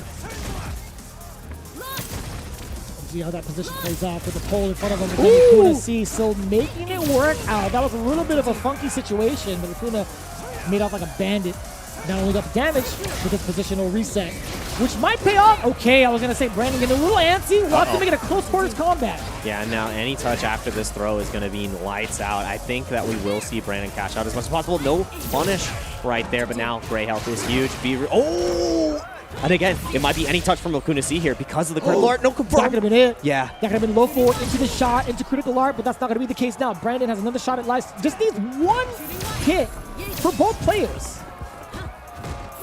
Triple dash forward, now locking down. V reversal comes in. We're not seeing any of the Sandblaster. A little bit too afraid. And no fear from Brandon again. That's the determination we've been seeing from him this entire bracket. Sending it in such a pivotal moment. And you know what? It's my ride or die, baby. Me and uppercut. That was not the confirm he was looking for. Nope. Lacuna. That was not the confirm that he wanted. Because Lacuna had the game right there off that hit, just did not follow up with the right option. And that happens when you're under that pressure. You got to be able to keep it composed. And right now the composure is on the side of Brandon. Great counter hit confirm right here. Yeah, you were talking about counter hit confirm. That was a chunk of damage just taken out.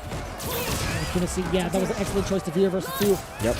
Oh, and that's a big confirm into the critical art. You are done. Brandon getting the first game, even though Lacuna C looked to be so strong in that first round. Not able to close it out. You have to be consistent against Brandon because he's got all the consistent tool. This man is OD, and he is trying to drive himself straight into the Capcom Pro Tour Finals. With the way that he's performing, I got to say, it's looking pretty, pretty intimidating. Yeah. For the side of Lacuna C, right? There's just been so much that has been put on the table to get countered with. Like, there's no sort of fireball game that he can play against. Yep. And the thing about it too is everything. So good. It's so good. Everything that has been proving successful for Lacuna C, especially the Fireball game, like you said, and the B skill, has not been on display here because Brandon is not letting him get to that space, is not letting him control that zone, but still getting all these counter pokes excellently. And Brandon's not able to play that defensive counter poke game we saw earlier. He has to be on the offensive, and now there it is. The first time we've been able to set up this game plan. We saw it crumble all the other opponents, but no crumbling on the side of Luke. Oh no. Talking about no crumbling. I mean, we might have spoken a little bit too soon. Lacuna, again, very comfortable in fighting out of the corner. But when it comes to the corner positioning, Luke does a ton, a significantly more amount of damage than Oh, and punished. Yeah, because of the jump, recovered a little bit too fast, and the target combo was already committed to, so Lacuna C getting that round expeditiously. I can't even speak English effectively when it comes to seeing Luke in the corner. Like, I want to see, there's so much damage that can be put on there, but when you see the hits, you're just in shock and awe. It's like you got no vowels in your words. You just have to say the sounds. English is hard enough already. Exactly. No enunciation, and right now we're going to see who conquers the nation here. Nice jump in. Oh, but no, how do you drop that confirmed? I can't imagine what it could have been because he opted to go for a light punch follow-up after the jump in had landed. Yeah, so not 100% sure, but I'm 100% sure that Lacuna C is evening this up right now. Great check on the dash, and you know, I might have spoken too soon. Brandon definitely crumbling under the pressure a little bit in that second game. It looked opposite of what we saw with the confidence. So yeah. I need to see him bounce back because Lacuna C 2 games away from the reset and has to feel good about that. And that was just all from a very, very awkward exchange that happened after that jump in. I can't even imagine what had went on for Brandon on his side, but either way, the past of the past. We're on to game number 3. Lacuna C slowly pushing Luke towards the corner. Brandon firing away with some of these sand blasters, but medium kick has been the main poking tool against Lacuna C. And speaking of medium kicks, Falk has been using that as well a lot, but as it stands right now, it's been a lot of pole work instead of the footwork. Yeah, so much pole work, getting the job done. I mean, it's paying in dividends. Great for the entire game plan that Falk is trying to apply, and I like that. You know, Brandon was trying to sniff out the anti-air, but the fireball came in at the perfect time. Lacuna C, you know, maybe Brandon was thinking that they were trying to jump out of the corner, but I'm comfortable in the corner. This is my home, and you're just not. I'm not stuck in here with you. You're stuck in here with me, and now stuck under this pressure. Brandon gets one touch, and it's party time. Uh-oh. There's going to be a significant amount of touches here from Brandon to get a big opener. Uh-oh. It's going to be pretty huge, right? That throw might be spelling death. Then we'll Barrack Barrage. What happens afterwards? A safe jump. Then what are you going to do? Yeah, went for the shimmy, and there is nothing to do right there because the Lacuna, all they had to do was stick out one more normal and waited excellently on the shimmy, too, from Brandon. Not afraid of the grab. Knows that the grab wasn't a checkmate situation anyways, so love that decision from Lacuna C. We did see the opening from Brandon. Didn't actually get the hit for it. That was too far and really unfortunate. Not the biggest punish, but I think having this positioning might be a little... Oh, boy, just run. What was that? I don't even know. The no Avenger? Yeah. No sauce? No sauce, no nothing. Only shoulders.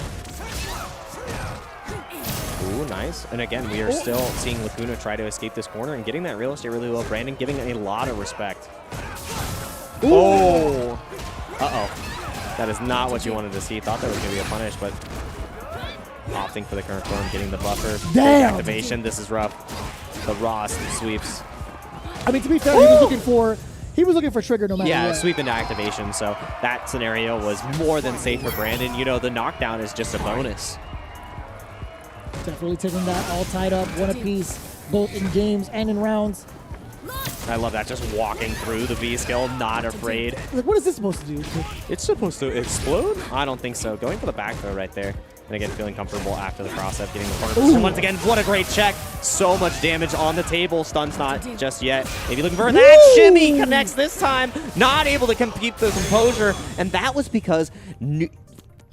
contrary to the other situation, Lacuna was not in fear of dying from the throw. That time, the throw was going to leave the stun, and it was a checkmate situation, so had to try to check the throw. It's literally a 50-50 at that guess point. For game. Yeah, guess for game. That exact scenario happens more often than not in these kind of scenarios, and it's still going to be very consistent with the character like Luke. I mean, putting characters in these guess for game scenarios happens more often than not statistically in comparison. Yep. It's just how the game works out. Lacuna C was willing to risk it, right? He had to make that guess. Yeah, and that was the classic finisher too to most rounds. We see that at the highest level. It's always the shimmy or the throw, and you know, throwing it away. Lacuna C did not have the right option. That was clean. That was a pretty sick anti-air option, especially the air-to-air option. And I love this decision from Brandon using the V reversal to get stop the pressure from Lacuna C, but still stuck. It gets the V skill charge as well, so a little extra oomph in the tank. It's still stuck in the corner. Oh. Yeah, finally escapes, but no, get back in there. Or so you thought. Yeah, that back throw, allowing Lacuna to continue the harassment. A single normal will do it. Oh, and there are normals. I didn't say for which character, though. Yeah, because that crush counter is huge. Oh my god, this starter is going to be so much damage. Next touch will lead to stun. You do not want to go out like this. Oh, okay, there we go, there we go. False alarm, but Crisis averted for sure. One sequence was 50%. Yeah, and the next sequence, if it didn't kill, it would have 100% stunned. Yeah, which means that you were donezo after that, but Lacuna C staying alive. Counter hit, that means that that was an anti-air attempt and Brandon got stuffed. Yeah. Nice. Ooh, good confirm. Yep, and the corner positioning is huge here, but nah, finally busting out. Lacuna C has been holding onto that EXDP the entire time. Ooh, that exchange could have been so pivotal for Brandon if it had it paid off in his favor. But Lacuna C, again, being able to dictate the pace is going to be a very significant trigger activation, right? I think he's looking for the damage from mid-screen off of the Sandblaster, or to at least intimidate Lacuna to not press the button. Not the case. Does get the dash check. Light normals into this sequence. Critical art. Now he gets to play the game. He gets to establish so much dominance with both normals and projectiles. Yeah, this is so rough. Because Lacuna C, even though it's one normal, wait, you really V-skilled at that range, and it's, no, not going to pay off. Not going to get the hit confirmed because the charge was a little bit too long. But again, such a good trade. 2-2 on the board. Lacuna C one game away from the reset. Brandon had all the resource right there. If he was able to get that confirm off the low forward, I think he actually would have been able to, I think he would have taken that round. But potentially, yeah. Yeah, dropping it at that moment, and Lacuna C gets off scot-free, now one game away. Are we going to see a reset? Is Lacuna C going to make the ultimate losers run? The ultimate losers run, the highest of levels. I mean, we'll see. He's got so much to work with, right? Even after this set concludes, he still has to go through another set against Brandon, all things considered. I think he's doing a phenomenal job with the way that he's lining himself up. But right now, Brandon striking first blood. A great interruption at that. But still, firing away. Luke being able to advance so far out with these normals. Yeah, and I love that, you know, Lacuna can actually challenge on these normals as well. You know, spacing out Luke excellently, keeping at that range where it's a little bit more difficult for Luke to go in. But using that V reversal to keep that corner position, I love the aggressiveness of that. Oh, that was so good, extending the... That's a way to work around the longer normals. Use the Sandblaster to make your arms that much longer. Yeah, if you're trying to get around any sort of medium normal, Sandblaster is a great tool, but that forward heavy punch is just an even bigger threat, though. Like, yeah, he's hovering around like forward heavy punch range. Yep. It gives Lacuna the green light to move on in and start establishing pressure with that medium kick. And this is where the pressure is going to be established on the side of Luke right here. Has the B trigger. And he confirms he's going to be lights out, but big anti-air. And again, Brandon is trying to find the way. The ground approach has not been working. Air approach has been anti-aired consistently, but now the Sandblaster might be the key. Oh boy, this jump is going to be huge. You're actually going to be dead. Yeah, it doesn't even have to spend the critical art. One bar to get it done. And set point, and that was so good. The timing to punish the air fireball. Brandon was waiting for an opportunity, and Lacuna definitely overextended there. And that's the kind of mental break that might be... It might be the tipping point. It might be exactly it. Oh, nice. Yep. And now it feels like everything is coming up. Brandon. Oh, this is very important, right? He opted to go for the V-skill charge earlier off of the uppercut to get himself in this particular position now. Lacuna is getting forced into this little by little. The big confirm, getting not only the damage, but this specific scenario. This will apply so much pressure. One frame trap away. Oh, especially now. A throw is going to be doing it. Oh, man. The activation. It might be a Hail Mary from Lacuna. Brandon is backing off. He's not going to be taking too many chances. That could have been a giant jumping for Lacuna. But now here we go. Brandon is playing the defense of his life for the tournament. Yeah, and I love that decision. The jump in isn't blocked now. The throw comes down. Lacuna C is the one who's going to be applying the pressure now. You cannot take anything. If you block, you die. Critical Art should be coming out. No, it doesn't the opportunity, but it doesn't matter. The punch right in finishes it off. Did not need the chip kill. That is going to be your champion. Sin Brandon takes it at the very end. Even though the confirm didn't come from the Critical Art, knew that Lacuna needed to run, needed to stay away because any other blocks and you were done. And there are no more blocks for Sin Brandon. You don't even have to enter the World Warrior Series. Even though Xian is supporting everybody else, Lacuna better get even more points. Better luck next time. Sin Brandon closing it out convincingly at the end. My goodness. The cardinal sin of switching to Luke has paid off.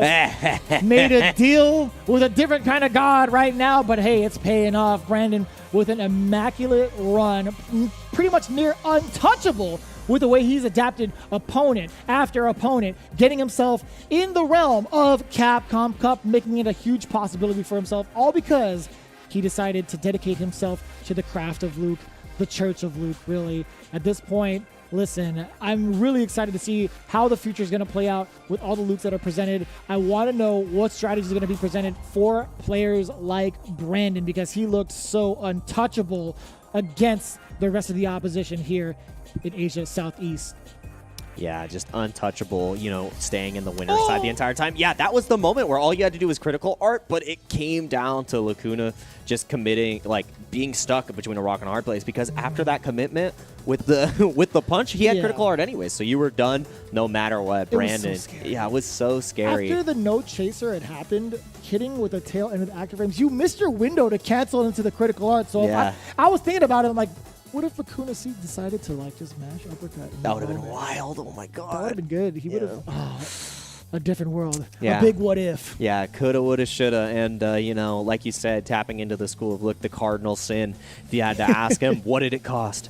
Everything. And it paid off. It did. He snapped himself into Capcom Cup, and listen, that just gives even more opportunities for players, a bigger incentive to join the World Warrior Project, at least program, I should say, with the Versus community. All right, maybe not for Xian, he's going to be the one TOing it, but at the same time, we get to see this community flourish in the final year of Street Fighter V. Yeah, and even though it's the final year of Street Fighter V, there's going to be many more years to come with the future of Street Fighter Duel, because Street Fighter Duel is currently available in China and available with a global version coming soon. The epic legend is reborn on mobile. You need to make sure that if you are available to, download Street Fighter Duel now. Let's fight for each other and join the journey with millions of players to become the best fighter. And we got to see who became the best fighter of today. My God. And you know what? What happens now? Because Jeremy, tell me, what do we get from the best fighter? Well, you get pretty much every single color available for the tracksuit. As we've talked about, the character that makes it all the way through as the champion for all of these premier events is going to get their colors unlocked. You can see it, a tracksuit color for all 45 characters. Little by little, we get to unlock it, but you can do so yourself if you'd like to. Purchasable with fight money, but for the most part, you want to be cheering on your favorite player, not only them, but also your favorite character as well. But for the meantime, you know, Luke, I feel like he needs more colors to unlock at this point. Yeah, I mean, we need even more colors. Give me another like 45. I want all the shades, everything, every shade of Luke available. I'm waiting for a Dan player to come out on top so we can get all the Dan colors. Please. I want to spend all my fight money on some funny Dan colors. Maybe some Oral colors too. But I'd be down for that. Yeah, Oral colors would be amazing. Does it come with a different colored turtle? Oh, that'd be sick. That'd you know, be you nice. get different colored turtles. Different color boogers that come out too. Well, you know, I don't know about all that. Yeah. He's going to need a tissue for that one at least. Exactly. But no tissues needed on the side of Brandon after such an excellent performance here in the top 8, going all the way through in winners, not hitting any snags. And we've got one last snag to hit before we finish off and wrap up the rest of the top 8, because you're going to need to stay tuned. We've already chugged our Red Bulls and we're going to be hitting the hay soon, but we've got a little bit more to talk about. So please stay tuned for the finale of our top 8. And thanks for watching so far. Be back in a few minutes. Time to fight, time to fight. Never give up, we won't retreat. The ones who stand after defeat. So fight, time to fight. Glory waits for those who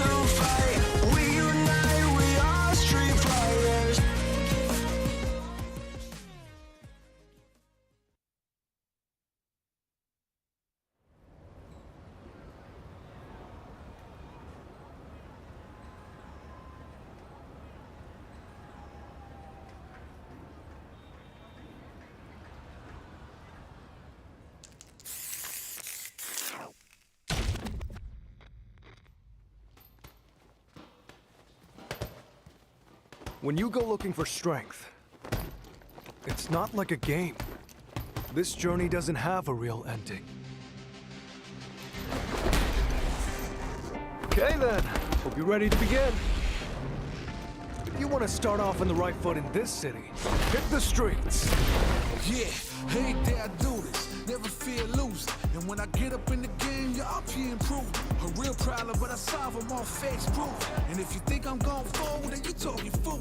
Yeah, y'all wanna win, let me spin, boy. All done aside, I'm super fly like I'm hanging off the rim, boy. I've been winning for my kinfolk, and I put on for my city from the intro. Fight!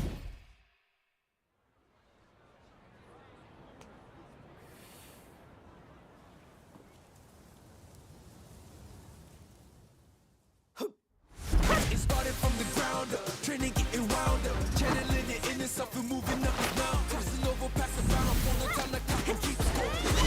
Years I never thought it crossed before.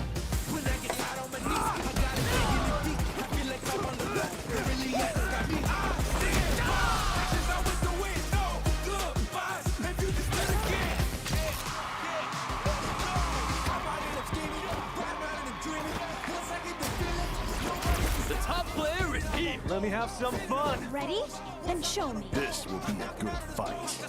if you wanna come and stand up to me, you know for me now. If you want to challenge to me, what you wanna call me now? I'm on the road to the top and I'm not looking back. I'm on the road to the top and I'm not looking back.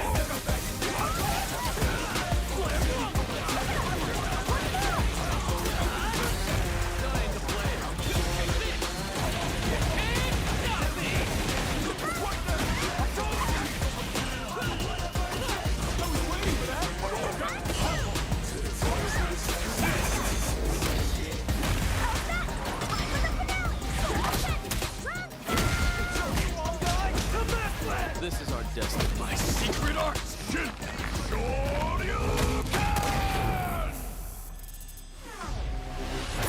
Street Fighter 6.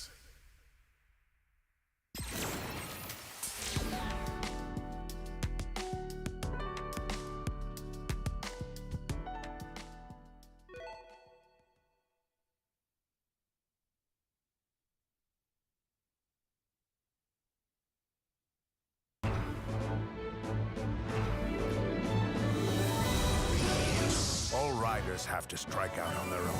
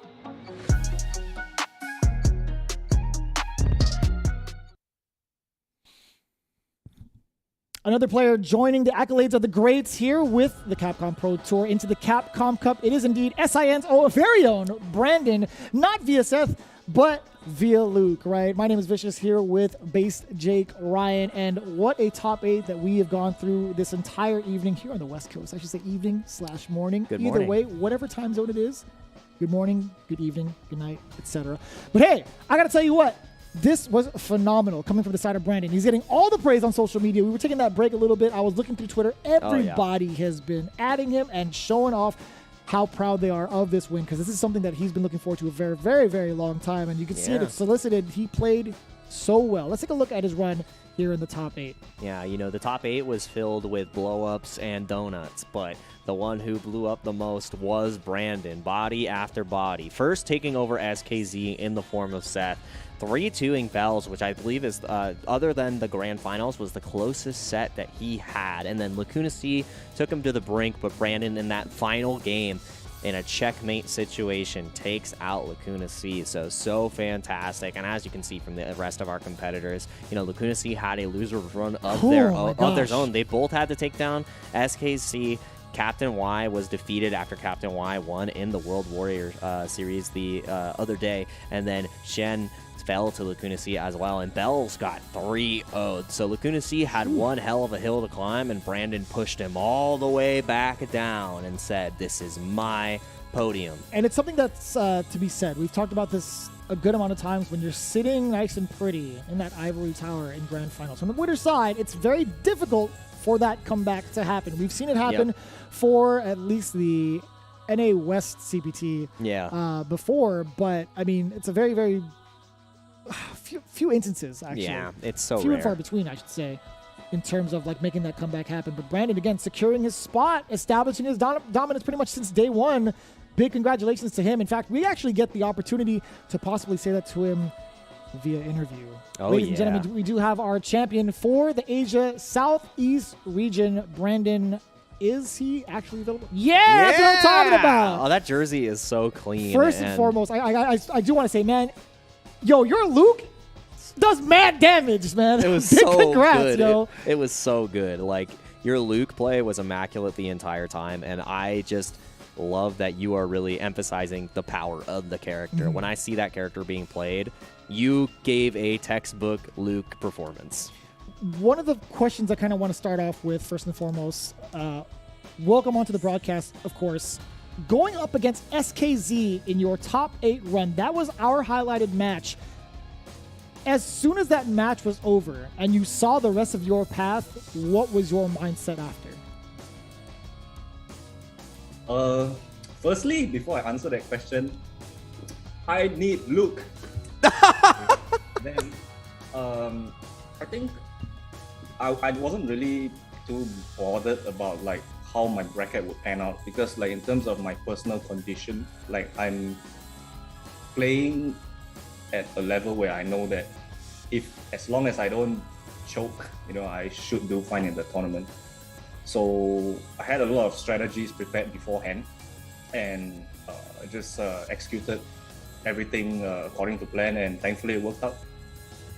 Yeah, talking about having that game plan, we got to see you really shine in those positions where the game plan just kept seeming to work out every single time, whether it be against SKZ and Bells, and then finally against Lacuna C. And I know Lacuna C was actually the closest to pushing it over the edge and getting that reset. So at that point when Lacuna C had that lead, what was your mindset, and how did you, I would say, recover to regain momentum? And then ultimately in that last game, you did kind of steamroll him. I think it was like the last game and the first round where he had the lead on me, but I wasn't too worried at that position because I had like full CA. So although he had the lead, it was kind of like a one-touch kill situation. So I was just patiently waiting for an opportunity to get that one-touch situation and just kind of close it out. I wasn't like too worried, and I was like, just wait for a mistake, wait for something. He will, for sure, he's gonna make a mistake. I'm like, dude, he's gonna make a mistake. He's gonna make a mistake, and he did, thankfully. And that's just how the dice roll goes sometimes, right? When it comes to this stage of the game, the nerves do kind of add up. That mental stack is something that's really emphasized towards the later end of like some of these bracket runs. But I do want to mention, even prior to top 8, like you were looking at like your path into top 16. How many of these players have you fought off against on a daily or a very common occurrence? Like how often have you gone through the players that you've seen in the top 16? This may be a bit weird to answer, but actually, like, I sort of exiled myself from Southeast Asia for 4 months. Wow. So ever since, like, you know, the CPT online started, a lot of the tournaments are obviously regional, and there's gonna be a lot of playing on tendencies, playing on habits. So I did my best to avoid all these by practicing with other players. I mean, like, if I'm gonna have a shout out to someone who had like the biggest help on me, I have Oil King. Like Oil King has been such a big help to me. Like he has been practicing with me under the shadows for like 4 months, and of course, like I circle around like several different players, maybe like 15 to 20 of them from all over Asia except Japan and Korea. So that was kind of the way I prepared for the match. So if you ask me like how often do I play these players, actually not at all. Wow. That's pretty impressive, yeah. Yeah, I really like the way you approach that because I think it's important you go in with a clean slate of mental stack because you're not focusing on the player, you're focusing on the matchup at hand, which puts you to a level playing field of, oh, well, I'm thinking about this tendency, but what if they know that you're looking for that tendency? Which is something to say, especially when he had his quote, when you had your quote against SKZ, when you're like, I think he's going to go pretty ham on me. That was actually a miraculous or like a pretty immaculate read, just to put that out there. He did go beyond ham, but you were able to handle that excellently. And the next question that I wanted to ask was, first off, if you are going to EVO, what are your expectations and how are you looking for different regions to perform there? Because obviously there are heavy expectations for the West, there's heavy expectations for Asia, there's heavy expectations for Europe, but there can only be one victor. Firstly, I'm unfortunately not going to EVO because for most of the, well, I speak for the rest of Southeast Asia, but most of us here don't really have a lot of annual leave, and we do have full-time jobs. So going to the far states would easily like eat up maybe like 4 to 5 working days of our leave. And generally, most of us on average have in between 14 to 16 days of leave. So you can kind of imagine like for full-time, how do you say? Sorry, my bad. If you have a full-time job, you know, you only can travel to the States like 3 times and you just totally exhaust your leave. And as most of you know, that I actually got married last year. Oh, so I'm saving a lot of my leave for honeymoon this year in Switzerland. So that's sick! Congrats, man. So unfortunately, I won't be going to EVO, but you know, our best player and representative of Southeast Asia, Razor Sien, he will be going to EVO, and I hope, you know, he goes as far as he can and hopefully win the tournament. That's a spoiler alert, man. You got to tag those, brother. I didn't know that. No, I'm just kidding. I had a pretty good idea. This is going to be pretty much your moment to shine. Is there anything you would like to say? Actually, you already slayed the rest of the competition. Is there anything you would like to say as your closing remark and what we can expect from you at Capcom Cup? 2 things. One would be, you know, it's my first time actually qualifying for Capcom Cup. And I've actually never had the opportunity to play with Punk. I've played with like different players like Problem X and of course the best in Asia. I really hope that Punk will be there so that I can just like have some games. It's okay if he smokes me. I just want to feel the pain. You know. Yeah. Wow. And secondly, of course, I would like to give a shout out to my sponsors, Simi Sports and Monster. You know, keeping me all the way through. And I'll do my very best to prepare for Capcom Cup and enjoy the rest of the World Warrior season. Yeah, I absolutely love that. And thank you so much for everything that you've talked with us today. Thank you so much for showing us our play. I know you were talking about if Punk washes you, it'll be okay, but you pretty much washed the rest of the competition. So I would give yourself a bigger pat on the back. You're going to give him more of a fight than you would expect. And thank you for showing us some of the Street Fighter action that your region has to offer. And we very much appreciate both your play and taking the time to talk with us. So congratulations once again. Looking forward to seeing you work in Capcom Cup, man. Be good. Take it easy. We appreciate your time, Thank you, man. Vicious. Thank you, Jake. And from Southeast Asia, have a good night, everyone. Man, it's already late for everybody around the world. I like that. But either way, yo, Sin Brandon, what a beast, man. Really well spoken, having phenomenal answers as well, and looking forward to the bigger picture, the greater challenge, right? Having his eyes on the players that are coming in for Capcom Cup, even having his eyes on a very particular, very specific person, which is Punk. That's super sick to see. I love that kind of ambition and having that kind of goal immediately after winning something as prestigious as a spot into the Capcom Cup. Very well said. Yeah, it's that humble behavior from players because even though he just achieved something so great, like you still know how fierce the rest of the competition in the world is, and that, that's the sign of greatness. And we have had such a great top 8. I absolutely loved watching all of these players exhibit their skills, and Brandon coming out on top, really showing us when you tap into the dark potential of training with Oil King. That's the secret. That's the secret sauce. I feel like, training with Oil King is one thing. Yeah. Training with Oil King as Luke is a whole different story. Yeah. That's the sauce that I'm looking for. Secret stuff. You might as well go for it. I mean, this is the final year. Street Fighter V, send it off with a bang. Yep. And I think with the way that everybody's been performing in each and every top 8, it's been something to look forward to every single month. And speaking of, right, on top of having EVO just around the corner, we do have another CPT event, the Ways of Central America East, happening even beforehand, right? That's going to be happening at the end of the month. If you guys don't know, registration closes July 25th for those occupying that area. The streams will be happening July 30th and the 31st. 31st. Well, the 31st. Man, I am tired. But the pre-show happening at 1:30 p.m. Pacific Domestic Time. Stream happening 2 on the dot. Hit up capcom.us/CAE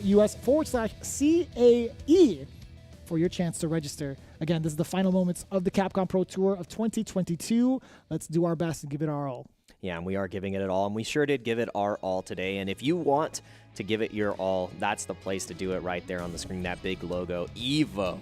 This is the last year that Street Fighter V will be at EVO, and it is going to be one hell of a match. And we heard it from Brandon. He thinks that Xian can go the whole way and says that he is the best player in their region, and after he won the event. So that amount of confidence that he has in Xian, that's what I love to see, especially when you have that camaraderie for your community. And God, what a great top 8 that we had today.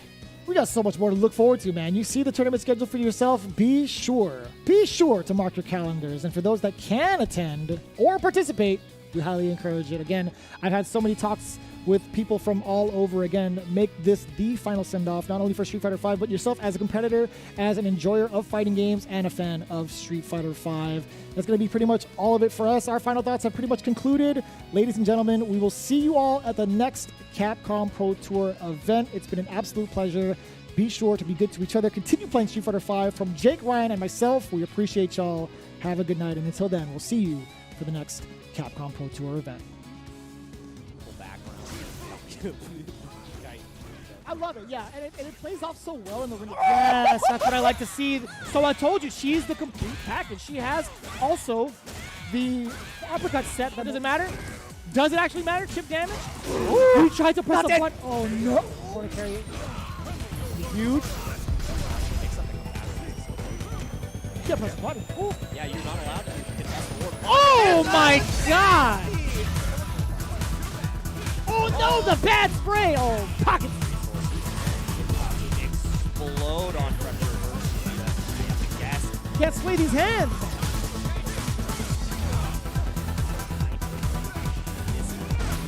Oh no! Look at the damage.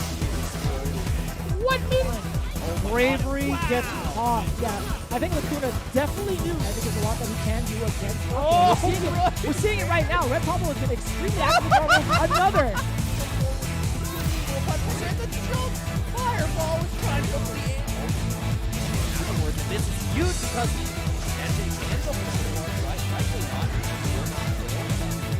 the reset into the side. The counter. That's where he pressed the button. Oh, we still got it.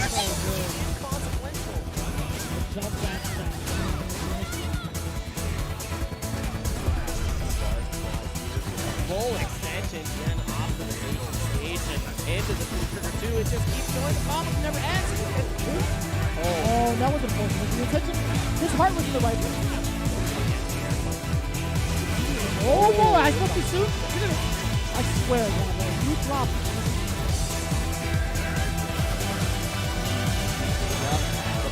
Oh, I appreciate. Oh wait, that's so much. Oh my God! And this.